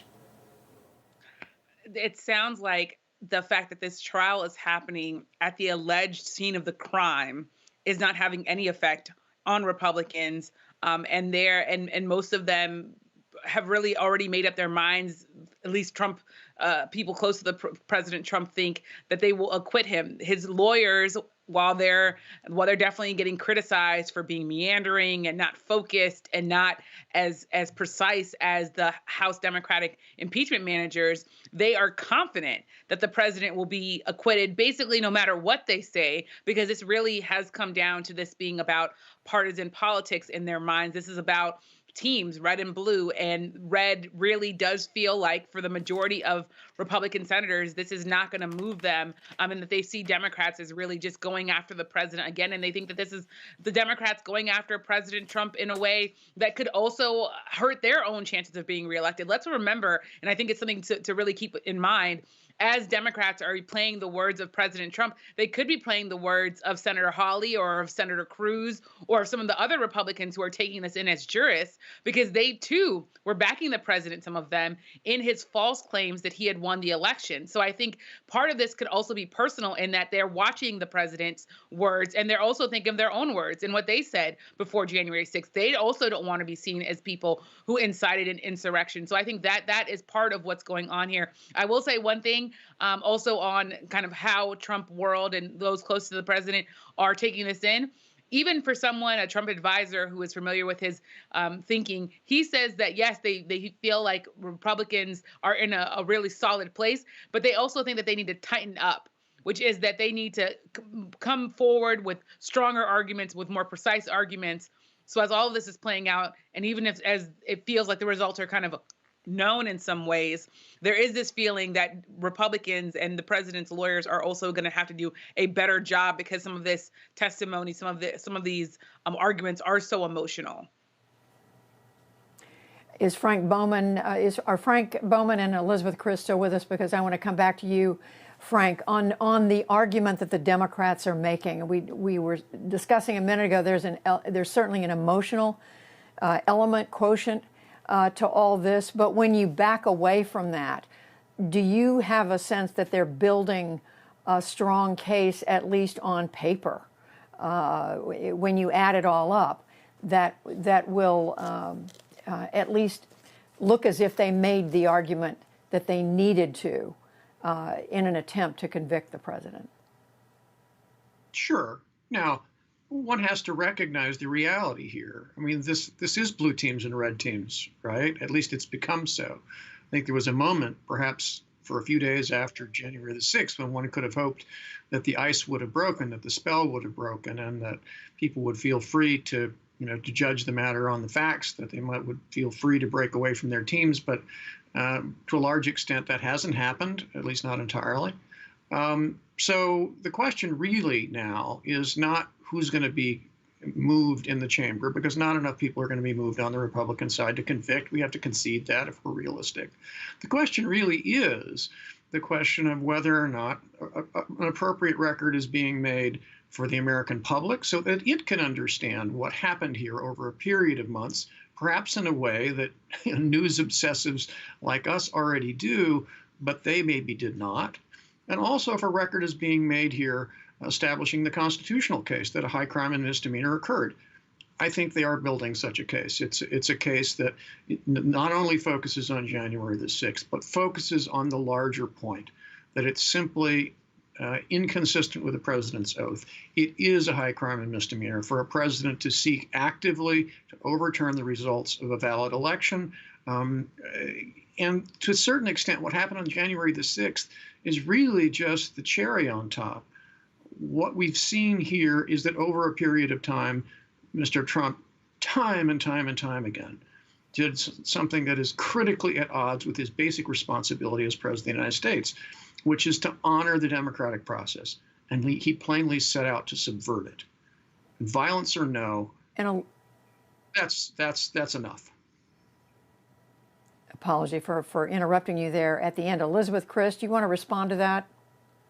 Well, I hear what Frank is saying, but I think if they keep going in this direction, and this is sort of the point I'm trying to make, are we gonna create just worry from every member of Congress for everything they say? Are we getting into that cancel culture where I think Yamiche said that Senator Cruz or Senator Hawley had backed the president at one time or another? Should they be worried now?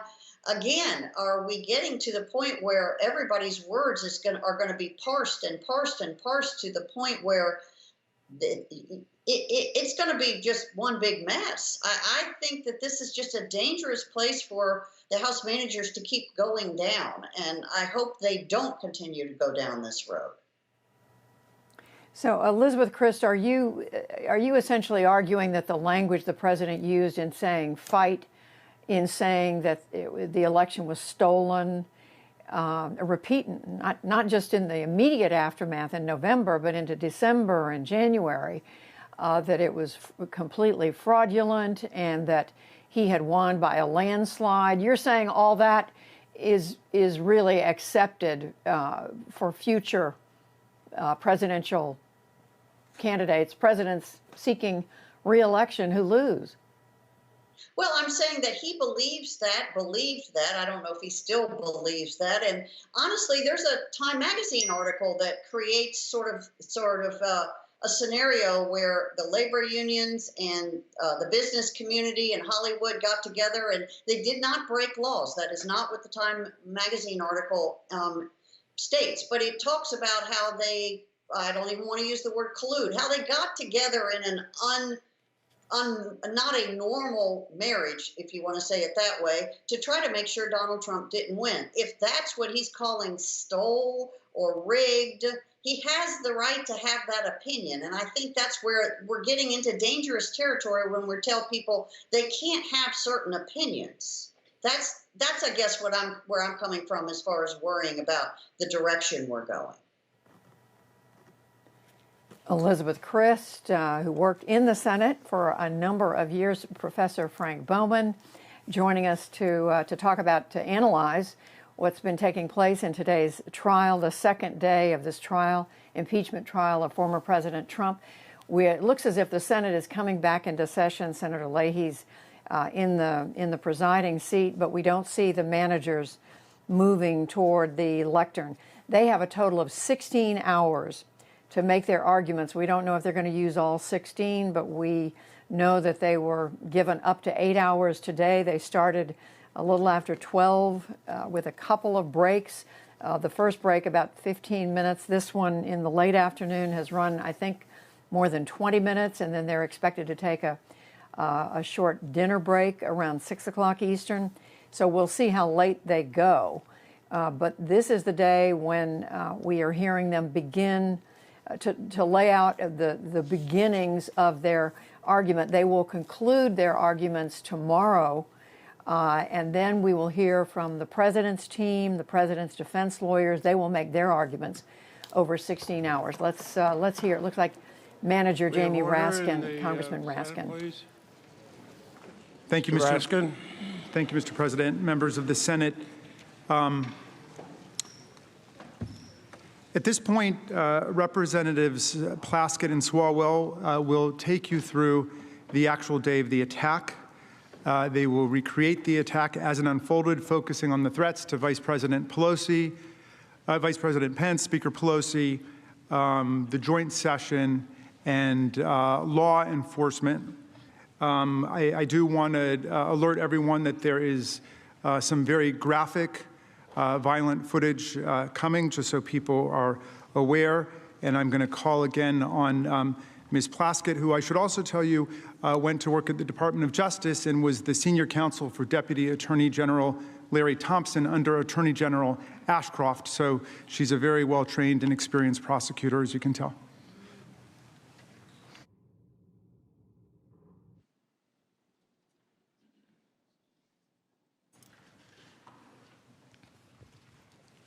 Mr. President, Senators, almost all of us were here on January 6th, and we all have our individual experiences, what we felt, what we saw, what we heard.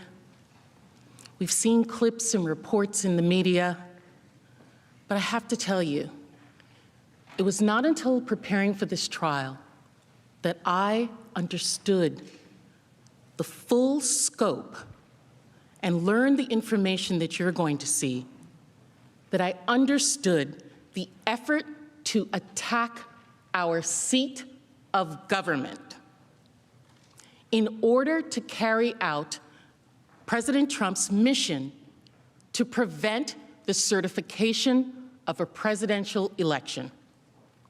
It was an attack to our republic, to our democratic process. My colleagues, Manager Swalwell and I, are going to walk you through the attack on the Capitol that day and the danger that it posed to the Vice President, to the Speaker of the House, to you all as senators, my colleagues in the House, Capitol Police, and everyone who works in and around this Capitol. As you have heard, President Trump had been telling his supporters and his millions of Twitter followers that Pence had the ability to secure the presidency for Trump, that Mike Pence alone had the power to overturn the election results if he would just do it. But at 12:55 p.m. on January 6th, Vice President Pence formally refused the president's demand. He wrote, and I quote, "It is my considered judgment that my oath to support and defend the Constitution constrains me from claiming unilateral authority to determine which electoral votes should be counted and which should not." Pence ended his letter with a passage including the words, "I will do my duty." Even though the count resulted in the defeat of his party and his own candidacy, Vice President Pence had the courage to stand against the president, tell the American public the truth, and uphold our Constitution. That is patriotism. That patriotism is also what put Vice President in so much danger on January 6th by the mob sent by our president. To the president and the mob he incited, that duty to our Constitution was an all-out betrayal. And the vice president was the direct target of that rage. At 12:53 p.m., senators, members of Congress, Vice President Pence were in their respective chambers. Outside, rioters, including some linked to the Proud Boys, broke through the outer barricade surrounding the lawn of the Capitol.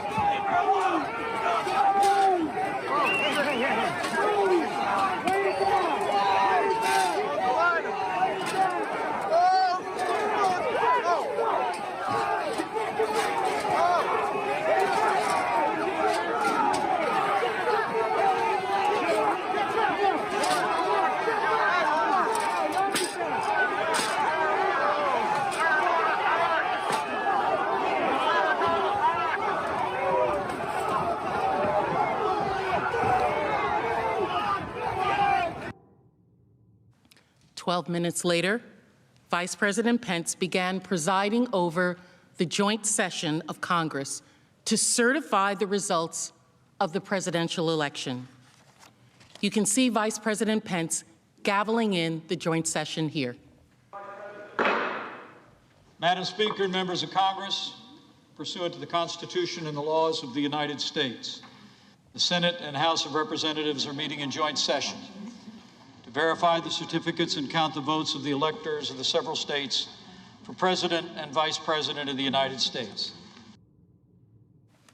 While Vice President Pence presided over the joint session, Trump supporters began their assault on our Capitol. Radio communications from the Metropolitan Police Department highlight how during and following President Trump's speech, Trump supporters descended on the Capitol and became increasingly violent. What you are about to hear has not been made public before. Multiple capital entries! Multiple capital entries! 1318. A 12 to 50, we're coming around from the south side. Be advised, the speech ended. Intel 1, be advised, you got a group of about 50 charging up the hill on the west front, just north of the stairs. They're approaching the wall now. They're starting to dismantle their reviewing stands and throwing metal poles at us. Cruiser 50, give me DSO up here now! DSO! Multiple law enforcement entries! DSO, get up here! All right, we're 30 seconds out. We need some reinforcements up here now. They're starting to pull the gates down. They're throwing metal poles at us. Cruiser 50, DSO, get up here! Okay, we're here. 12 to 50, we're here. Oh, we just had an explosion go on up here. I know there's fireworks or what, but they're starting to explode explosives. Fireworks material.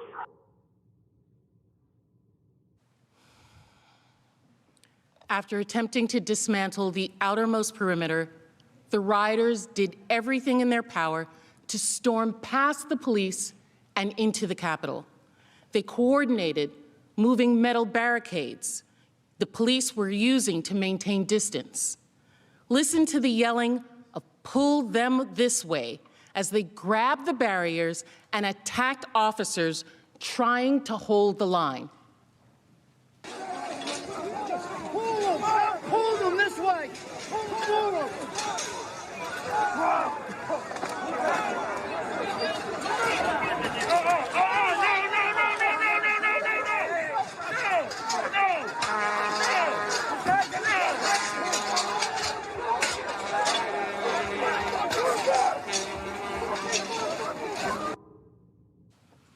At about 1:10 and 1:23 p.m., respectively, Capitol Police sent out the first evacuation alerts of the day, telling people to evacuate the Madison Building and the Cannon Building, respectively.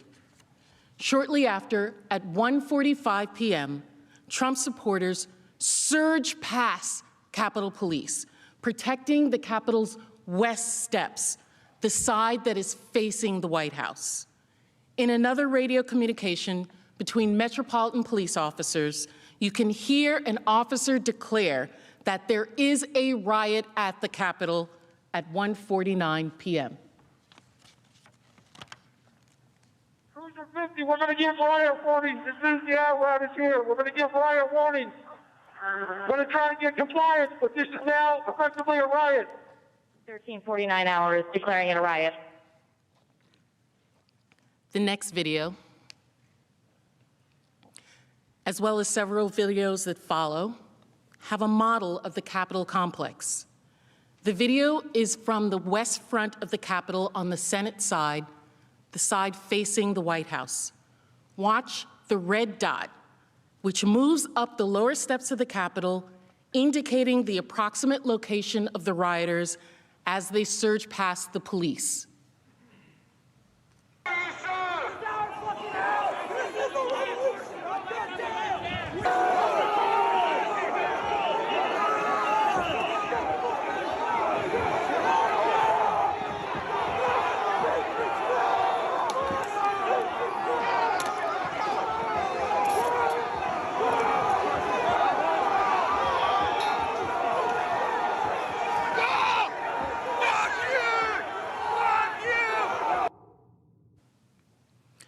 while the mob that Donald Trump sent to stop the certification came closer and closer to breaching the Capitol just one floor below where we are now, Vice President Pence continued to preside over the session in the Senate chamber above.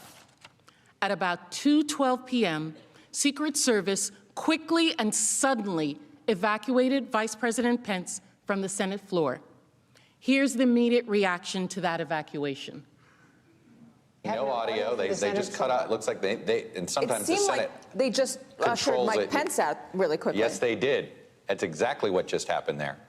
And they ushered Mike Pence out. They moved him fast. I saw the motions too. While the Vice President Pence was being evacuated from the Senate chamber, rioters were at that time breaking into the Capitol. This next video shows their approach and the initial breach of the Capitol complex. Remember to watch the red dot, which Broke is being tracking throughout this incident.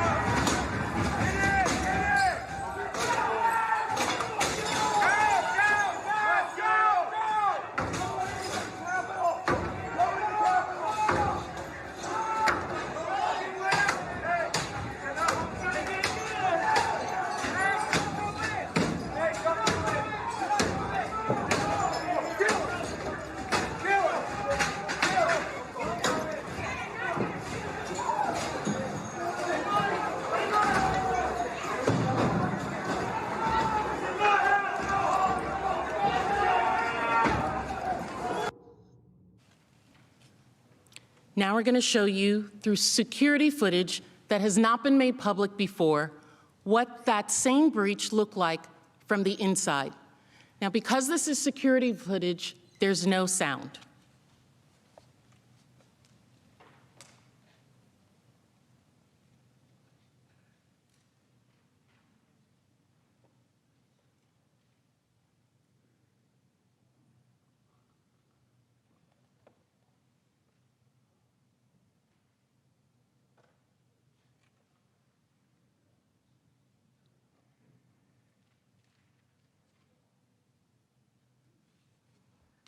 Note, as the video begins, we are seeing the inside view as the mob approaches from outside and beats the windows and doors. You can see that the rioter first break the window with the wooden beam that you saw previously, and a lone police officer inside responds and begins to spray the first man who enters, but is quickly overwhelmed. I want you to pay attention to the first group of assailants as they break into the building. The second man through the window is wearing full tactical body armor and is carrying a baseball bat. Others are carrying riot shields. Among this group are members of the Proud Boys, some of whom, like Dominic Pizzola, who was recently indicted on federal conspiracy charges, we will discuss later.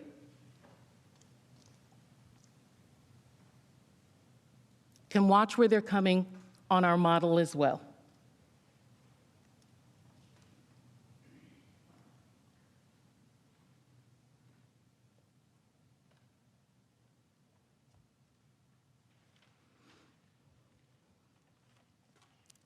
When I first saw this model that was created for this, I thought back to September 11th. I know a lot of you senators were here. Some of you might have been members on the House side. I was also here on September 11th. I was a staffer at that time. My office was on the west front of the Capitol. I worked in the Capitol, and I was on the House side. This year is 20 years since the attacks of September 11th. And almost every day, I remember that 44 Americans gave their lives to stop the plane that was headed to this Capitol building. I thank them every day for saving my life and the life of so many others. Those Americans sacrificed their lives for love of country, honor, duty, all the things that America means. The Capitol stands because of people like that. This Capitol that was conceived by our founding fathers, that was built by slaves, that remains through the sacrifice of service men and women around the world. And when I think of that, and I think of these insurgents, these images incited by our own President of the United States, attacking this Capitol to stop the certification of a presidential election, our democracy, our republic. At the same time that that breach on this Capitol building occurred, at approximately 2:13 p.m., just one floor up, while Senator Lankford was speaking on the Senate floor, Senator Grassley, who had taken over for Vice President Pence, called an unscheduled immediate recess of the Senate. A Senate aide approached Senator Lankford and informed him that the Capitol had been breached. Senator Grassley is immediately escorted out of the Senate chamber.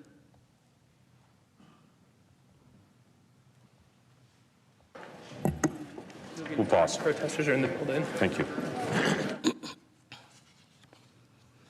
Now, while this was going on, Officer Eugene Goodman responded to the initial breach. You all may have seen footage of Officer Goodman previously, but there's more to his heroic story.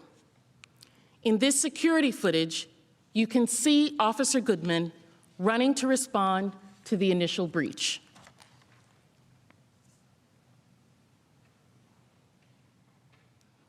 Officer Goodman passes Senator Mitt Romney and directs him to turn around in order to get to safety.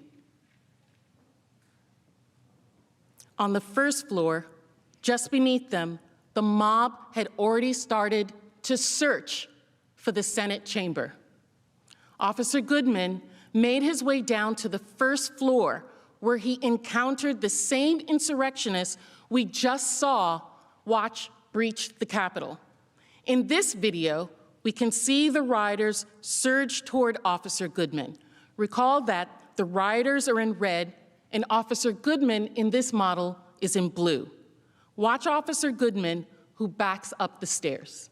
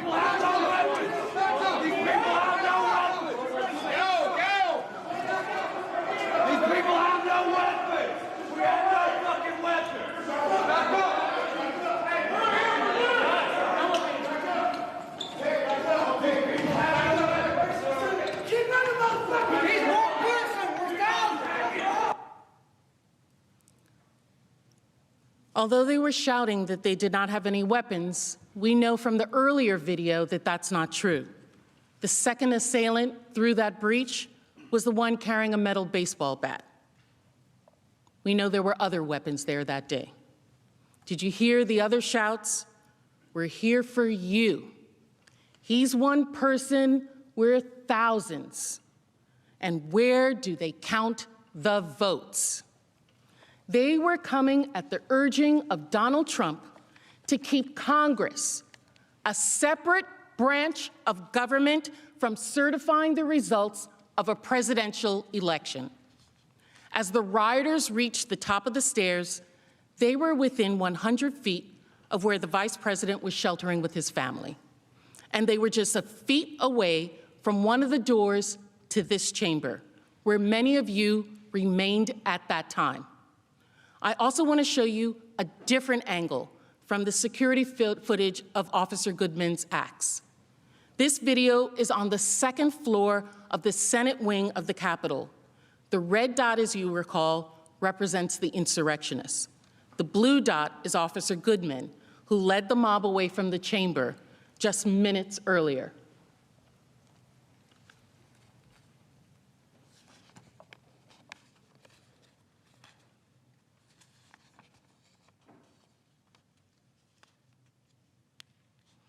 On the left-hand side of the video, just inside the hallway, is the door to the Senate chamber.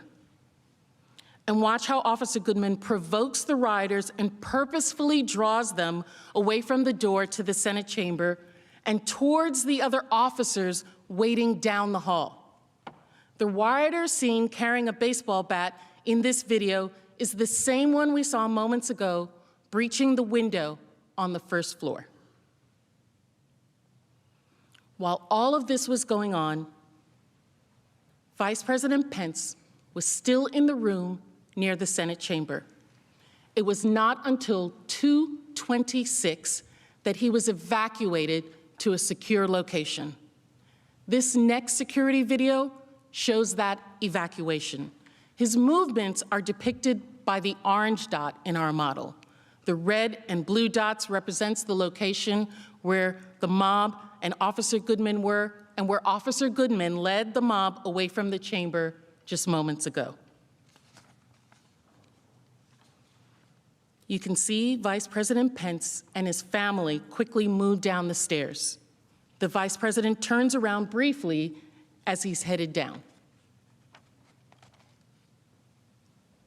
As Pence was being evacuated, rioters started to spread throughout the Capitol. Those inside helped other rioters break in through doors in several locations around this entire building.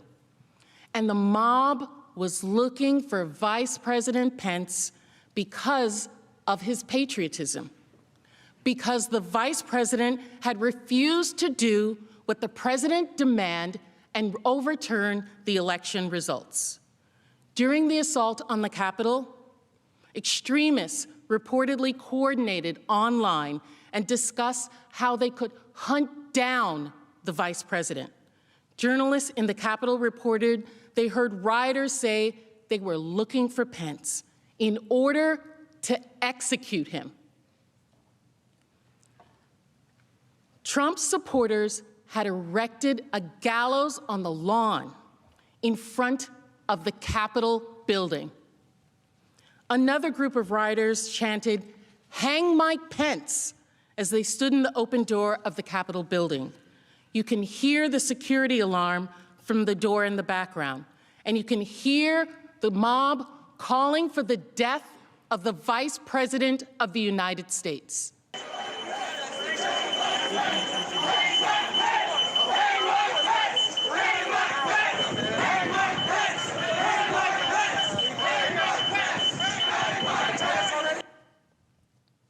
This wasn't an isolated area or incident where that was being told, where that was being said. It was going on everywhere. Here's another example of the crowd outside yelling, "Bring out Pence! Bring him out!" Bring him out! Where's Pence? Bring him out! Bring out Pence! Bring him out! Bring out Pence! Bring him out! Bring out Pence! after President Trump had primed his followers for months and inflamed the rally-goers that morning, it is no wonder that the Vice President of the United States was the target of their wrath after Pence refused to overturn the election results. Listen to this man explain. Well, Congress, the cowards hid in their inside and were emergency escorted away because of fear of the people. Of course, they're cowards, can't face the people, can't do the right thing.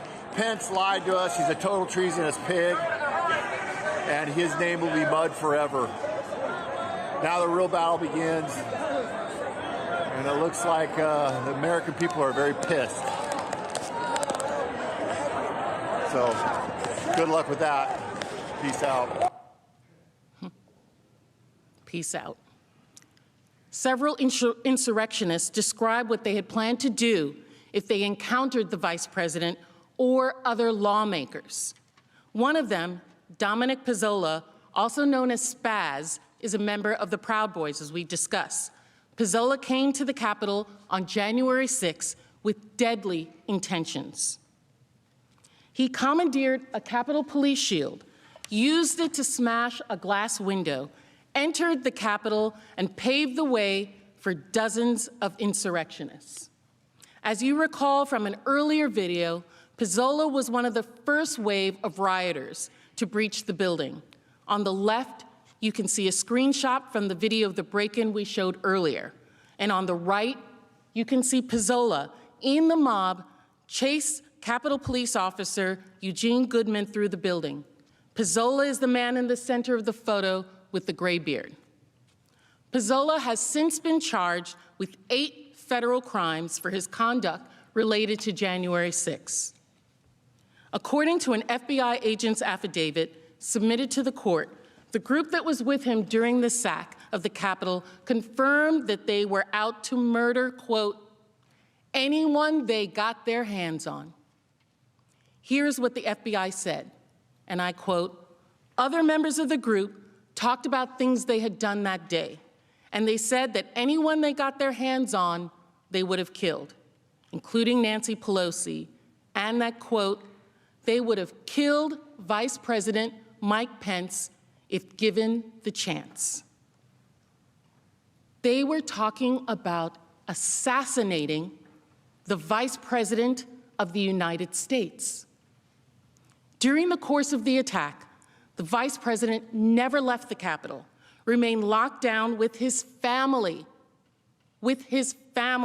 inside the building. Remember that as you think about these images and the sounds of the attack.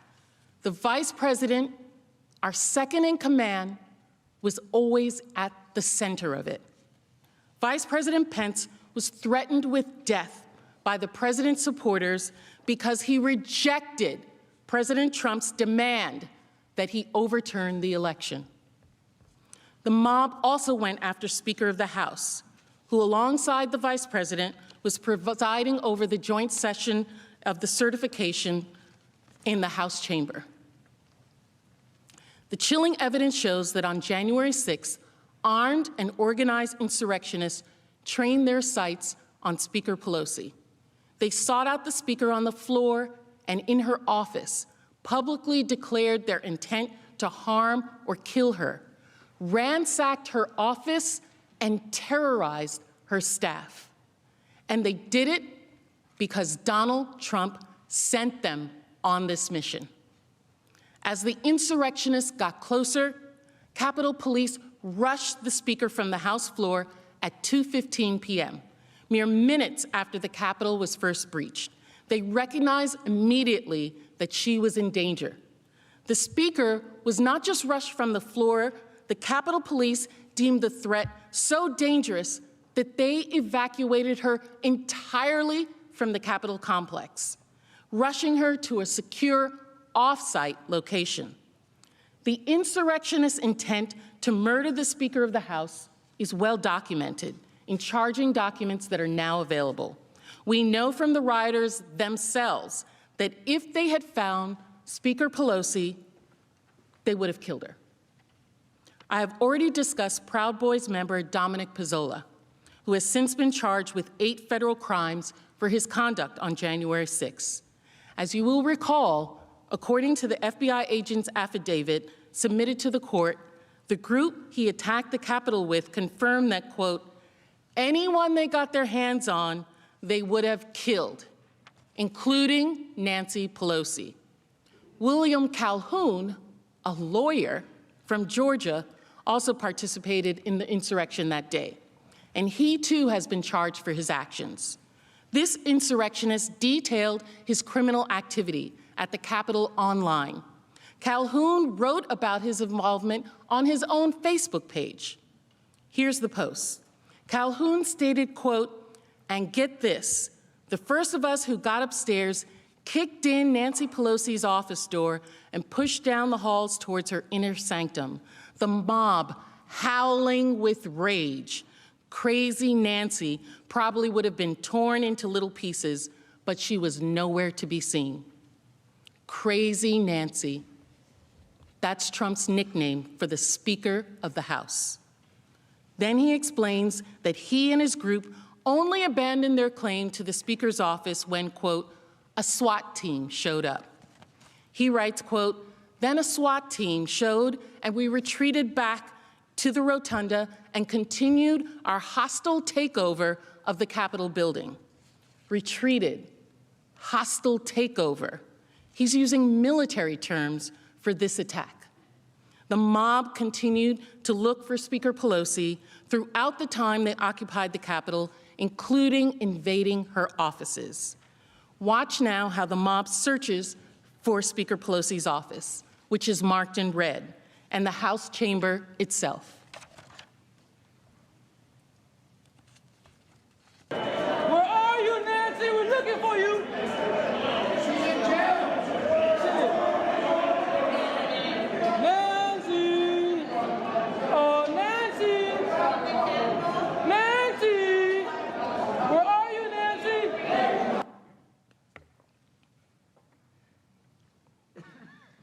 During the siege, the Speaker's staff took cover in her office, hiding in fear for their lives for hours as rioters broke in and ransacked her office.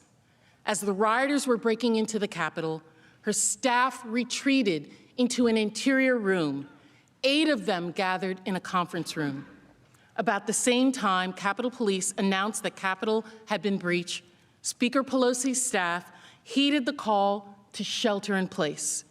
On our model, you can see the rioters in the rotunda in red and the Speaker's office again in orange.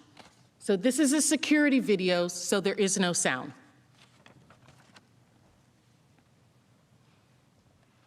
As you can see here, the staff moves from their offices through the halls and then enters a door on the right-hand side.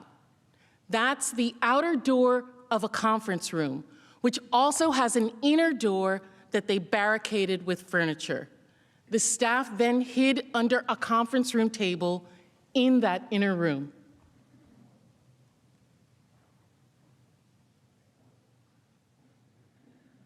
This is the last staffer going in and then barricading themselves inside of the inner office.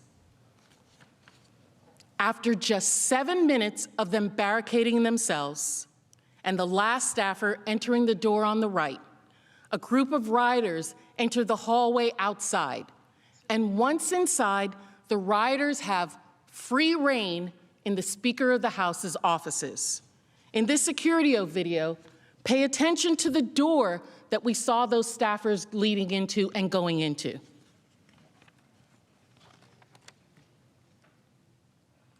One of the rioters you can see is throwing his body against the door 3 times until he breaks open that outer door. Luckily, when faced with the inner door, he moves on. Another rioter later tried, unsuccessfully, to break through that inner door. At this point, the mob had already broken into the Speaker's formal conference room that is in the back of the hall at the top of the video. I want to play some audio we have of the Speaker's staff with the rioters at the door that day. You can hear the terror in their voice as they describe what's happening to them as they are barricaded in that conference room. Please listen carefully, because the staffer is whispering into a phone as he hides from the rioters that are outside the door. Texting Mike that they're within our hallway. We need Capitol Police, I think, coming to the hallway. They're behind the doors trying to find her. Yeah. You can hear the pounding in the background as that staffer is speaking. One of those staffers explained later that they could hear the mob going through her offices, breaking down the door and yelling, "Where are you, Nancy?" The mob also pillaged and vandalized the Speaker's office and documented their crimes on social media.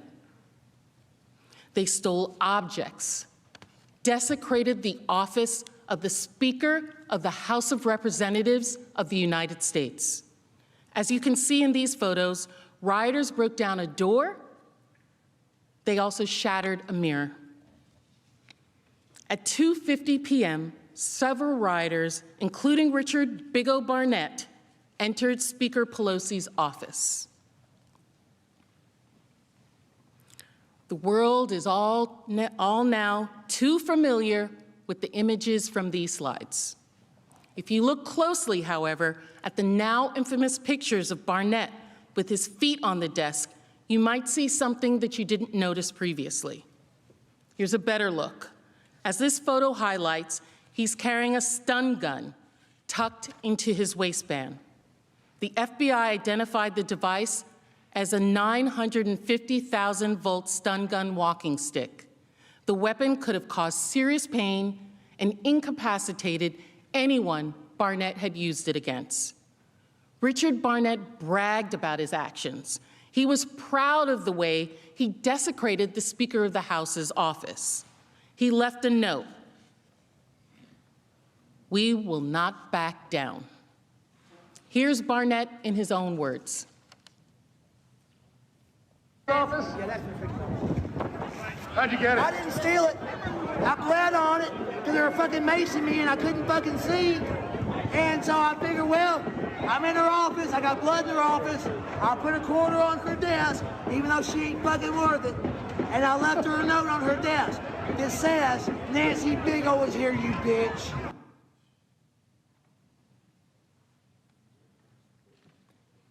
Trump's mob ransacked the Speaker of the House's office.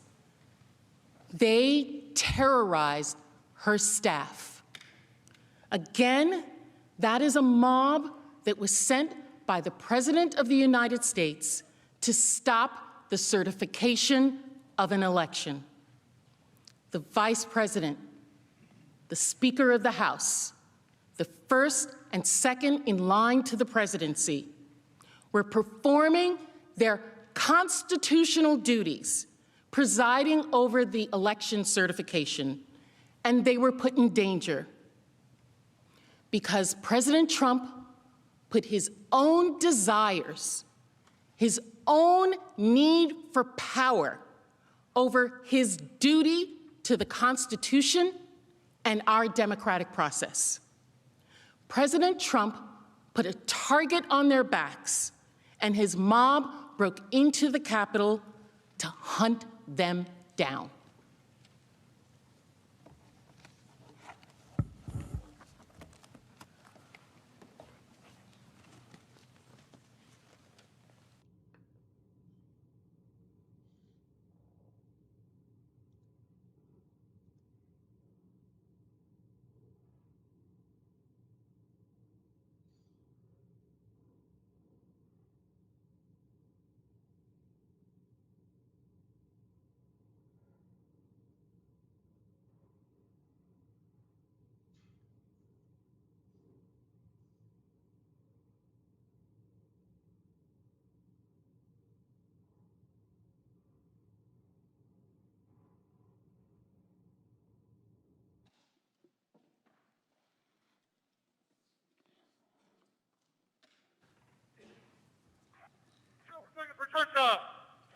We need justice for their fight. Our parents, ASAP. We need justice. We're surrounded.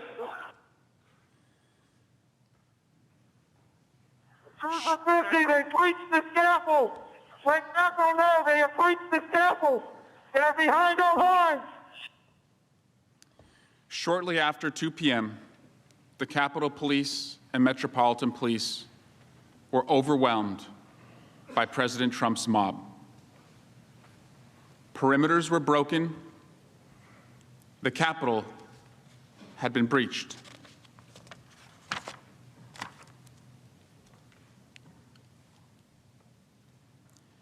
Those officers kept fighting back for hours and hours to hold the line. They fought to defend the Capitol building and all of us within it. But they weren't there just to protect us, and they did, and our staff, and the custodial staff, and all the people who work so hard in this building. They were there to protect the votes of the American people that were being counted that day. I will show you more later about what that day was like for those brave officers. But first, let's go back to what was happening where Manager Plaskett left off in the House chamber. Rioters who had entered the building through the Senate quickly spread out through the Capitol. Many headed towards the House and Senate chambers. After Speaker Pelosi was ushered out, Chairman McGovern was presiding in the House, attempting to keep the counting process going. On our phones, members were receiving security updates and watching social media to see the horror that was going on outside. We never thought it would make its way in. By 2:25 p.m., rioters who were already in the building opened the east side doors of the Capitol Rotunda to let more of the mob in. They quickly flooded through the doors, overwhelming the officers. This is new security footage of those doors. And as before, the mob is identified with the red dot on the model of the Capitol. If you look closely, you'll see the first person through the door is holding a Trump flag.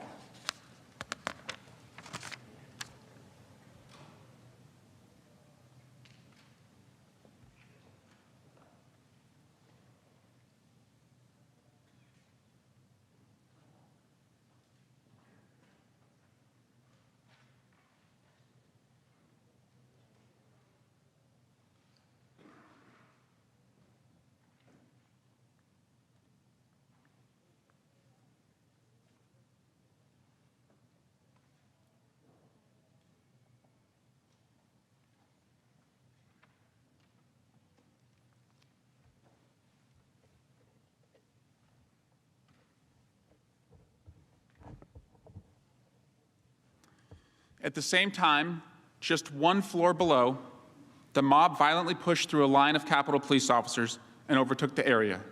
We all know that area in the Capitol is the crypt. This is directly beneath the rotunda, at the very center of the Capitol.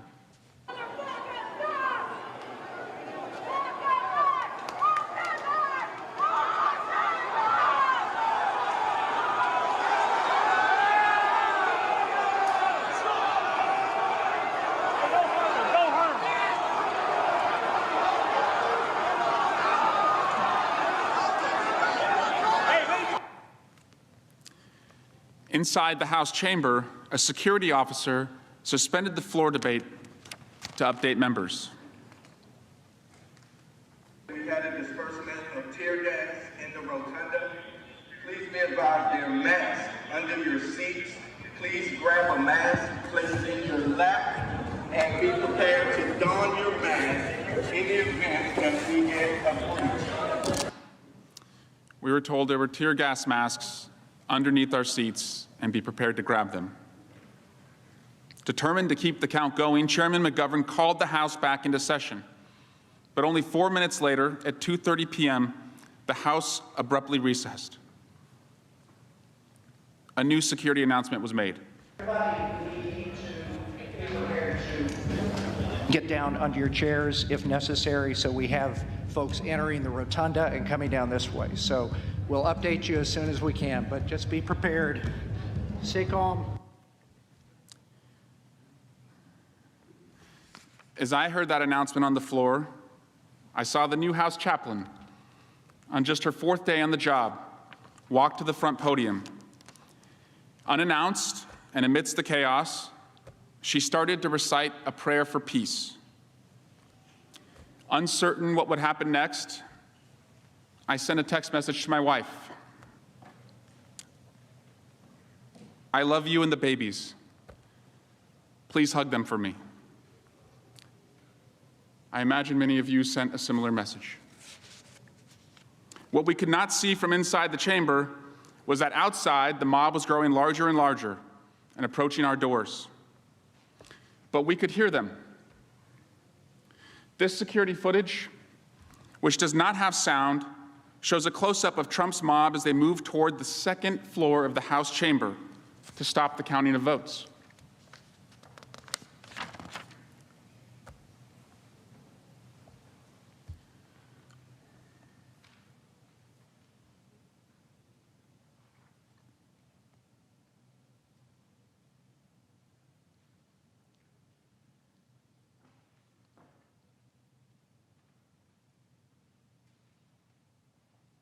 In the back of the group, you see one individual carrying a Stop the Steal sign. They get within footsteps of the House door. The next video is the viewpoint of the insurrectionists. It begins with the mob amassing and then cuts ahead to show you their surge to the House door. We want Trump! We want Trump! We want Trump! We want Trump! We want Trump! We want Trump! We want Trump! We want Trump! We want Trump! We want Trump! We want Trump! It's I told you they're going. They're going. Yeah, I would just stop.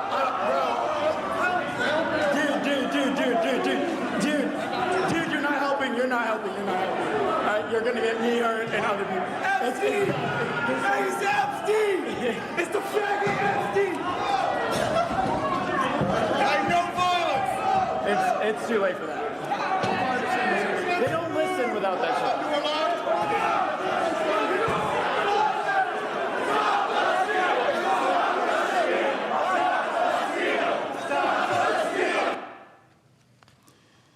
Those doors, to orient you at home, are the doors that the President of the United States walks through when he or she gives a State of the Union address.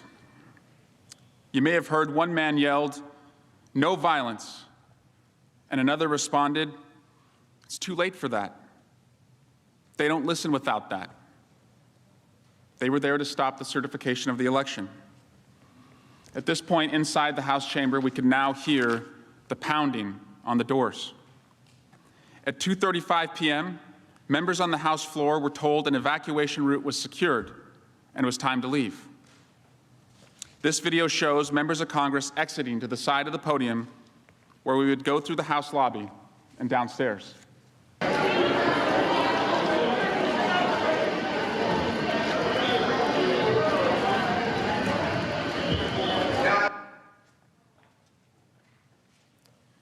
Because of coronavirus restrictions, congressional members had been waiting in the gallery for their time to speak just one level above the House floor. Representatives, staff, journalists all took cover under their chairs, helped each other put on their gas masks, and held hands as rioters gathered outside. Here in this slide, you see Representative Jason Crow comforting our colleague, Representative Susan Wild. The rioters continued to surround the House chamber, flooding the halls and kicking on the doors as they passed them. This security video shows Ashley Babbitt, followed by others in the mob, turning the corner toward the House lobby doors where the members were leaving.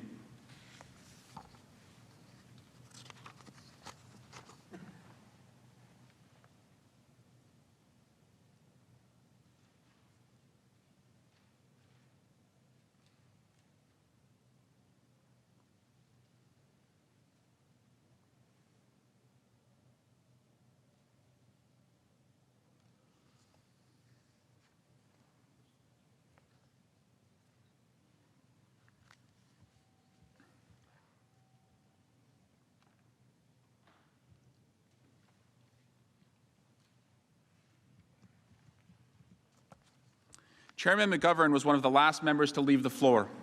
As he left through the House lobby just after 2:40 p.m., he was spotted by the mob.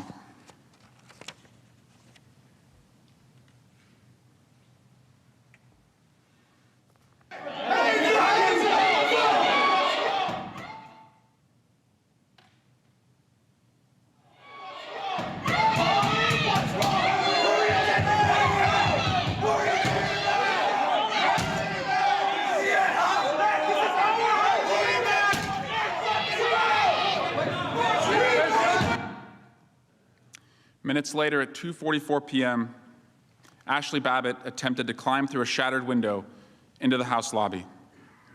To protect the members in the lobby, an officer discharged his weapon, and she was killed. I want to warn everyone that the next video, which shows her death, is graphic.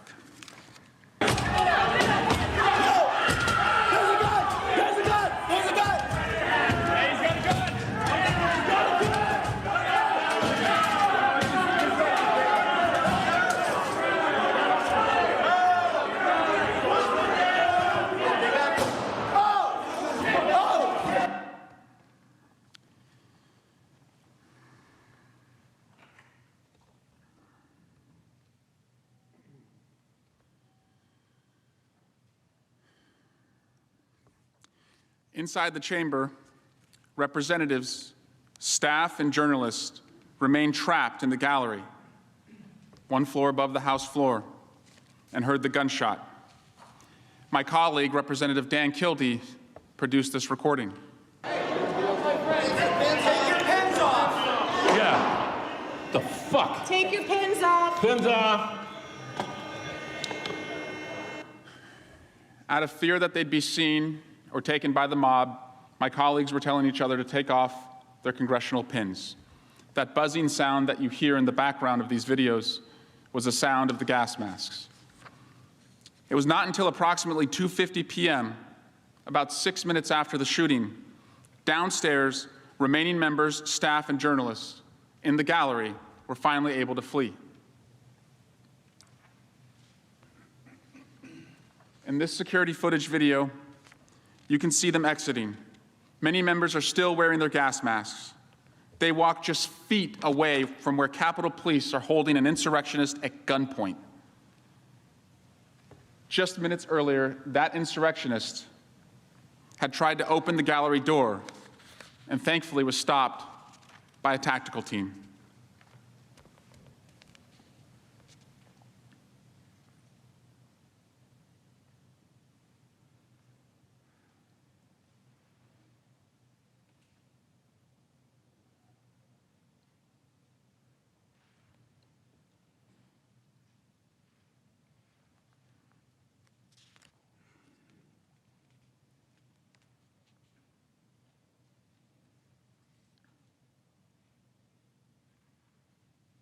Although members were now being moved to another location, the mob continued to fight, to stop the count, to find the members, to engage with the police.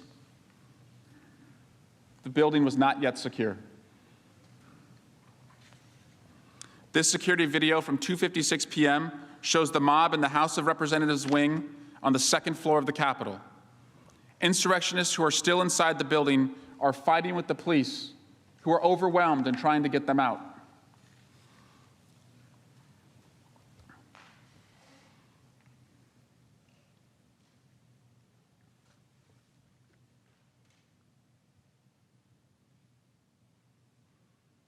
Throughout this presentation, we have been very careful to not share where members of Congress were taken on the paths they followed to get out and off the floors.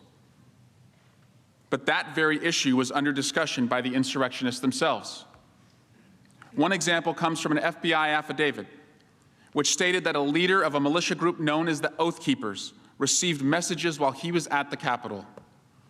The leader was given directions to where representatives were thought to be sheltering and instructions to, quote, turn on gas, seal them in. And as you know, the threat to the Senate was no less than that of the members of the House. The mob approached the Senate with the same purpose, fulfilling President Trump's goal of stopping the count, delaying the certification of the Electoral College votes of the American people. As you heard from Manager Plaskett, Vice President Pence was moved away from the area near the Senate chamber around 2:25 p.m. By that time, rioters had breached several areas close to this chamber, and they were flooding the hallways just outside and nearby.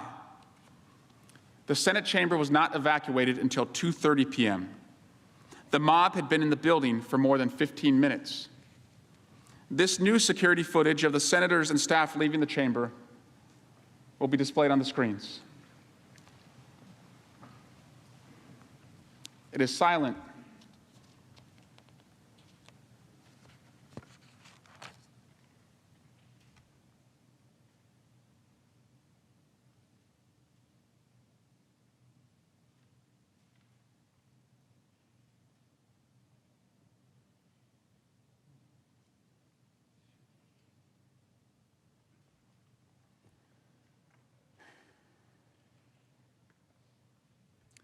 You cannot see it in this footage, but quick-thinking Senate floor staff grabbed and protected the electoral ballots that the mob was after.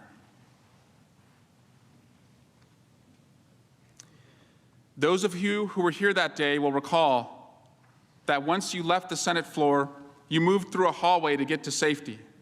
That hallway was near where Officer Goodman had encountered a mob and led them upstairs and away from the Senate chamber.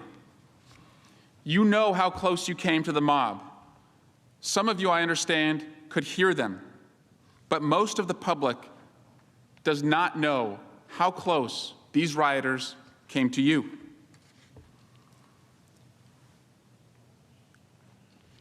As you were moving through that hallway, I paced it off. You were just 58 steps away from where the mob was amassing and where police were rushing to stop them. They were yelling. In this security video, you can see how the Capitol Police created a line and blocked the hallway with their bodies to prevent rioters at the end of the hall from reaching you and your staff.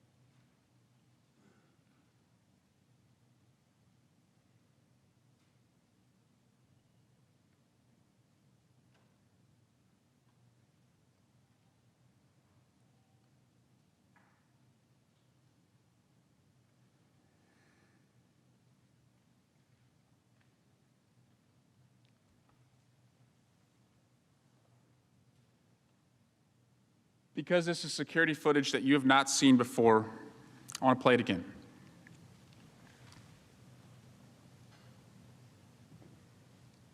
The top of the screen is the other end of that hallway where the mob has amassed and the officers are rushing to protect you.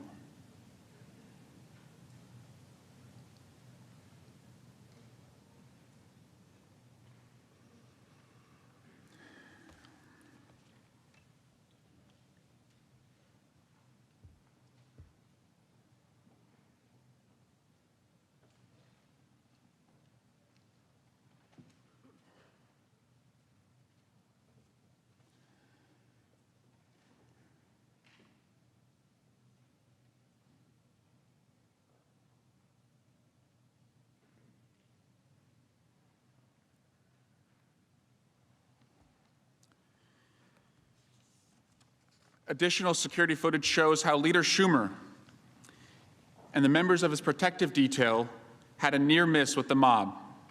They came within just yards of rioters and had to turn around. Here in this new video, you see Leader Schumer walking up a ramp. Going up the ramp with his detail, he'll soon go out of view.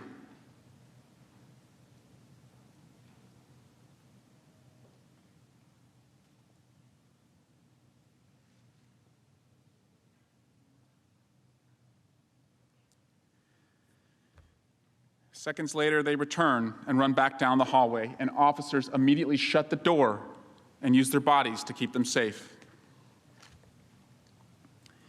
At 2:45 p.m., shortly after senators were ushered to safety from the Senate floor, insurrectionists reached this Senate gallery. The following video was filmed by a New Yorker reporter.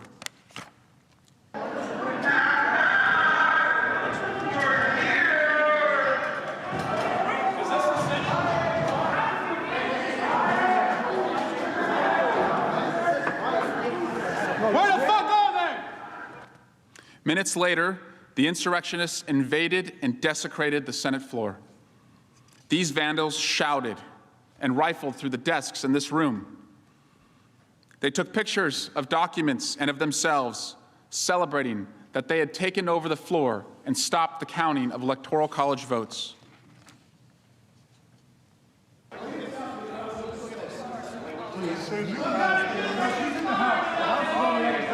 I want to just get a snap of that. Yeah, I took a picture. Hey, how did y'all get down there? We're down the stairs. And look here, look. Ted Cruz's objection to the Arizona. His objection. He was going to sell us out all along. Really? Look, objection to counting electoral votes of the state of Arizona. Can I get a photo of that? Wait, no, that's okay. All right, He's with us. He's with us. There's got to be something in there we can fucking use against these scumbags. We're acting a fool, man. America's a republic. Oh no, this is good stuff. Hey, we're acting a fool. Larry Brock, who was arrested for his role in the insurrection, was photographed on the Senate floor wearing a helmet, tactical gear, and carrying flex cuffs. This man, also in the Senate gallery, is Eric Munchell. Like Brock, he was dressed in what appears to be tactical gear, also holding up flex cuffs. If the doors to this chamber had been breached just minutes earlier, imagine what they could have done with those cuffs. After insurrectionists occupied the Capitol and stopped the joint session from counting the votes, the Capitol was in lockdown for 5 hours.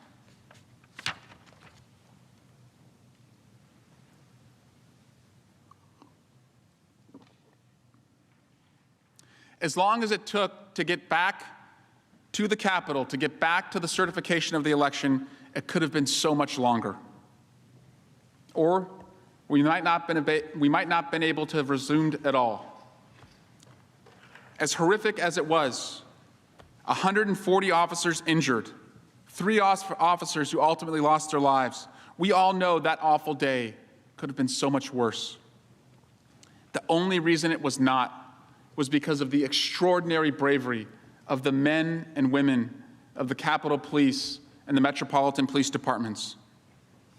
For hours and hours, these insurrectionists were in hand-to-hand combat with these brave men and women. Like some of you, I come from a law enforcement family. My dad was a cop. My 2 brothers, my little brothers, are cops who walk the beat today. I'm proud of them. And like in every law enforcement family, when we hang up the phone, we don't only say, "I love you," we say, "Be safe." So let's focus now on the attack and what it was like for the officers defending the Capitol that day. And again, I want to warn you that the following audio and videos are graphic and are unsettling. But it's important that we understand the extent of what occurred. Here's an audio recording from the radio traffic of the D.C. Metropolitan Police Department describing the violence. Cruiser 50 and Cassidy were still taking rocks, bottles, and pieces of flag and metal poles. Cruiser 50, the crowd is using munitions against us. They have bear spray in the crowd. Bear spray in the crowd. Oh, yeah.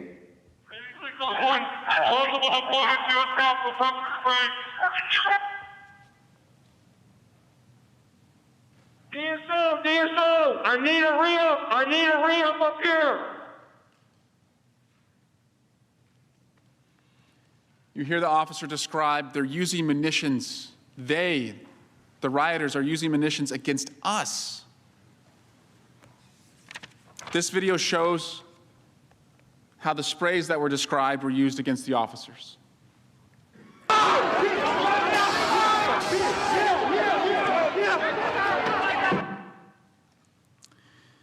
In a separate Metropolitan Police Department radio traffic recording, you can hear an officer when he realizes that the insurrectionists had overtaken the police line. There's a victim, we lost the line. We lost the line. All MPD, pull back. All MPD, pull back up to the upper deck. All MPD, pull back to the upper deck. ASAP. All MPD, come back to the upper deck. Upper deck. There's a 50 who blinked. 1033. I repeat, 1033, west front of the Capitol. We've been blinked and we've lost the line. The MPD officer calls out 1033. That's the code for emergency. Officer in need of assistance. His words, we've lost the line. Hours after members of the House and Senate had left this area, on the west front of the building, the mob continued to grow, continued to beat the officers as they tried to get in. In this new security video, you can see the mob attacking officers with a crutch, a hockey stick, a bullhorn, and a Trump flag.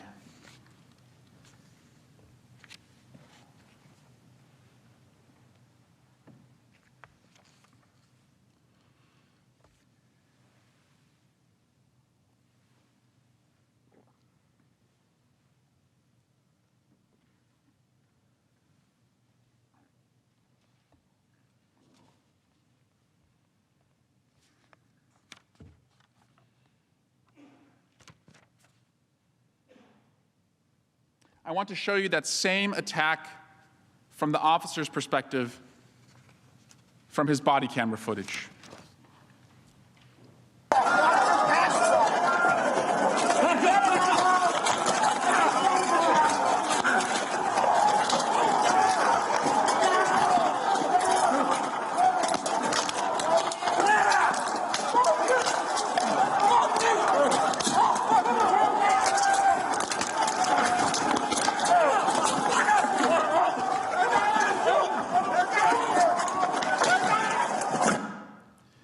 This body camera footage is from 4:27 p.m., over 2 hours from when the Capitol was first breached.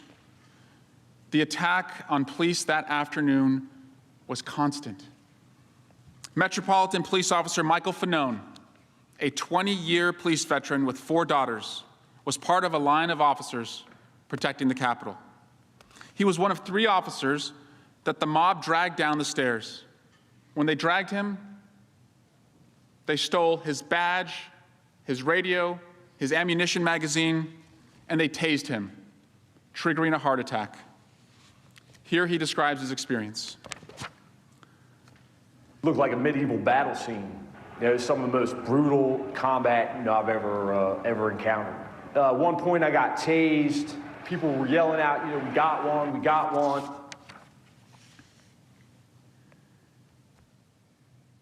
Officer Christina Lowry, who regularly serves in MPD's Narcotics and Specialized Investigation Division, also protected the front Capitol entrance.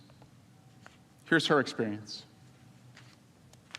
I mean, I can't say enough about the officers that were there, the officers that were on the front line. And when I say the front line, I mean literally officers that were in a line, stopping these people that were beating them with metal poles. They were spraying them with bear mace. I mean, they did everything in their power to not let those people in. And this was going on for hours. Around 4:30 p.m., hours into the Capitol riots, Officer Daniel Hodges was protecting a West Side Capitol entrance when rioters who were trying to stop the certification trapped him between 2 doors. When Officer Hodges was interviewed later, this is how he described what was happening. They threw down a huge metal object that hit me in the head. I was also knocked down. The medical mask I was wearing at the time got pulled up over my eyes, so I was on the ground and blinded, and they started just attacking me from all sides. Rioters crushed Officer Hodges. He was wedged in the doorway, blood dripping from his mouth. He was struggling to breathe, all while the insurrectionists hit him. Officer Hodges' experience reminds you of what he and many other officers experienced that day, what they went through. We're also reminded of the 3 officers who lost their lives. Capitol Hill police officers Sicknick, Liebengood, and Metropolitan Police Officer Smith. In many law enforcement families, we pray for our loved ones, and we know the scripture of Matthew, chapter 5, verse 9. Blessed are the peacemakers, for they shall be called the children of God. I'm sorry I have to show you the next video, but in it you will see how blessed we were that on that hellish day we had a peacemaker like Officer Hodges, protecting our lives, our staff's lives, this Capitol, and the certification process. May we do all we can in this chamber to make sure that never happens again.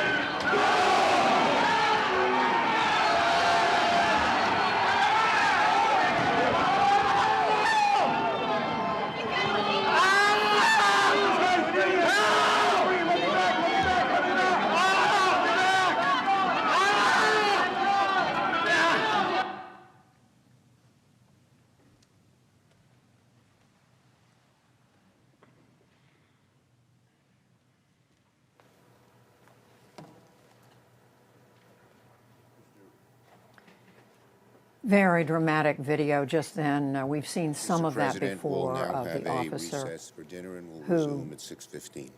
The Senate will stand in recess. We are hearing Senator Chuck Schumer, the majority leader, announce that they are taking a dinner break. We've been listening. It is 5:25 Eastern Time. We've been listening to more than 5 hours, just about 5 hours of this Senate trial on this second day of the impeachment trial of President Trump. Very dramatic video, some of it we've never seen before, of the breaching of the Capitol Police, who so heroically tried to stand their ground against this much more heavily armed and against a crowd that they were greatly outnumbered by. It reminds us again of the heroic efforts of those police at the U.S. Capitol. The trial will continue in probably about an hour and 45 minutes. This, for now, wraps up our anchored coverage, live coverage of the trial here on PBS. We're going to step away. I'm going to step away to prepare to work on the PBS NewsHour for tonight. But our coverage will continue here on broadcast and also online and on our website and, of course, on social media pages.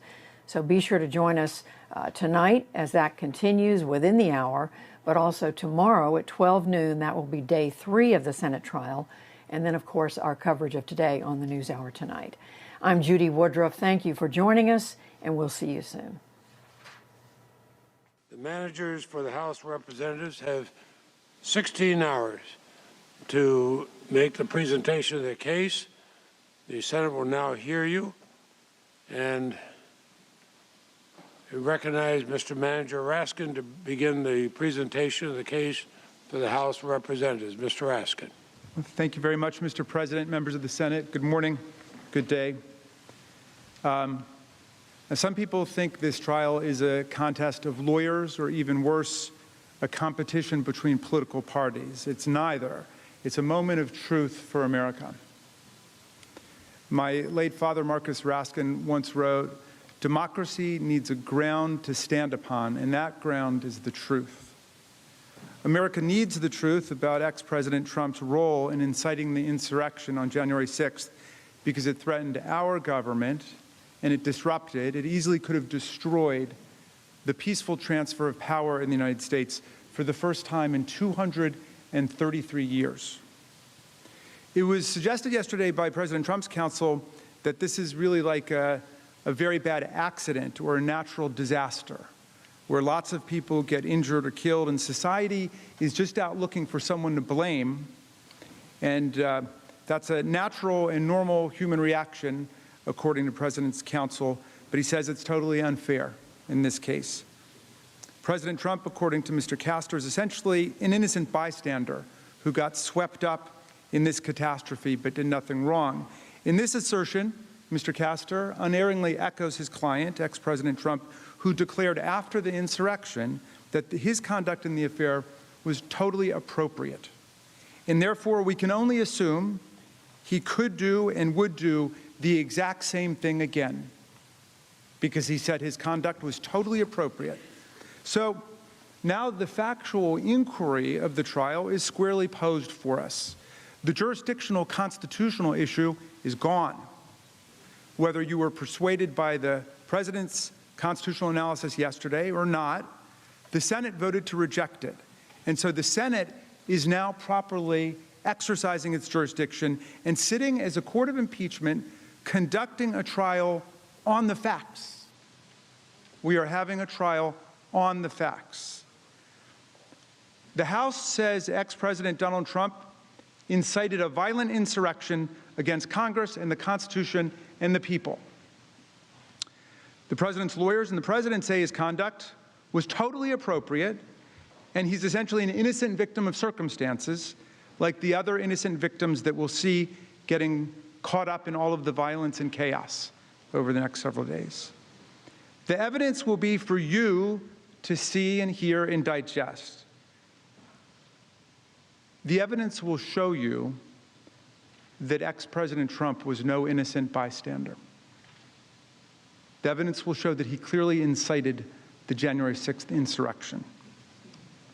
It will show that Donald Trump surrendered his role as commander-in-chief and became the inciter-in-chief of a dangerous insurrection. And this was, as one of our colleagues put it so cogently on January 6th itself, the greatest betrayal of the presidential oath in the history of the United States.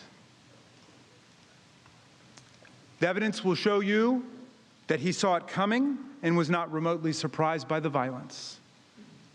And when the violence inexorably and inevitably came as predicted and overran this body and the House of Representatives with chaos, we will show you that he completely abdicated his duty as commander-in-chief to stop the violence and protect the government and protect our officers and protect our people. He violated his oath of office to preserve, protect, and defend the Constitution, the government, and the people of the United States. The evidence will show you that he assembled, inflamed, and incited his followers to descend upon the Capitol to stop the steal, to block Vice President Pence and Congress from finalizing his opponent's election victory over him. It will show that he had been warned that these followers were prepared for a violent attack, targeting us at the Capitol through media reports, law enforcement reports, and even arrests. In short, we will prove that the impeached president was no innocent bystander, whose conduct was totally appropriate and should be a standard for future presidents, but that he incited this attack, and he saw it coming. To us, it may have felt like chaos and madness, but there was method in the madness that day.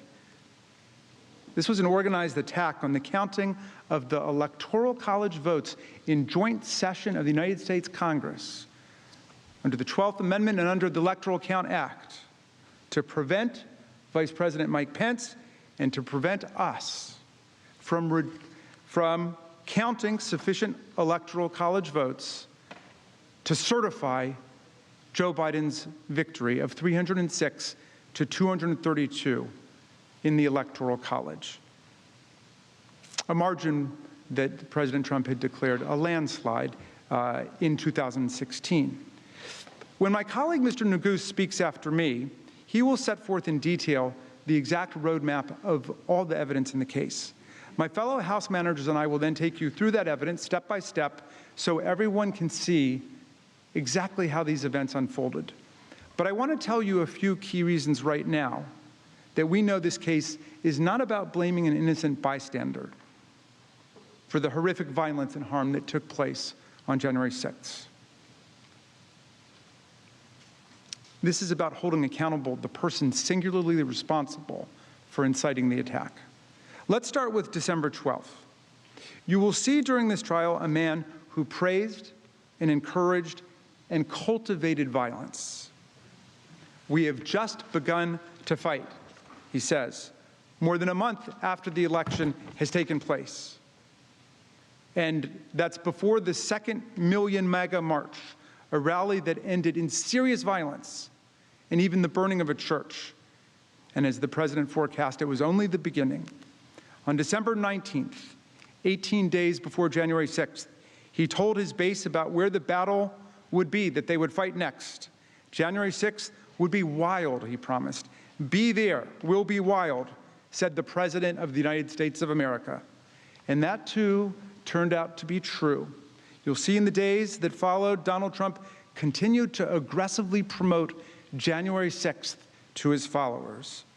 The event was scheduled at the precise time that Congress would be meeting in joint session to count the Electoral College votes and to finalize the 2020 presidential election. In fact, in the days leading up to the attack, you'll learn that there were countless social media posts, news stories, and most importantly, credible reports from the FBI and Capitol Police that the thousands gathering for the President's Save America March were violent, organized with weapons, and were targeting the Capitol.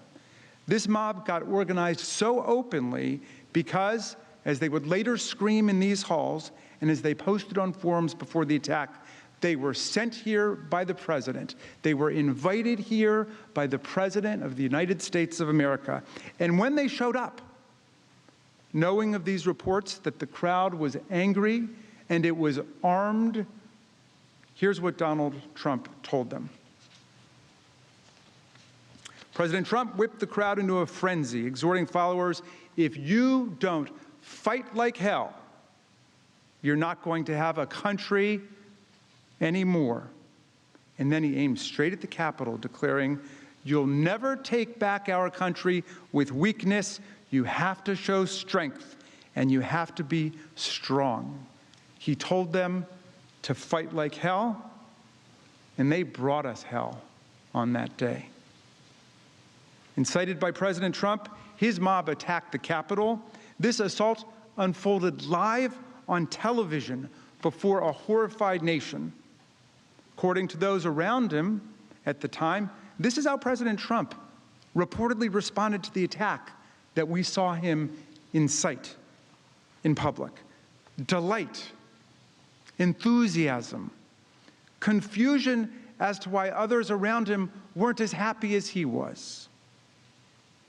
Trump incited the January 6th attack, and when his mob overran and occupied the Senate and attacked the House and assaulted law enforcement, he watched it on TV like a reality show. He reveled in it, and he did nothing to help us as Commander-in-Chief. Instead, he served as the inciter-in-chief, sending tweets that only further incited the rampaging mob. He made statements lauding and sympathizing with the insurrectionists. At 4:17 p.m., over 3 hours after the beginning of the siege, for the very first time he spoke out loud not on Twitter, spoke out loud to the American people. Here's what he said. I know your pain. I know you're hurt. So you might be saying, all right, the president is going to console us now. He's going to reassure America. He knows our pain. He knows we're hurt. We've just seen these horrific images of officers being impaled and smashed over the head. We've just been under attack for 3 hours. But here's what he actually goes on to say.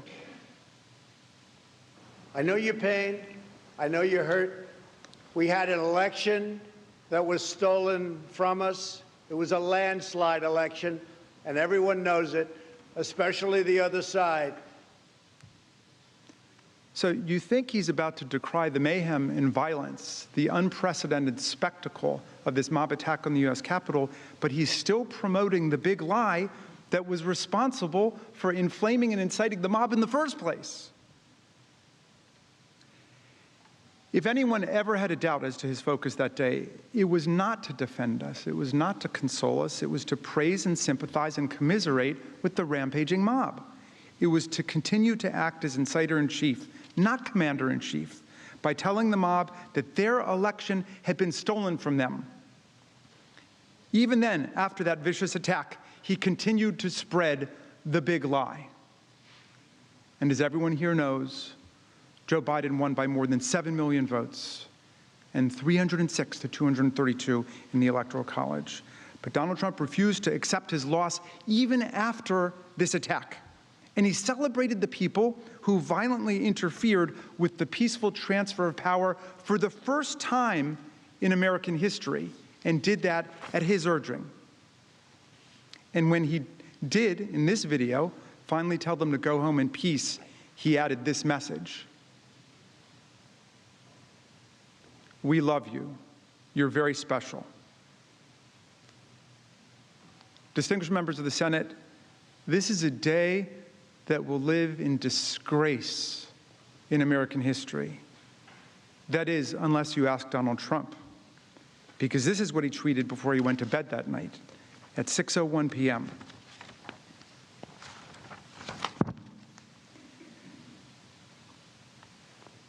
Not consoling the nation, not reassuring everyone that the government was secure, not a single word that entire day condemning the violent insurrection. That's what he says. These are the things and events that happen when a sacred landslide election victory is so unceremoniously and viciously stripped away from great patriots who have been badly and unfairly treated for so long. Go home with love and in peace. Remember this day forever. These are the things and events that happen when a sacred landslide election victory is so unceremoniously and viciously stripped away from great patriots. In other words, this was all perfectly natural and foreseeable to Donald Trump. At the beginning of the day, he told you it was coming. At the end of the day, he basically says, I told you this would happen. And then he adds, remember this day forever. But not as a day of disgrace, a day of horror and trauma, as the rest of us remember it, but as a day of celebration, a day of commemoration. And if we let it be, it will be a day of continuation, a call to action, and a rallying cry for the next rounds of insurrectionary justice, because all of this was totally appropriate. Senators, the stakes of this trial could not be more serious. Every American, young and old and in between, is invited to participate with us in this essential journey to find the facts and share the truth.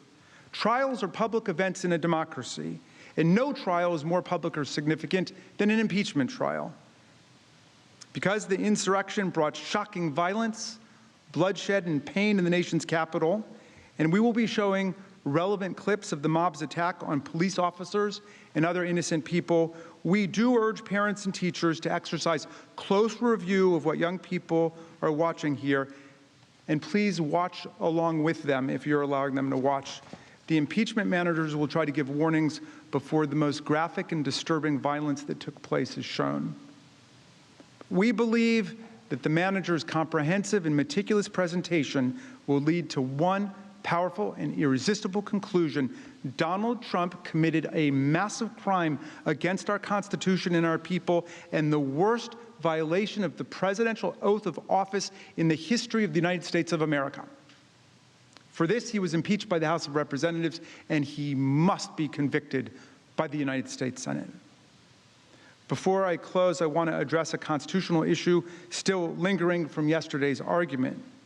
The president obviously is still exploring ways to change the subject and talk about anything other than his responsibility for inciting the attack. We heard a lot yesterday about his claim that this incitement of the insurrection was perfectly appropriate because it's somehow protected by the First Amendment.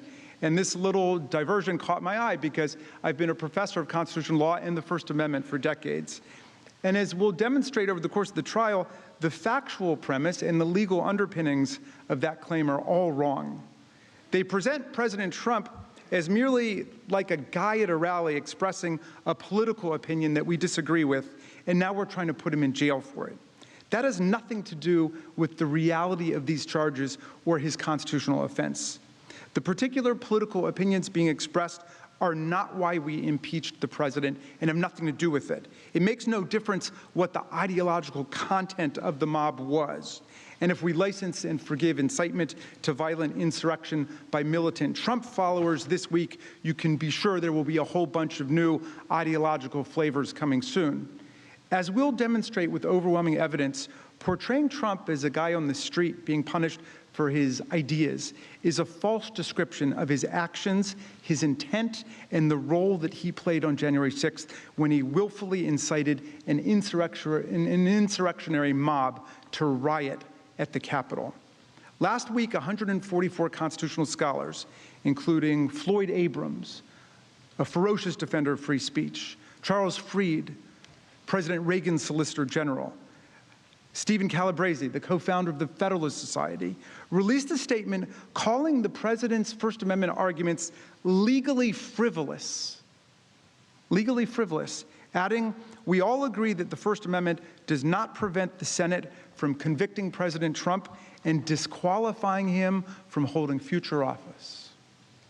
They went on to say, "No reasonable scholar or jurist could conclude that President Trump had a First Amendment right to incite a violent attack on the seat of the legislative branch, or then to sit back and watch on television as Congress was terrorized and the Capitol sacked."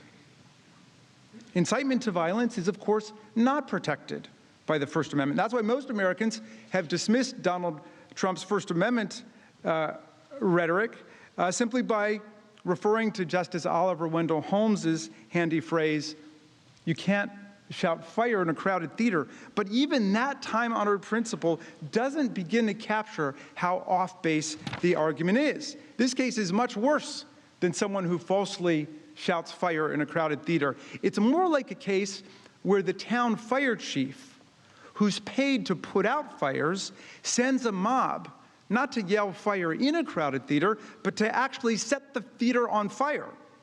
And who then, when the fire alarms go off and the calls start flooding into the fire department asking for help, does nothing but sit back, encourage the mob to continue its rampage, and watch the fire spread on TV with glee and delight.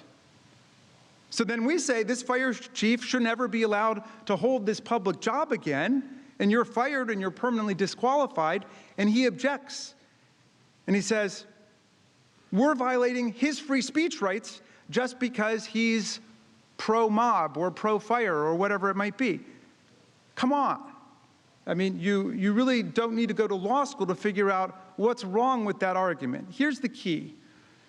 Undoubtedly, a private person can run around on the street expressing his or her support for the enemies of the United States and advocating the overthrow of the United States government.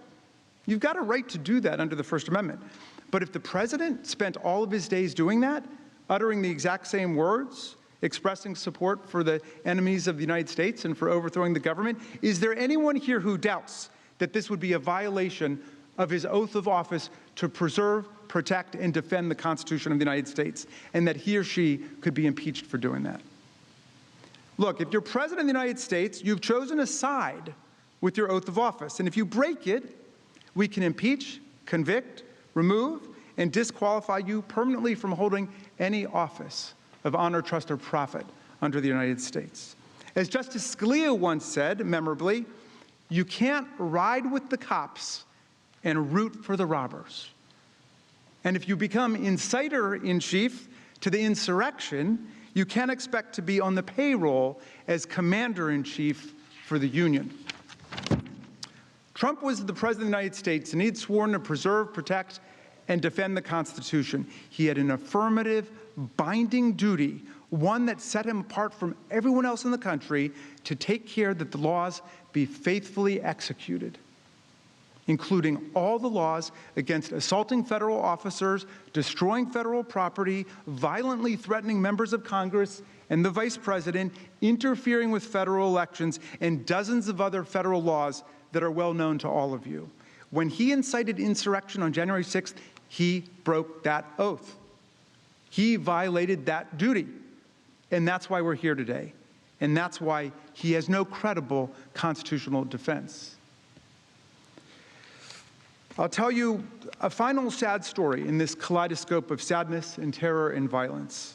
One of our Capitol officers who defended us that day was a longtime veteran of our force, a brave and honorable public servant who spent several hours battling the mob as part of one of those blue lines defending the Capitol in our democracy.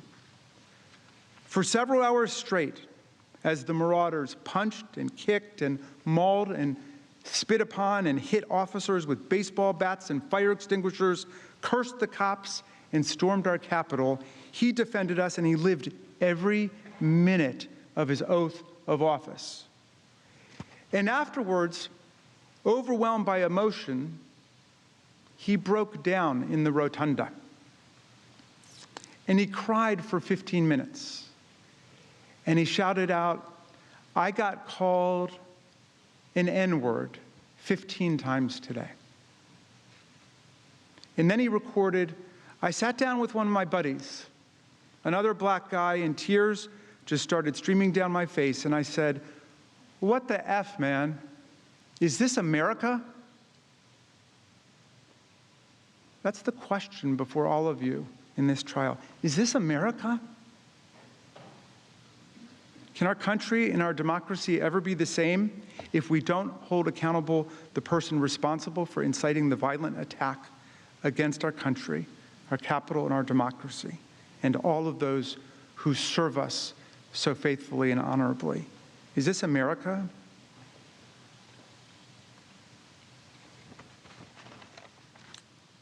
Mr. Neguse will now provide a roadmap of our evidentiary case.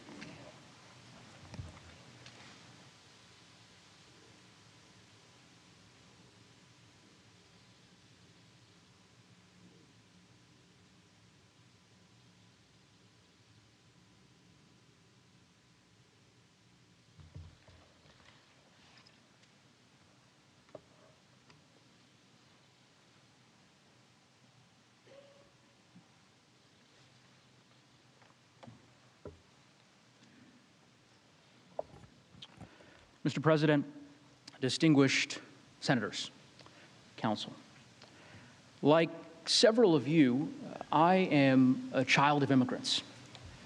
And as a son of immigrants, I believe firmly in my heart that the United States is the greatest republic that this world has ever known. A hallmark of our republic since the days of George Washington has been the peaceful transfer of power. For centuries, we've accepted it as fact. Unfortunately, sadly, we know now that we can no longer take that for granted. Because as lead manager Raskin explained, on January 6th, the peaceful transition of power was violently interrupted when a mob stormed this Capitol and desecrated this chamber. As you'll see during the course of this trial, that mob was summoned, assembled, and incited by the former President of the United States, Donald Trump. And he did that because he wanted to stop the transfer of power so that he could retain power, even though he had lost the election. And when the violence erupted, when they were here in our building with weapons, he did nothing to stop it. If we are to protect our republic and prevent something like this from ever happening again, he must be convicted. Now, I want to be very clear about what we will show you during the course of this trial. As my fellow managers present our case to you today, tonight, tomorrow, it'll be helpful to think about President Trump's incitement of insurrection in three distinct parts: the attack, the provocation, the attack, and the harm. Let's start with the provocation. We will show during the course of this trial that this attack was provoked by the president, incited by the president. And as a result, it was predictable and it was foreseeable. And of course, that makes sense. And this mob was well orchestrated. Their conduct was intentional. They did it all in plain sight, proudly, openly, and loudly. Because they believed, they truly believed that they were doing this for him, that this was their patriotic duty. They even predicted that he would protect them. And for the most part, they were right. In his unique role as commander-in-chief of our country, and as the one person that the mob was listening to and following orders from, he had the power to stop it. And he didn't. Now, some have said that President Trump's remarks, his speech on January 6th, was just a speech. Well, let me ask you this. When in our history has a speech led thousands of people to storm our nation's capital with weapons, to scale the walls, break windows, kill a Capitol police officer? This was not just a speech. It didn't just happen. And as you evaluate the facts that we present to you, it will become clear exactly where that mob came from. Because here's the thing, President Trump's words, as you'll see on January 6th, in that speech, just like the mob's actions, were carefully chosen. Those words had a very specific meaning to that crowd. And how do we know this? Because in the weeks prior to, during, and after the election, he used the same words over and over and over again. You will hear over and over three things. You can see them on the screens. First, what lead manager Raskin referred to as the big lie, that the election was stolen, full of fraud, rigged. You will hear over and over him using that lie to urge his supporters to never concede and stop the steal. And finally, you will hear the call to arms, that it was his supporters' patriotic duty to fight like hell. To do what? To stop the steal, to stop the election from being stolen by showing up in this very chamber, to stop you, to stop us. I'd respectfully ask that you remember those three phrases as you consider the evidence today.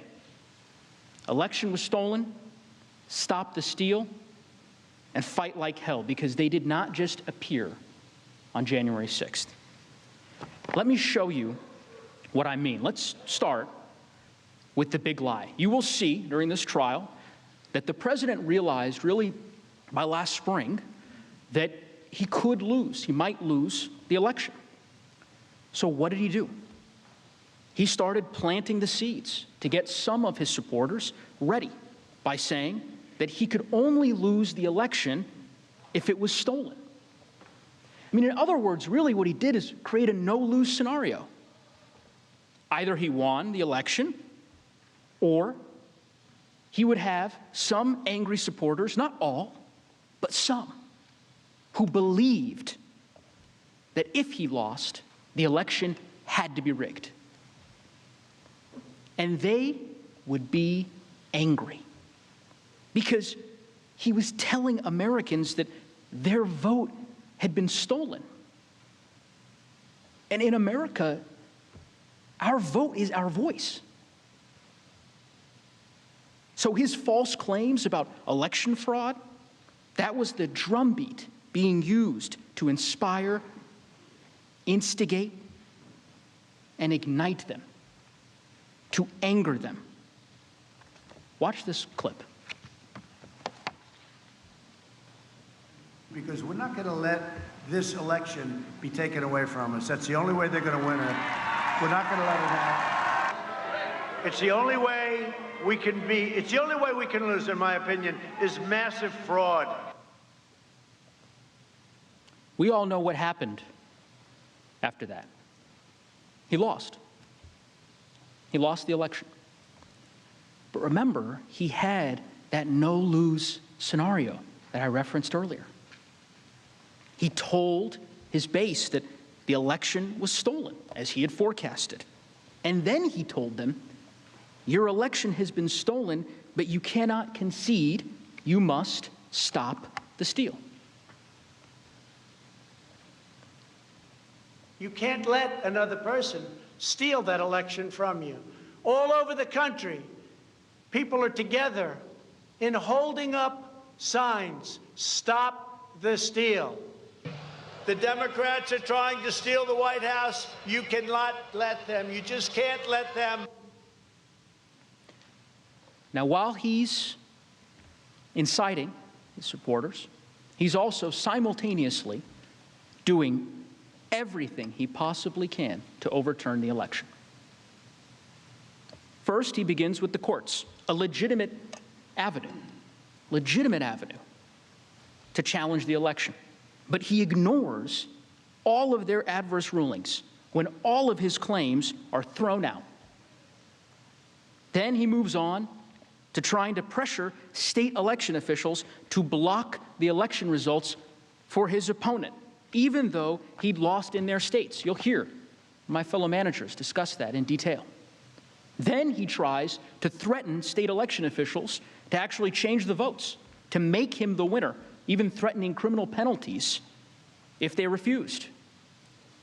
He had the Justice Department investigate his claims, and even they found no support for those claims. So he tried to persuade some members of his party in Congress to block the certification of his vote with attacks in public forums.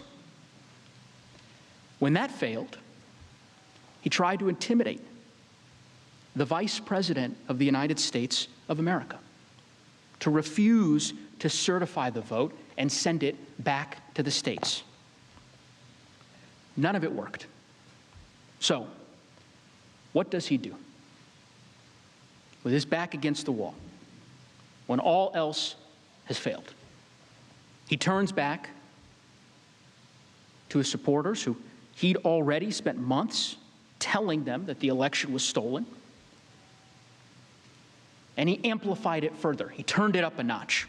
He told them that they had to be ready not just to stop the steal, but to fight like hell.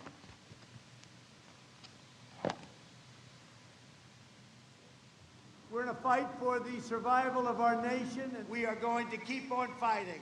We will never surrender. We will only win. Now is not the time to retreat. Now is the time to fight harder than ever before. We have to go all the way, and we're going to fight like hell, I'll tell you right now. We will not bend. We will not break. We will not yield. We will never give in. We will never give up. We will never back down. We will never, ever surrender. You will see that in the months as the president made these statements, people listened. Armed supporters surrounded election officials' homes. The Secretary of State for Georgia got death threats. Officials warned the president that his rhetoric was dangerous and it was going to result in deadly violence. And that's what makes this so different, because when he saw firsthand the violence that his conduct was creating, he didn't stop it. He didn't condemn the violence. He incited it further. And he got more specific. He didn't just tell them to fight like hell. He told them how, where, and when. He made sure they had advance notice, 18 days advance notice. He sent his save the date for January 6th. He told them to march to the Capitol and fight like hell. On January 6th, as Lead Manager Raskin said, the exact same day that we were certifying the election results. And what time was that rally scheduled for? The exact same time that this chamber was certifying the election results in joint session. When did he conclude his speech? Literally moments before Speaker Pelosi had gavelled us into session. Many of us were in the House during that joint session of Congress.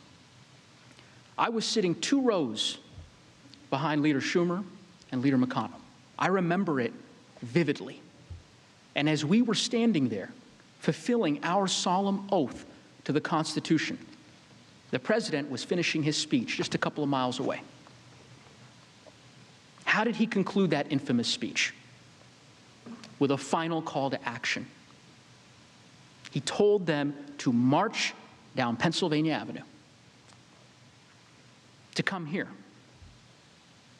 that it was their patriotic duty because the election had been stolen. And when they heard his speech, they understood his words and what they meant because they had heard it before. Let's take just a minute and really look at his words on January 6th as he spoke at the Save America rally. Now, remember, I told you, you'd hear 3 phrases: the election was stolen, stop the steal, and fight like hell. Let's start with that first phrase.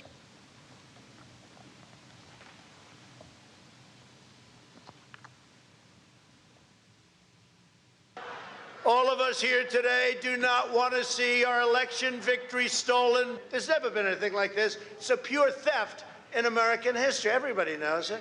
Make no mistake, this election was stolen from you, from me, and from the country.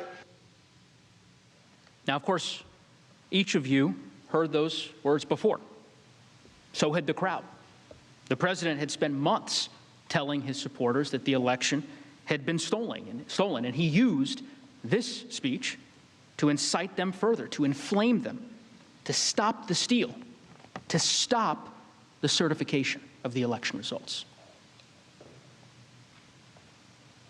We will never give up. We will never concede. It doesn't happen. You don't concede when there's theft involved. And to use a favorite term that all of you people really came up with, we will stop the steal. We must stop the steal. Finally, the president used this speech as a call to arms. It was not rhetorical. Some of his supporters had been primed for this over many months. As you'll learn, days before this speech, as lead manager Raskin noted, there were vast reports across all major media outlets that thousands of people would be armed, that they'd be violent. You'll learn that Capitol Police and the FBI reported in the days leading up to the attack that thousands in the crowd would be targeting the Capitol specifically, that they had arrested people with guns the night before the attack on weapons charges. And this is what our commander-in-chief said to the crowd in the face of those warnings right before they came here. We will not let them silence your voices. We're not going to let it happen. Not going to let it happen.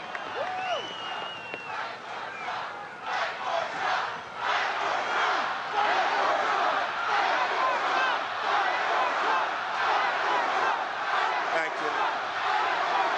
And you have to get your people to fight, because you'll never take back our country with weakness. You have to show strength, and you have to be strong. And we fight. We fight like hell. And if you don't fight like hell, you're not going to have a country anymore. You have to get your people to fight. He told them. Senators, this clearly was not just one speech. It didn't just happen. It was part of a carefully planned, months-long effort with a very specific instruction. Show up on January 6th and get your people to fight the certification. He incited it. It was foreseeable. And again, you don't have to take my word for it. The president's former chief of staff, is a retired Marine, 4-star general, was confirmed by this body to be the Secretary of Homeland Security, overwhelming vote. That man was John Kelly. And on the day after the insurrection, he said this. You know, the president knows who he's talking to when he tweets or when he makes statements. He knows who he's talking to, and he knows what he wants them to do. And the fact that he said the things he's been saying, since the election, and encouraging people, no surprise, again, at what happened yesterday. No surprise. Think about that. No surprise. The president had every reason to know that this would happen because he assembled the mob, he summoned the mob, and he incited the mob. He knew when he took that podium on that fateful morning that those in attendance had heeded his words and they were waiting for his orders to begin fighting. And that, of course, brings me, my fellow managers, to what happened here in this building. As lead manager Raskin stated, my colleagues are going to walk through the events of January 6th and the evidence in very great detail. They are painful to watch and to recount, and I'm not going to repeat the evidence now. But I do want to be clear about what also happened during that terrible attack, and that is this, that President Trump once again failed us. Because when the violence erupted, when we and the law enforcement officials protecting us, protecting you, were under attack, as each of you were being evacuated from this chamber, from a violent mob, as we were being evacuated from the House, he could have immediately and forcefully intervened to stop the violence. It was his duty as commander-in-chief to stop the violence, and he alone had that power. Not just because of his unique role as commander-in-chief, but because they believed that they were following his orders. They said so.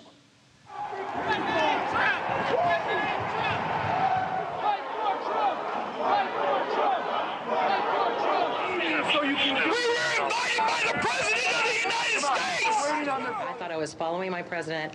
I thought I was following what we were called to do. President Trump requested that we be in D.C. on the 6th.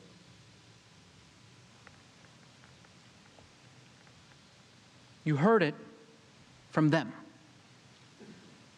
They were doing what he wanted them to do.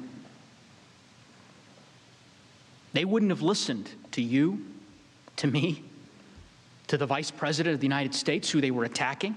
They didn't stop in the face of law enforcement, police officers fighting for their lives to stop them. They were following the president. He alone, our commander-in-chief, had the power to stop him. And he didn't.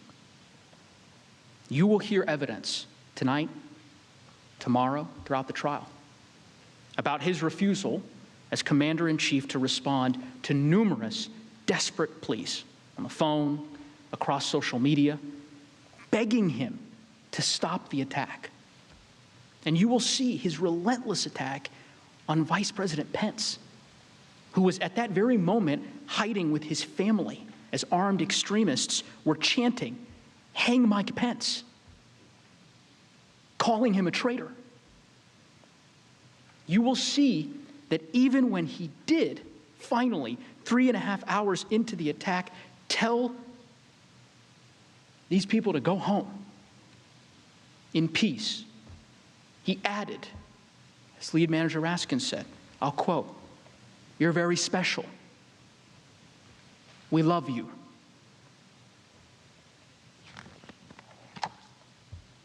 Think for a moment, just a moment, of the lives lost that day, of the more than 140 wounded police officers, and ask yourself if as soon as this had started, President Trump had simply gone onto TV, just logged onto Twitter and said, "Stop the attack." If he had done so with even half as much force as he said, "Stop the steal," how many lives would we have saved? Sadly, he didn't do that. At the end of the day, the president was not successful in stopping the certification. That we know, thanks to the bravery of our law enforcement and to the bravery of the senators in this room. Each of you who still fulfilled your constitutional duty, even under the threat of mortal peril. But there can be no doubt of the grave harm that he caused.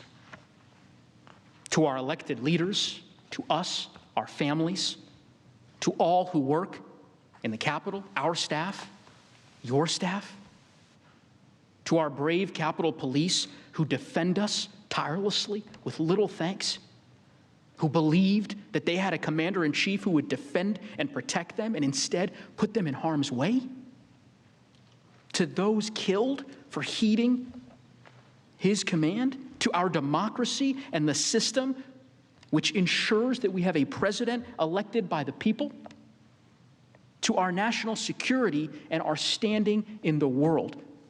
The harm was real. The damage was real. 5 people lost their lives on that terrible, tragic day. A woman was shot dead 50 feet from where we later certified the election results. And for those who question just how bad it was, criminal complaints recently unsealed by the Department of Justice are more than revealing. You'll see one of these documents on the screen.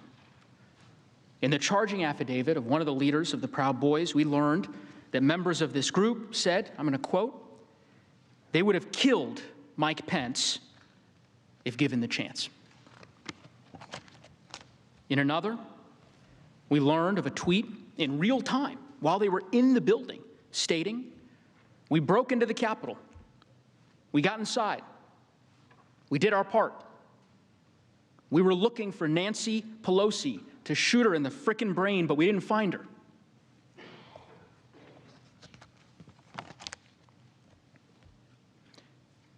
And for anyone who suggests otherwise, these defendants themselves have told you exactly why they were here. You'll see this in the trial.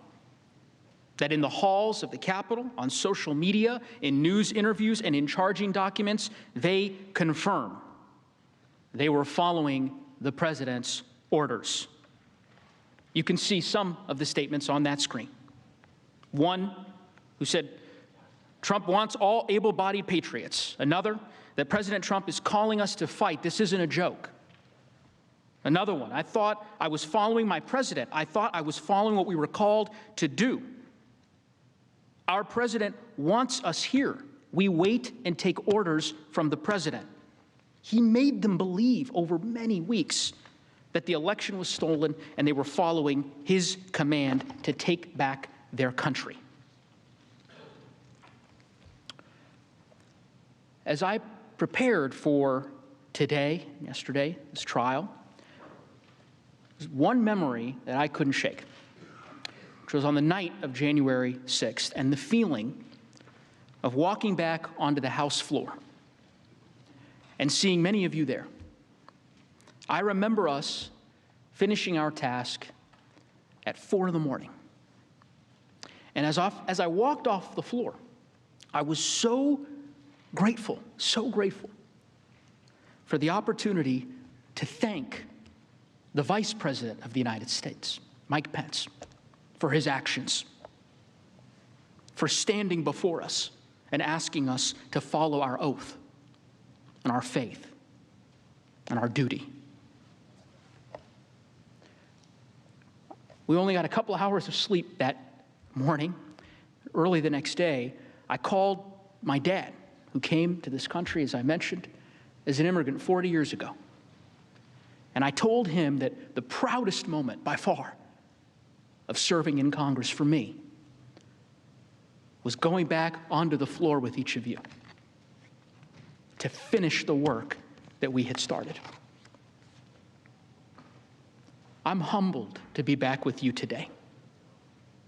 And just as on January 6th, when we overcame that attack on our Capitol, on our country, I'm hopeful that at this trial, we can use our resolve and our resilience to again uphold our democracy by faithfully applying the law, vindicating the Constitution, and holding President Trump accountable for his actions.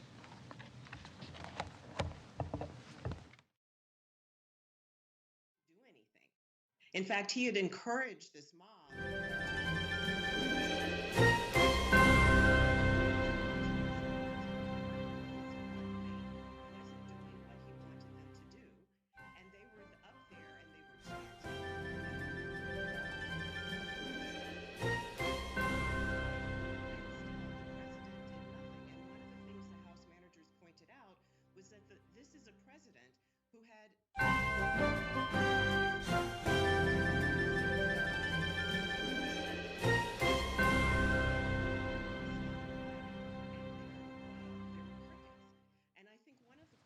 Senators, Representatives Joaquin Castro and Eric Swalwell will now show the evidence of President Trump's long campaign to delegitimize his electoral defeat and to galvanize his supporters to help him retain his power at any cost. So we're going to go at this point step by step and explain the progression all the way up until the attack.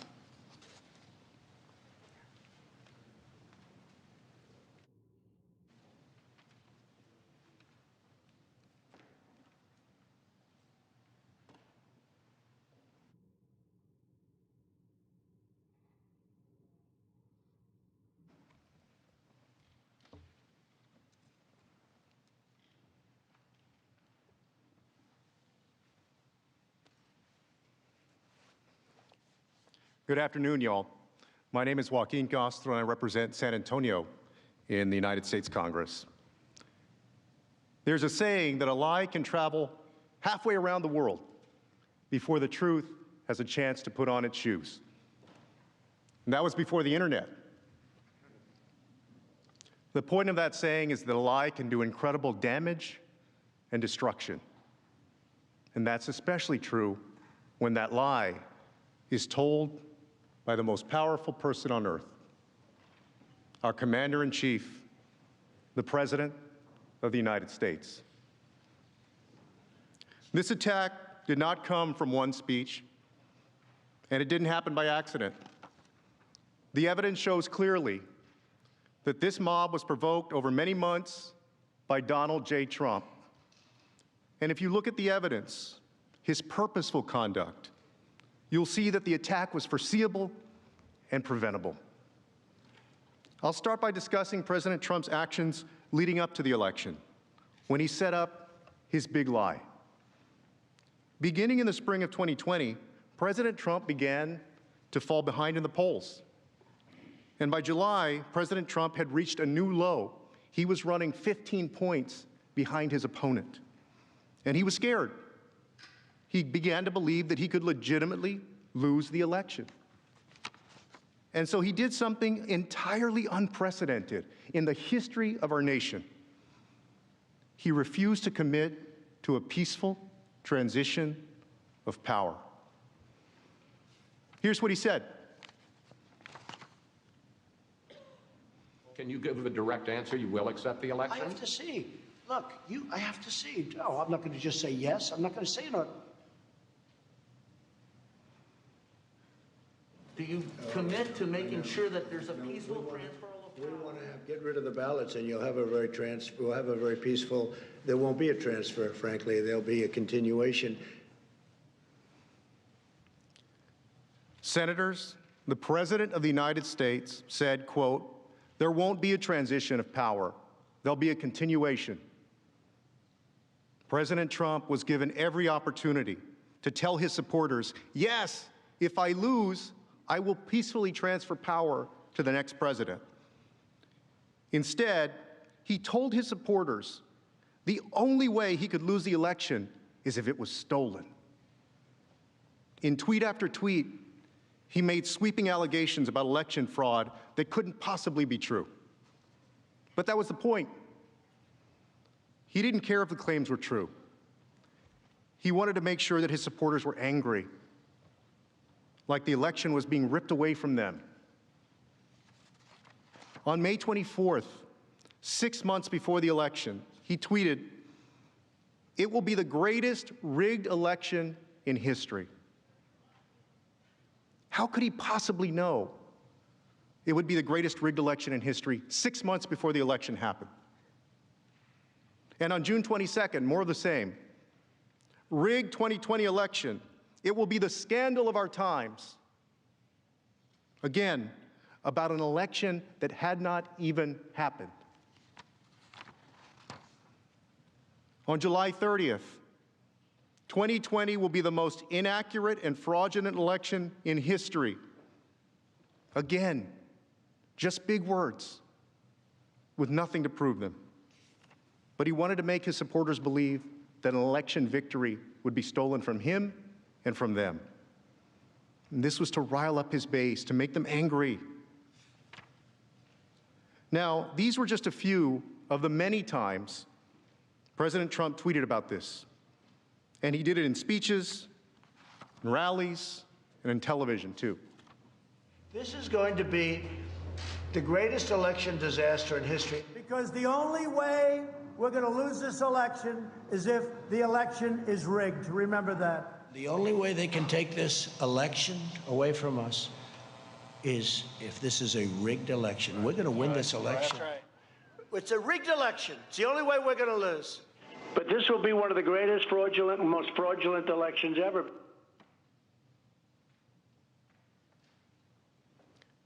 This is clearly a man who refuses to accept the possibility or the reality in our democracy of losing an election.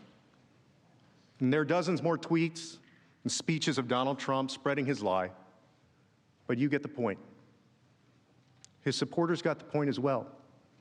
They firmly believe that if he lost, it was because the election was rigged. Will you accept the result if Joe Biden wins? No. Under any circumstance? No. Why is that? Because it's lies and deceit and corruption. Do you think that if we get to election night or in the following days, if Biden winds up somehow becoming the winner, do you think it's rigged? Oh, yes. Very much so.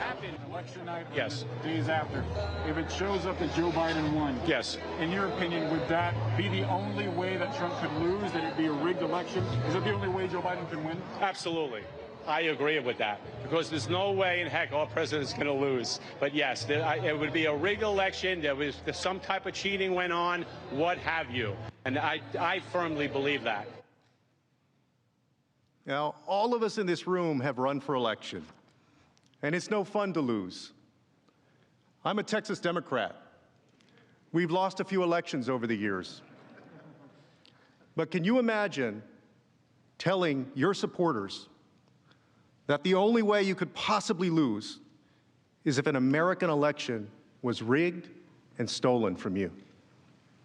And ask yourself whether you've ever seen anyone at any level of government make the same claim about their own election. But that's exactly what President Trump did. He truly made his base believe that the only way he could lose was if the election was rigged. Managers Cicilline and Castro will now remind us of what President Trump was doing during the attack. They will show how he continued to stoke the insurrection and refused to speak out against the violence or do anything to stop it. Mr. Cicilline.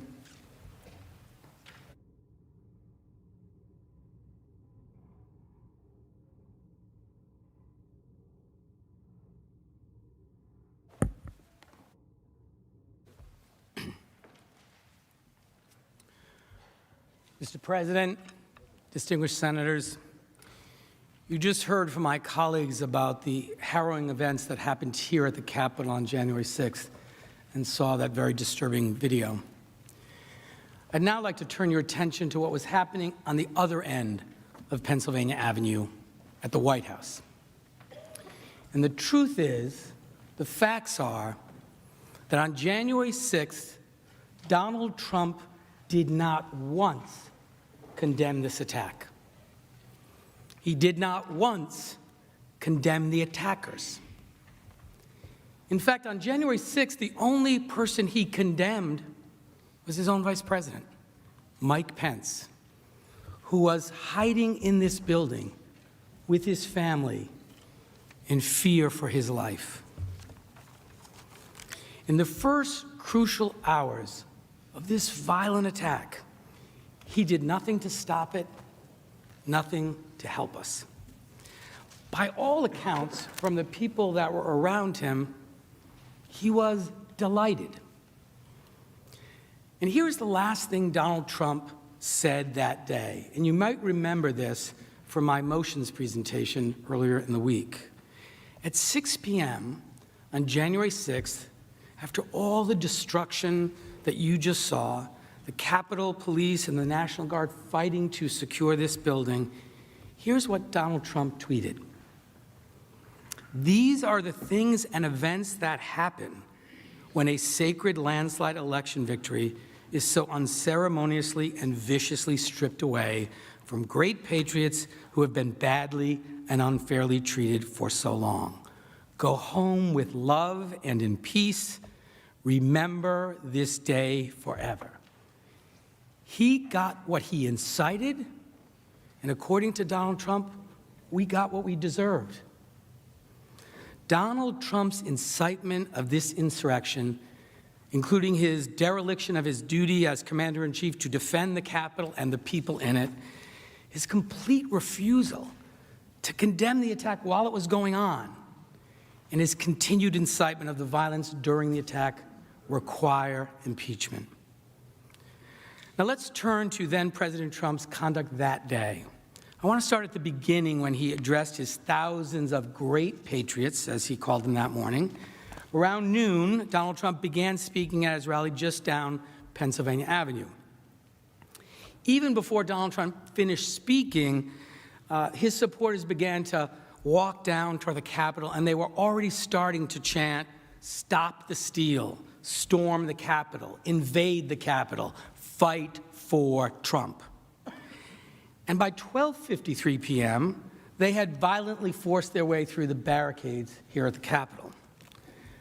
Now, about 1 o'clock that day, with this chaos just starting, Speaker Pelosi, as the Constitution requires, formally commenced the process by which this chamber certifies the election results. Within 10 minutes, at 1:11 p.m., as if almost on cue, Donald Trump concluded his speech with his final reminder to the thousands gathered there that it was time to go to the Capitol. Let's watch. And we're going to the Capitol, and we're going to try and give, but we're going to try and give our Republicans, the weak ones, because the strong ones don't need any of our help. We're going to try and give them the kind of pride and boldness that they need to take back our country. So let's walk down Pennsylvania Avenue. I want to thank you all. God bless you, and God bless America. Thank you all for being here. This is incredible. Thank you very much.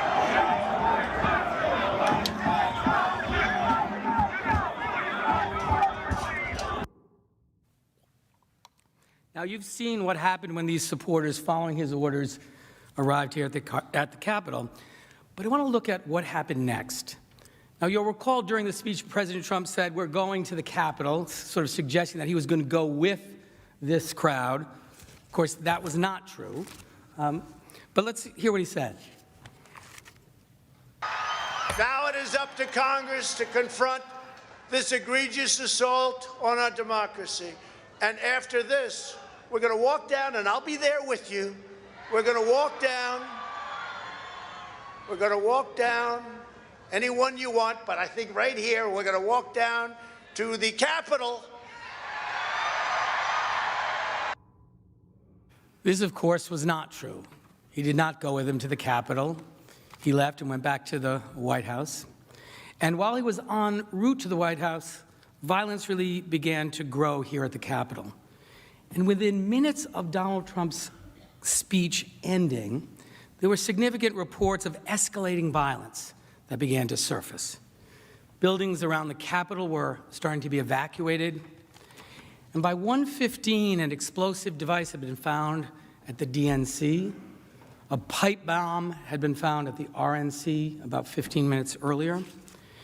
The House Sergeant at Arms had called for immediate assistance. At 1:34 p.m., the mayor of Washington, D.C. called for additional National Guard troops. I won't go through all of the details of the violence that unfolded here. You just saw that.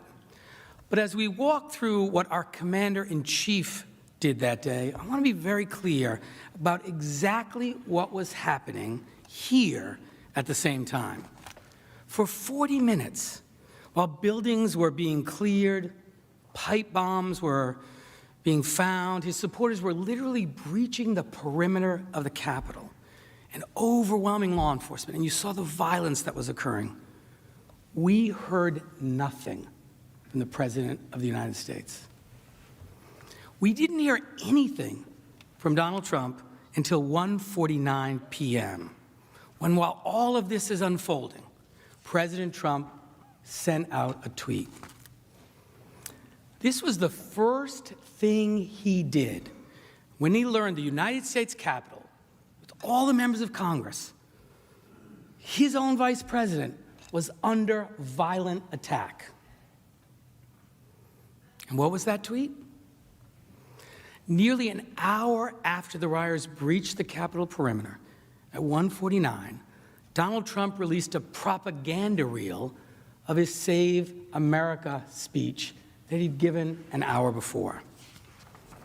I want to be clear. The events I just described, the rioters are breaching the Capitol, attacking law enforcement. The violence is being broadcast all over the television for the whole world to see, including the President of the United States. And I want to show you, this is what is happening right before Donald Trump sends that video out again, and as he does it. Our country has had enough. We will not take it anymore, and that's what this is all about. And to use a favorite term that all of you people really came up with, we will stop the steal. Because you'll never take back our country with weakness. You have to show strength, and you have to be strong. Even if President Trump claims he didn't know the extent of the violence that would follow his speech, it was now happening in plain view, broadcast on television. His supporters were attacking law enforcement. The mayor and the police chief were calling for help. Members of Congress and the vice president were inside, scared for their lives. And he doesn't send help, doesn't try to stop it, doesn't even acknowledge the attack. Instead, our commander-in-chief tweeted the video of the speech that he'd given before that included language like, "Our country has had enough. We will not take it anymore. And that's what this is all about. You have to be strong." Those around Donald Trump, as was later reported, were disgusted. His close aides, his advisors, those working for him, former officials, even his family were begging him to do something. Kellyanne Conway, the president's close advisor, called to, quote, add her name to the chorus of aides urging Donald Trump to take action. Ivanka Trump, the president's own daughter, went to the Oval Office as soon as the rioting escalated and was, as confirmed by Senator Graham, quote, trying to get Trump to speak out, to tell everyone to leave, end quote. Minority Leader Kevin McCarthy called Jared Kushner, pleading with him to persuade Trump to issue a statement or to do something. And Kushner, too, went down to the White House after that call. And it wasn't just the people at the White House. Members of Congress from both parties who were trapped here were calling the White House to ask for help. Some members even appealed directly to Donald Trump. These members who had, quote, been loyal Trump supporters and were even willing to vote against the Electoral College results were now scared for their lives. Minority Leader Kevin McCarthy repeatedly even got into a screaming match as the attack was underway, demanding that Trump do something, issue a statement denouncing the mob. I imagine many of you sitting here today picked up your phone and tried to reach somebody at the White House to ask for help. This wasn't partisan politics. These were Americans from all sides trying to force our commander-in-chief to protect and defend our country. He was required to do that. Now, the extent of how many people tried to reach the president to get him to act is not known. But what is clear, what we know without any doubt, is that from the very beginning, the people around Donald Trump lobbied him to take command. What's also clear is what Donald Trump, our commander-in-chief, did in those initial hours to protect us. Nothing. Not a thing. He knew it was happening. The attack was on TV. We all know that President Trump had the power to stop these attacks. He was our commander-in-chief. He had the power to assess the security situation, send backup, send help. He also had incited this violent attack. They were listening to him. He could have commanded them to leave. But he didn't. The first critical hour and a half of this bloody attack, Donald Trump tweeted his rally speech and did nothing else. And we know why. We know his state of mind that prompted his utter, complete refusal to defend us. It was reported by those around him. The president, as reported by sources, at the time was delighted. As he watched the violence unfold on television, President Trump was reportedly, and I quote, borderline enthusiastic because it meant the certification was being derailed, end quote. Senator Ben Sasse relayed a conversation with senior White House officials that President Trump was, quote, walking around the White House, confused about why other people on his team weren't as excited as he was, end quote. Trump's reaction to this attack reportedly genuinely freaked people out. I understand why. We just suffered a very serious attack on our country. And we saw it, and the people around him knew it. But when Donald Trump saw it, he was delighted. Now, what President Trump did next confirms why he was so delighted, why he wanted this. Because it shows that his singular focus that day, the day we were attacked, was not protecting us, was not protecting you, was not protecting the Capitol. It was stopping the certification of the election results. The evidence is clear. Shortly after 2 p.m., as the siege was fully underway, then President Trump made a call. This is the first call that we are aware he made to anyone inside the Capitol during the attack. Didn't call the vice president to ask how he could help defend the Capitol. Didn't call the next two in line to succession of the presidency to check on their safety or well-being. Instead, he attempted to call Senator Tuberville. He dialed Senator Lee by accident. As Senator Lee describes it, he had just ended a prayer with his colleagues here in the Senate chamber, and the phone rang. It was Donald Trump. And how Senator Lee explains it is that the phone call goes something like this. Hey, Tommy, Trump asks, and Senator Lee says, this isn't Tommy, and he hands the phone to Senator Tuberville. Senator Lee then confirmed that he stood by as Senator Tuberville and President Trump spoke on the phone. And on that call, Donald Trump reportedly asked Senator Tuberville to make additional objections to the certification process. That's why he called. Now, let's be clear, at roughly 2 p.m., when Donald Trump was walking around the White House, watching the TV delighted, and spent 5 to 10 minutes talking to Senator Tuberville, urging him to delay the election results, this is what was happening in the Capitol.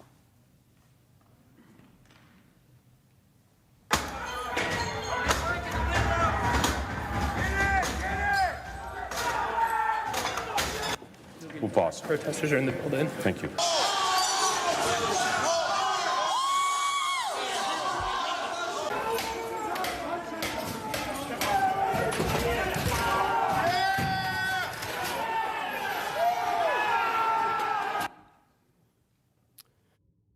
You saw Senator Langford stop speaking and leave the floor quickly in that clip because the insurgents had broken through the barricades and had entered the building. And as these armed insurrectionists banged on the doors, members of Congress were told to put on their gas masks, to put bags over their heads for safety and prepare to evacuate. And Donald Trump was calling to ask a senator to delay the certification process. Let that sink in. Donald Trump didn't get to finish that call. It was cut off because the senators had to move to another location for your security. And thank God they did, because as the call was occurring, the rioters got closer to the Senate chambers. And as we all know now, but for the heroism of Capitol Police Officer Eugene Goodman and other law enforcement officers who took them in a different direction to the police line, they very likely would have gotten here. Think about that. Armed insurrectionists with guns, weapons, zip ties, brass knuckles, they were coming for us. They were inside the United States Capitol, trying to stop the certification process. The police were outnumbered, and but for the grace of God, they would have gotten us, all of us. And our commander-in-chief makes a call about an hour after the siege began, not to preserve, protect, and defend you and our country and the Capitol, but to join forces with the mob and pressure a senator to stop certification. We just can't get numb to this kind of behavior. There can be no doubt as to the purpose of Donald Trump's call, that he was not calling to assess the security threats or to check on the well-being of you or anyone else. Indeed, later on that evening, while all of the destruction and damage still continued, dozens of officers were being treated for serious injuries. Deaths were confirmed. About 7 p.m., the president's personal lawyer, Rudy Giuliani, made a call. And just in case you don't think there was some coordination, he also called Senator Lee's phone trying to reach Senator Tuberville. We don't have to guess as to what Rudy Giuliani said in that voicemail because we have it recorded. So let's listen to what the president's personal lawyer said on the night of this attack. Senator Tuberville, or I should say Coach Tuberville, this is Rudy Giuliani, president's lawyer. I'm calling you because I want to discuss with you how they're trying to rush this hearing and how we need you, our Republican friends, to try to just slow it down. This was the singular focus of Donald Trump during this bloody, violent attack on the Capitol, stopping the certification. Look, as I mentioned, I was a trial lawyer for 16 years. Sometimes you have to ask a jury to use reasonable inferences to piece together a defendant's state of mind. We don't have to do this here. While our country was violently attacked by an armed mob, President Trump not only refused to stop the attack or even address the attack at all, he made clear his focus was the same goal of the attackers he had incited: to stop the certification process and prevent the peaceful transition of power. The only action we know that he took an hour into this attack was to call Senator Tuberville to ask him to delay the certification. This is as clear evidence as I have ever seen of what Donald Trump really cared about that day. Now look, the certification process, as we all know, includes debate and objections. Some of us disagreed, but we came here on January 6th to formally administer the certification process pursuant to our constitutional duties. And at the end of it, Congress certified the results to ensure that we continue to be a country with leaders who are elected by the people, for the people. Donald Trump's objection to the certification are not on trial.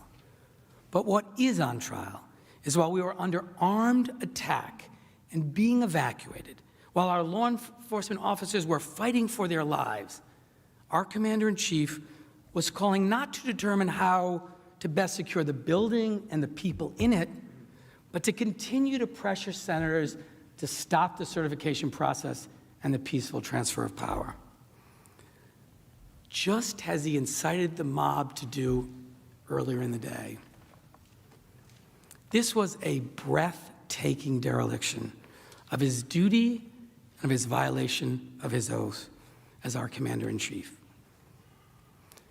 Senators, before I hand this over to Manager Castro to walk through the rest of the day, please let me make one final point. These attackers stood right where you are. They went on that rostrum. They rifled through your desks and they desecrated this place. And literally, the president sat delighted, doing nothing to help us, calling one of you to pressure you to stop the certification. It can't be that the commander-in-chief can incite a lawless, bloody insurrection and then utterly fail in his duty as commander-in-chief to defend us from the attack, to defend our law enforcement officers from that attack, and just get away with it. Donald Trump abdicated his duty to us all. We have to make this right, and you can make it right.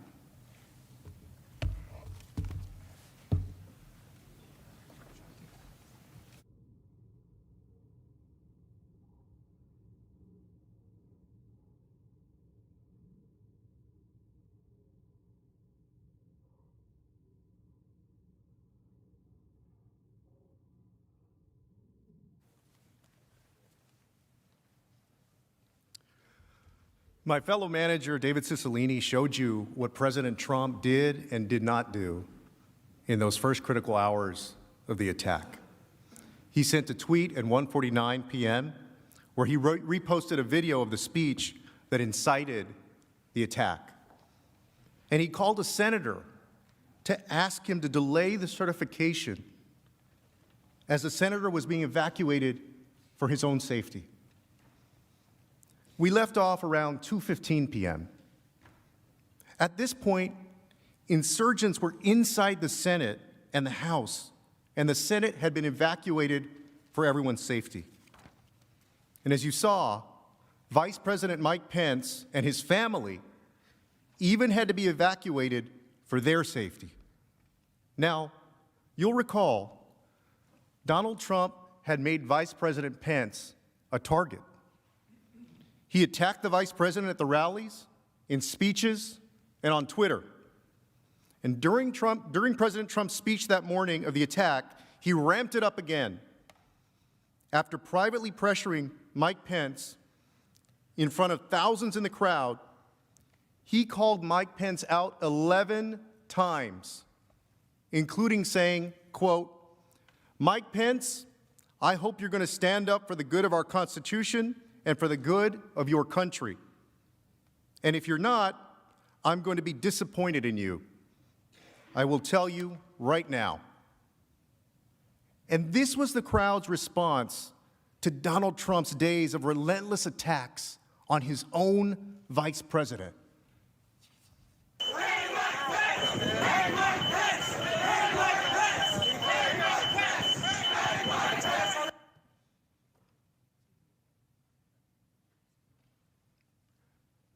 By 2:15 p.m., the crowd was chanting in unison, "Hang Mike Pence," outside the very building he'd been evacuated from with his family.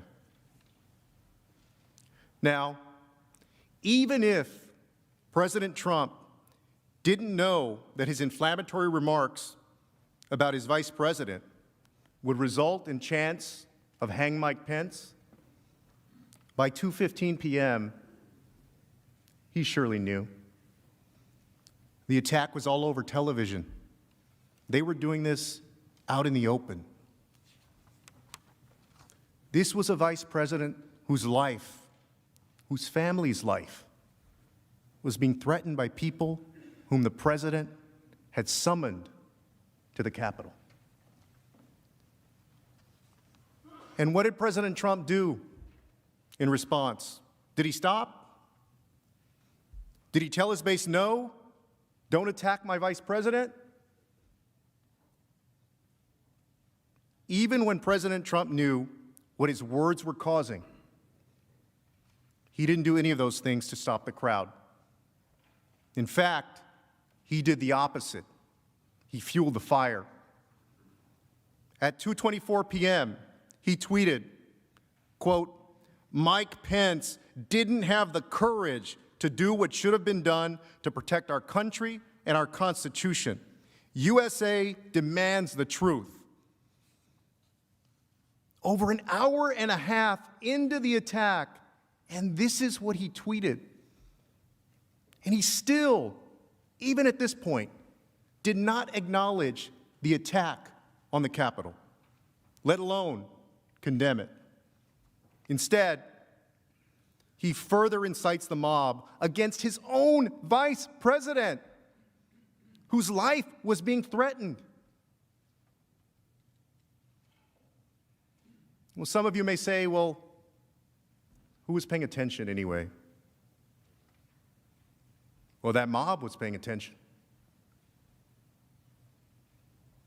Mike Pence didn't have the courage to do what should have been done to protect our country and our Constitution, giving states a chance to certify a corrected set of facts, not the fraudulent or inaccurate ones which they were asked to previously certify.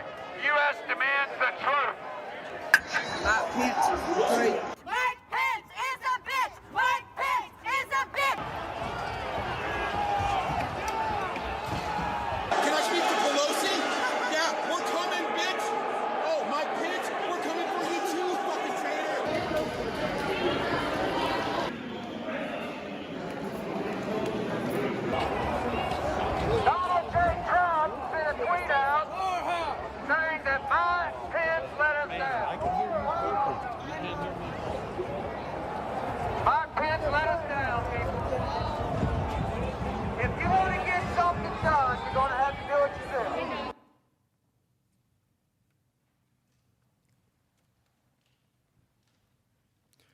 The insurgents amplified President Trump's tweet attacking the vice president with a bullhorn.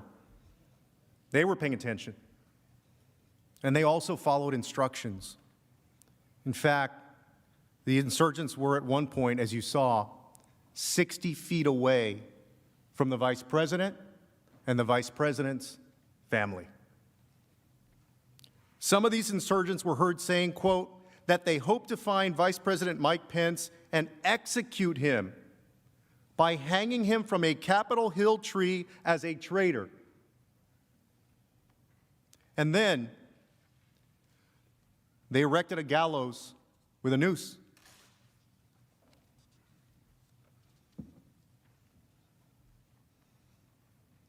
This is what Donald Trump incited. Please take a close look at that picture. It harkens back to our nation's worst history of lynching. A president's words have the power to move people to action. These were the results. And why did the president incite such rage against the vice president? He was fulfilling his constitutional duty, as we all were that day. Vice presidents in this country have been carrying out this constitutional duty, overseeing the certification of the election results without incident, without contest, without a word, for the entirety of our nation. It's part of our peaceful transition of power in the United States. And the vice president said he reviewed the Constitution and he could not block certification as President Trump wanted him and was pressuring him to do.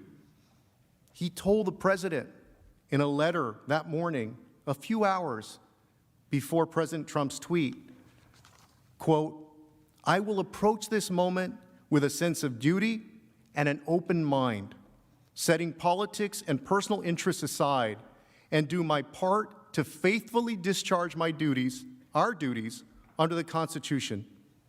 I also pray that we will do so with humility and faith. And the president's response to that statement was to attack Mike Pence while he was with his family under the threat of a violent mob. The vice president was following his faith, his duty, and his oath to our nation. And the vice president and I don't agree on too much in politics, but he's a man who upholds his oath, his faith, his duty, and most of all, upholds the Constitution. And Mike Pence is not a traitor to this country. He's a patriot. And he and his family, who was with him that day, didn't deserve this. Didn't deserve a president unleashing a mob on them, especially because he was just doing his job. As this was unfolding and the crowd grew more violent, the president, of course, was not alone at the White House. And the people closest to him, his family and advisors who saw this unfolding in real time, begged him, implored him to stop the attack. An aide to Mark Meadows, the president's chief of staff, urged his boss to go see the president, saying, quote, they are going to kill people. They're going to kill people. That's what those around President Trump feared. And still, nothing. It wasn't until 2:38 p.m., nearly 2 hours after the start of the siege, that Donald Trump even acknowledged the attack. And when he finally did acknowledge the attack, here's what he said. On the right, you'll see what had been happening prior to that tweet and as he sent the tweet. And on the left, you'll see exactly what he tweeted. I'm going to stop you there for just one moment because we do have some breaking news. We want to bring in congressional correspondent Chad Pergram as this is just all developing right now. Chad, I understand the Capitol is now on lockdown.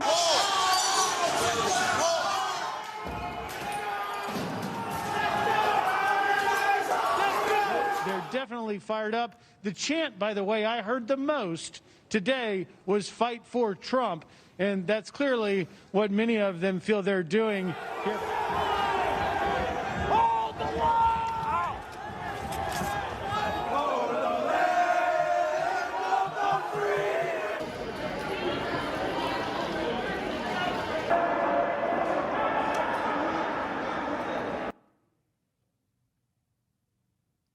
That's what our president saw unfolding in real time, broadcast all over television. And this is what he tweeted at 2:38 p.m. Quote, "Please support our Capitol Police and law enforcement. They're truly on the side of our country. Stay peaceful." And much has been made of the fact that in this tweet, he says, "Stay peaceful." Senators, stay peaceful? Think about that for a second. These folks were not peaceful. They were breaking windows, pushing through law enforcement officers, waving the flag as they invaded this Capitol building. This was a violent, armed attack. Stay peaceful?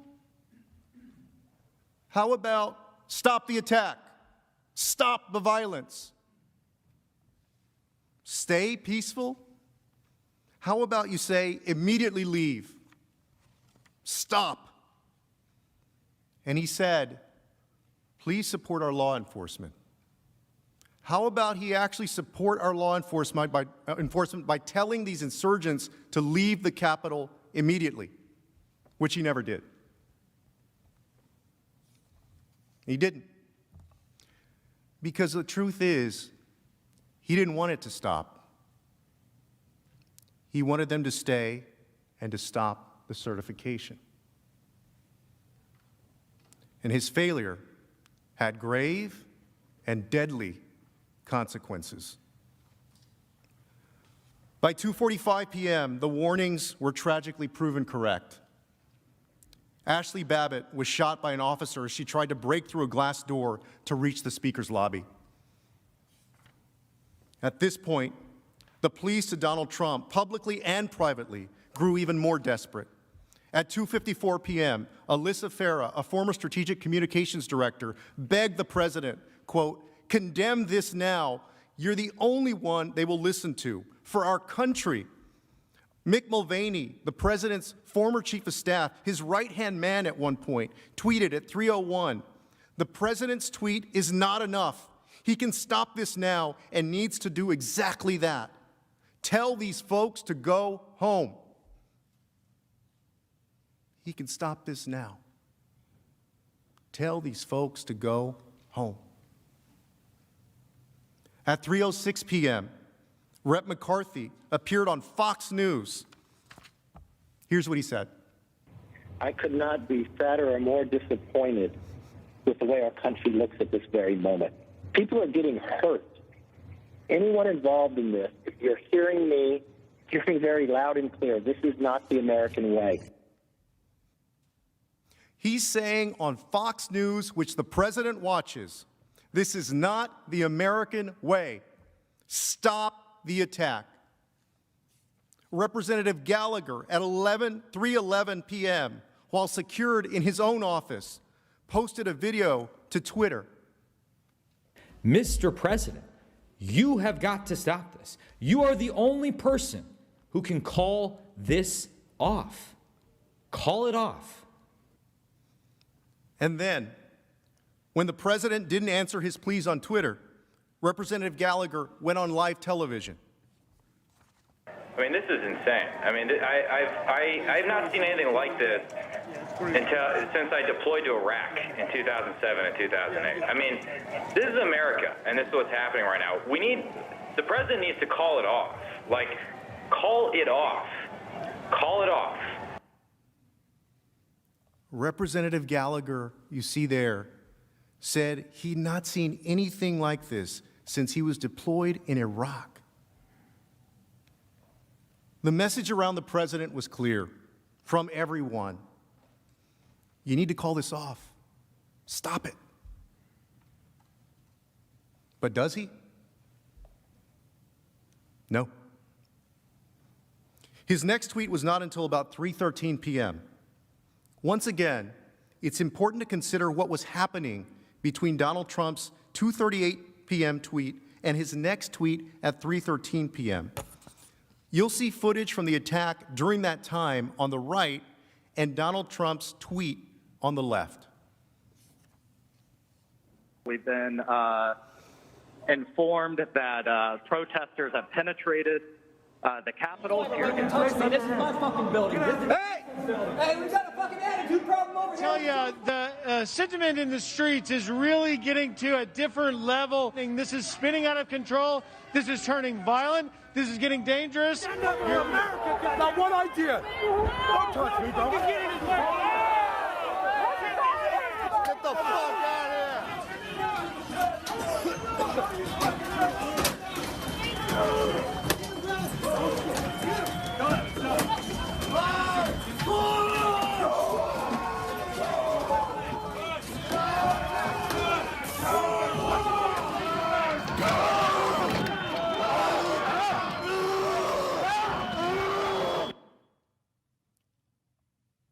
This isn't 10 minutes into the insurrection. This isn't just after his speech earlier that day. That's what our commander-in-chief saw happening, and that was his response. You'll notice one of the things he says to his mob, to these insurrectionists, rather than to stop or to leave, was to say thank you. Thank you. Thank you for what? Thank you for shattering the windows and destroying property. Thank you for injuring more than 140 police officers. Thank you for putting in danger all of our lives and the lives of our families. How about instead of thank you, Donald Trump on that day acted like our commander-in-chief and stopped this as only he could and told those people to leave. And here's what former Governor Chris Christie, his very good friend, said after that tweet. Pretty simple. The president caused this protest to occur. He's the only one who can make it stop. What the president said is not good enough. The president has to come out and tell his supporters to leave the Capitol grounds and to allow the Congress to do their business peacefully. And anything short of that is an abrogation of his responsibility. He's right. Chris Christie is right. We know how Donald Trump acts on Twitter and otherwise when he has a message to convey.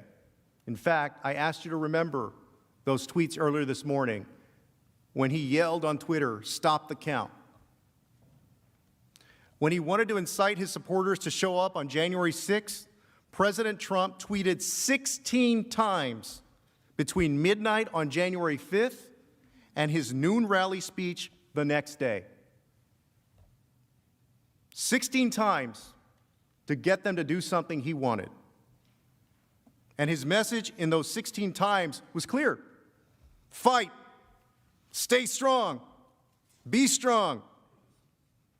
But when the violence started, he never once said the one thing everyone around him was begging him to say.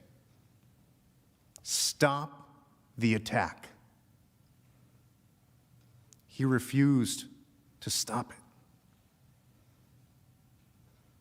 And as Governor Christie and Representative Kinzinger and others made clear, only Donald Trump could have stopped that attack. You know, a guy that knows how to tweet very aggressively on Twitter puts out one of the weakest statements and one of the saddest days in American history because his ego won't let him, admit defeat. He was not just our commander-in-chief, he had incited the attack. The insurgents were following his commands. And we saw when they read aloud this tweet, attacking the vice president. And they confirmed this during the attack, too. We're outnumbered. There's a fucking million of us out there, and we are listening to Trump's, your boss. Senators, ask yourself this. How easy would it have been for the president to give a simple command, a simple instruction, just telling them, stop, leave? This was a dereliction of duty, plain and simple. And it would have been for any president who had done that. And that brings me to my next point. You heard from my colleagues that when planning this attack, the insurgents predicted that Donald Trump would command the National Guard to help them. And there's a lot that we don't know yet about what happened that day. But here's what we do know. Donald Trump did not send help to these officers who were badly outnumbered, overwhelmed, and being beaten down. 2 hours into the insurrection, by 3 p.m., President Trump had not deployed the National Guard or any other law enforcement to help, despite multiple pleas to do so. President Donald Trump was at the time our Commander-in-Chief of the United States of America. He took a solemn oath to preserve, protect, and defend this country, and he failed to uphold that oath. In fact, there's no indication that President Trump ever made a call to have the Guard deployed or had anything to do with the Guard being deployed when it ultimately was. And shortly after 3:04 p.m., the acting defense secretary announced that the Guard had been activated and listed the people he spoke with prior to this activation, including Vice President Mike Pence, Speaker Pelosi, Leader McConnell, Senator Schumer, and Representative Hoyer. But that list did not include the president. This omission of his name was reportedly not accidental. According to reports, quote, Trump initially rebuffed requests to mobilize the National Guard and required interference by other officials, including his own White House counsel. And later, quote, as a mob of Trump supporters breached police barricades and seized the Capitol, Trump reportedly was, quote, disengaged in discussions with Pentagon leaders about deploying the National Guard to aid the overwhelmed U.S. Capitol Police. President Trump was reportedly, and I quote, completely, totally out of it. He made no attempt to reach the National Guard, and it was Vice President Pence, still under the threat for his life, who reportedly spoke to the Guard. President Trump's conduct confirms this too. At no point on January 6 did Donald Trump even reference the National Guard. The only thing that we heard connecting the president to the Guard was from his press secretary, who tweeted about the Guard being deployed at the president's direction over half an hour later at 3:36 p.m. And we have seen what Donald Trump does when he tries to take credit for something. And yet, even when the National Guard was finally deployed, he didn't even acknowledge it. In fact, he didn't say a word about the National Guard the entire day. Think about that. The bloodiest attack we've seen on our Capitol since 1812, and our president couldn't be bothered to even mention that help was on its way. These insurgents had been attacking our government for over 4 hours by that point. And we may have been the target, but it was the brave men and women who protect our capital who were out there combating thousands of armed insurgents in a fight for their lives. And that's who Donald Trump left entirely unprotected. Hold the line! Let's get there!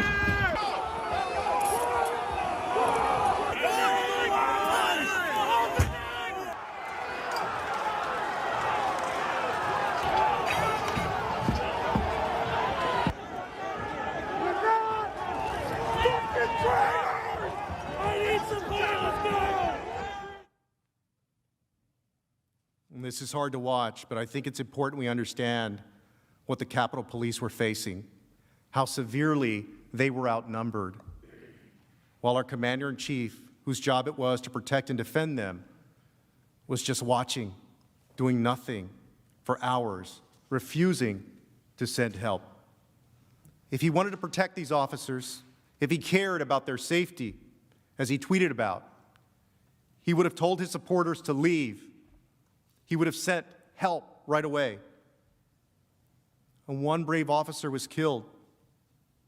Others took their lives after the attack.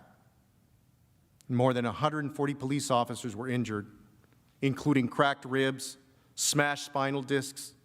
One officer will lose an eye. Another was stabbed with a metal fence stake. They were completely and violently overwhelmed by a mob and needed help. And our commander-in-chief, President Trump, refused to send it. Senators, you've seen all the evidence so far, and this is clear. On January 6th, President Trump left everyone in this Capitol for dead. For the next hour after President Trump's 3 p.m. tweet, he still did nothing. Not until 4:17 p.m., over 3.5 hours after the violence started, did our president send a message finally asking the insurgents to go home. On the right, you'll see what happened that day in the hours leading up to his pre-recorded video. On the left, you'll see his message. Let's watch. I know your pain. I know you're hurt. We had an election that was stolen from us. It was a landslide election, and everyone knows it, especially the other side. But you have to go home now. We have to have peace. We have to have law and order. We have to respect our great people in law and order. We don't want anybody hurt. It's a very tough period of time. There's never been a time like this where such a thing happened, where they could take it away from all of us, from me, from you, from our country. This was a fraudulent election, but we can't play into the hands of these people. We have to have peace. So go home. We love you. You're very special. You've seen what happens. You see the way others are treated that are so bad and so evil. I know how you feel. But go home and go home in peace.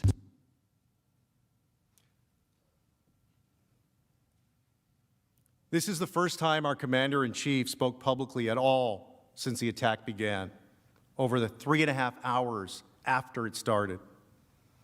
And these are the entirety of the words the president spoke out loud to the American people or to the attackers that entire day. Nowhere in that video, not once, did he say, "I condemn this insurrection. I condemn what you did today." Nowhere did he say, "I'm sending help immediately. Stop this." Here's what he said instead. "I know your pain. I know you're hurt. We had an election that was stolen. Even after all the things we witnessed, even after all of that carnage, he goes out and tells the same big lie. The same big lie that enraged and incited the attack.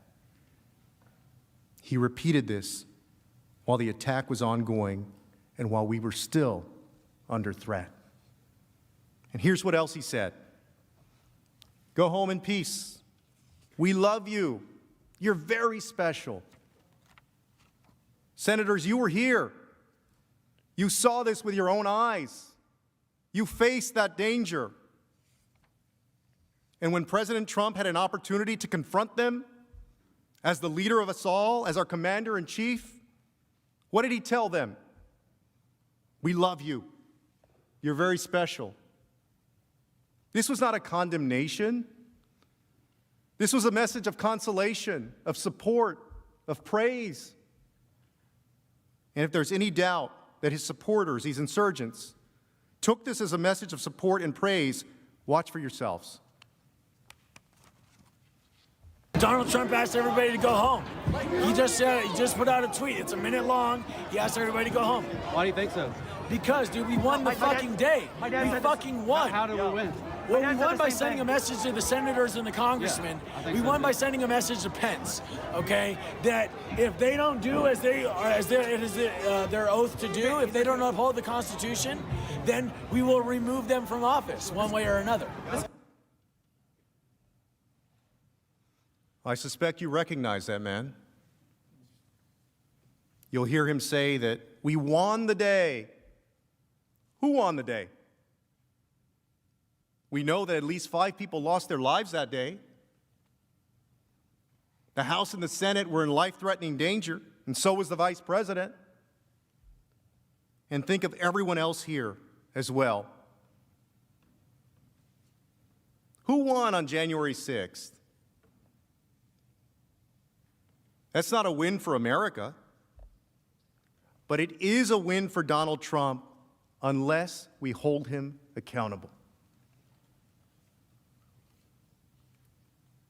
Now, a little over an hour after that video, the brave members of law enforcement secured the Capitol, and we as a Congress got ready to continue certifying the results of our free and fair election. A half hour after that, President Trump issued another tweet in case there was any doubt as to whether he was happy with the people who did this, as to whether he had incited this. He commemorated what happened on January 6th. At 6:01 p.m. on January 6th, he tweeted, quote, "These are the things and events that happen when a sacred landslide election victory is so unceremoniously and viciously stripped away from great patriots who've been badly and unfairly treated for so long," ending with, "Remember this day forever." My colleague, Manager Cicilline, started with this tweet because this tweet shows exactly how Donald Trump felt about what happened on January 6th. These are the things that happened. He's saying this was foreseeable. He's saying, I told you this was going to happen if you certified the election for anyone else, and you got what you deserved for trying to take my power away. Great patriots, go home with love and in peace. Remember this day forever. He's saying to them, you did good. He's not regretful. He's not grieving. He's not sad. He's not angry about the attack. He's celebrating it. He's commemorating it. This is the entirety of what President Trump said to the public once the attack began. 5 tweets and a pre-recorded video. On the day of the most bloody insurrection we've faced in generations, our commander-in-chief, who's known for sending 108 tweets in a normal day, sent 5 tweets and a pre-recorded video. That is the entirety of President Trump's public statements from when the attack began until he went to bed on January 6th. That's all he did, despite all the people we know who begged him to preserve, protect, and defend. That was our commander-in-chief's response.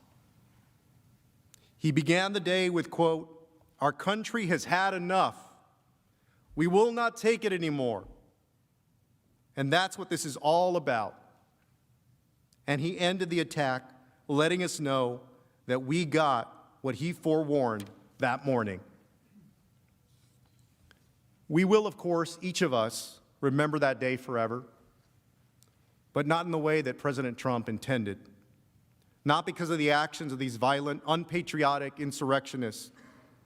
I'll remember that day forever, because despite President Trump's vicious attempts throughout the day to encourage the siege and block the certification, he failed. At 8:06 p.m., the Senate gavelled into session, and the counting of the electoral votes continued. About an hour later, the House followed suit. And close to 4 a.m., after spending a significant part of the day evacuated or on the floor or hiding, this great body fulfilled the will of the people and certified the Electoral College vote. And I'm proud to be part of Congress. I'm proud that we ensured that the will of the American people finally prevailed on that day. And I'm proud that I and everyone in this room abided by our oath of office, even if the president didn't abide by his. And President Trump, too, took an oath as president. He swore on a Bible to preserve, protect, and defend. And who among us can honestly say they believe that he upheld that oath? And who among us will let his utter dereliction of duty stand?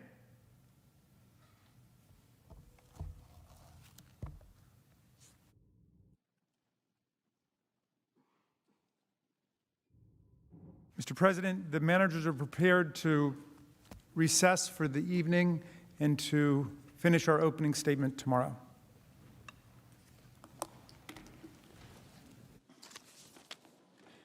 Mr. President. Mr. President. Majority Leader. Pursuant to Impeachment Rule 16, I make a motion. Statements were attributed to me moments ago by the House impeachment managers. Statements relating to the content of conversations between a phone call involving President Trump and Senator Tuberville were not made by me. They're not accurate, and they're contrary to fact. I move, pursuant to Rule 16, that they be stricken from the record.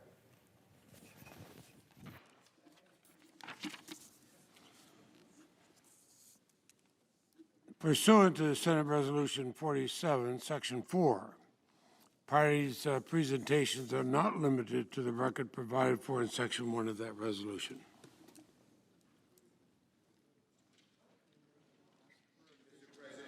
Senator, I appeal the ruling of the chair. I couldn't hear what he said. I appeal the ruling of the chair,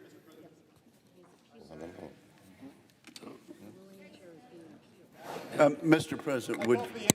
President, Mr. President, right here, we might as well hear clearly what the ruling of the chair was. So if you would repeat that. Of course, I will. And pursuant to Senate Resolution 47, Section 4, the parties' presentations are not limited.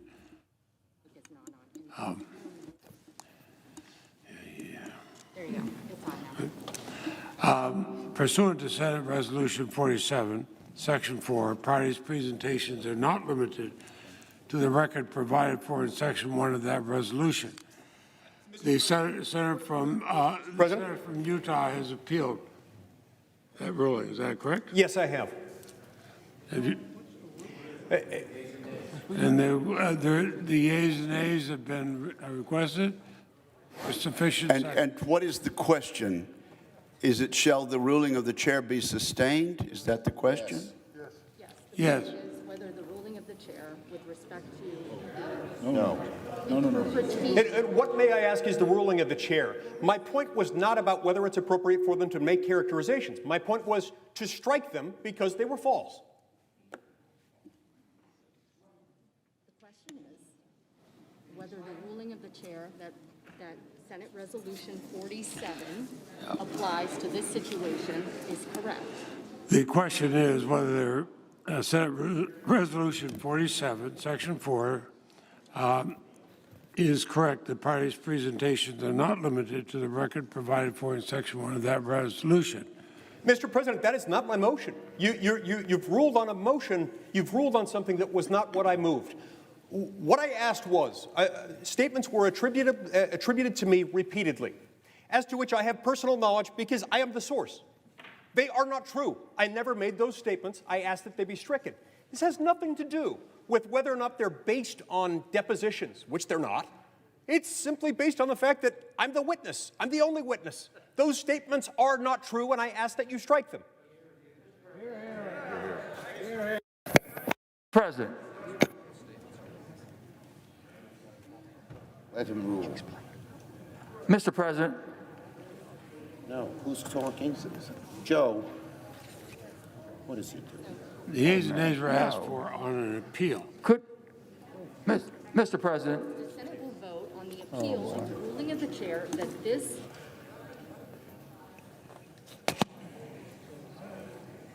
Is. Can you hit the mic button? Come on. In trouble with the mic, I'm sorry. The yeas and nays have been asked. The yeas and nays have been asked for. The yeas and nays have been requested. Let him explain. Please let him explain, Mr. President.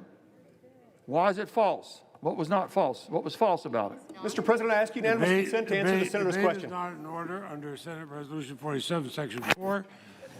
Parties' presentation not limited to the record provided for in Section 1 of that resolution. And that has been appealed. The yeas and nays have been requested. The clerk will call the roll.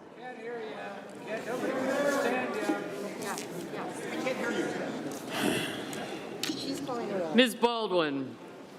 Mr. Barrasso. Mr. Bennett. Well, point of clarification. What is the question?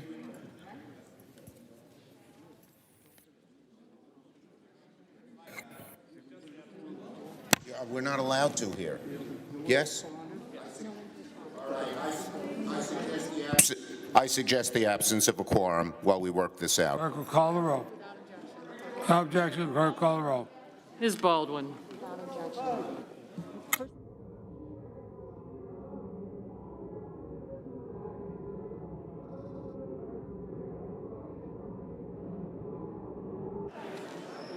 Mr. Barrasso.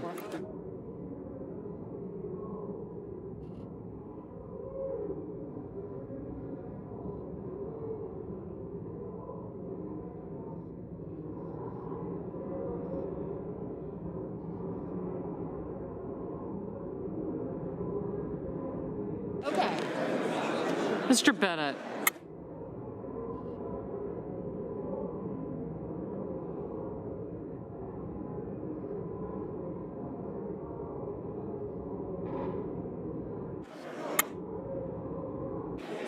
Mrs. Blackburn.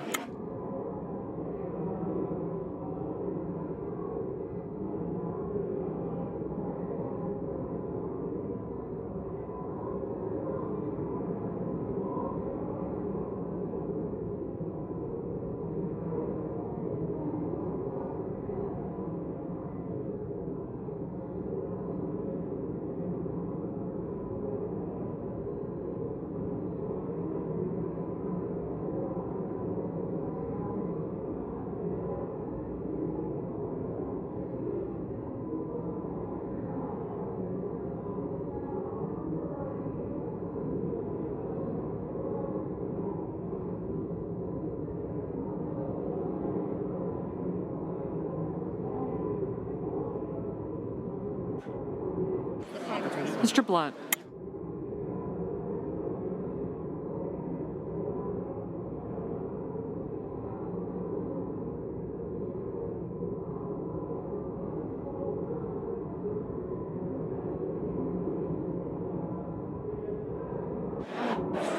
Mr. Booker.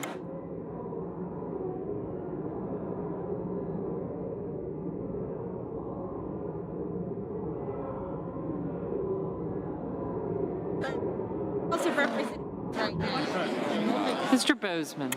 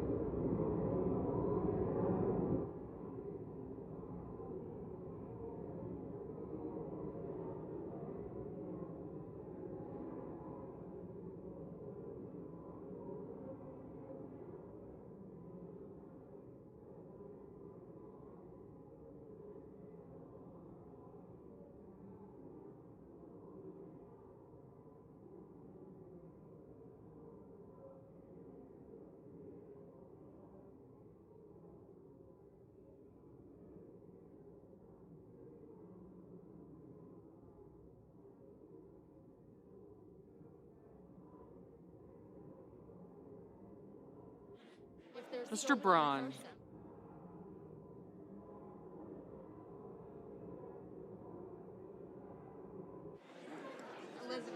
Mr. Brown.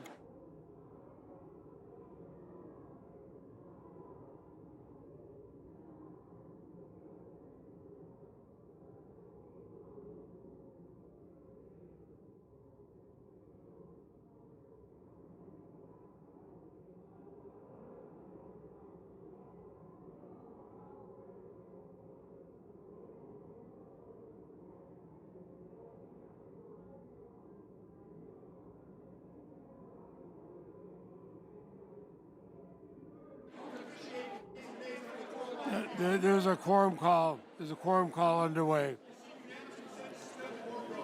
Without objection, the quorum call. There will be order. Mr. President, we need order. Senate will be in order. Okay. Consent to vitiate the appeal request that I made. Without. Withdraw the request. Wait, before he withdraws. The yeas and nays? Just call on. I withdraw the request for the yeas and nays. Without objection. Without objection. Okay, and I withdraw the quorum call and call on the manager, Mr. Raskin, for a brief statement. The impeachment manager, Mr. Cicilline, correctly and accurately quoted a newspaper account which the distinguished senator has taken objection to, so we're happy to withdraw it. On the grounds that it is not true, and we are going to. Castro repeated it too. Okay, we're going to withdraw it this evening, and without any prejudice to the ability to resubmit it, if possible, and then we can debate it if we need it. But it's not. This is much ado about nothing because it's not critical in any way to our case. You're not the one being cited as a witness, sir. All right. So the manager's issue stands. Mr. Lee has withdrawn his request, and we may relitigate it tomorrow if we have to. I now ask unanimous consent. The trial adjourn until 12 noon tomorrow, Thursday, February 11th, and this also constitute the adjournment of the Senate. The objection, without objection, so ordered. Senate stands adjourned. Hit the red button. This is not working. Mike. And by contributions to your PBS station from viewers like you. Thank you.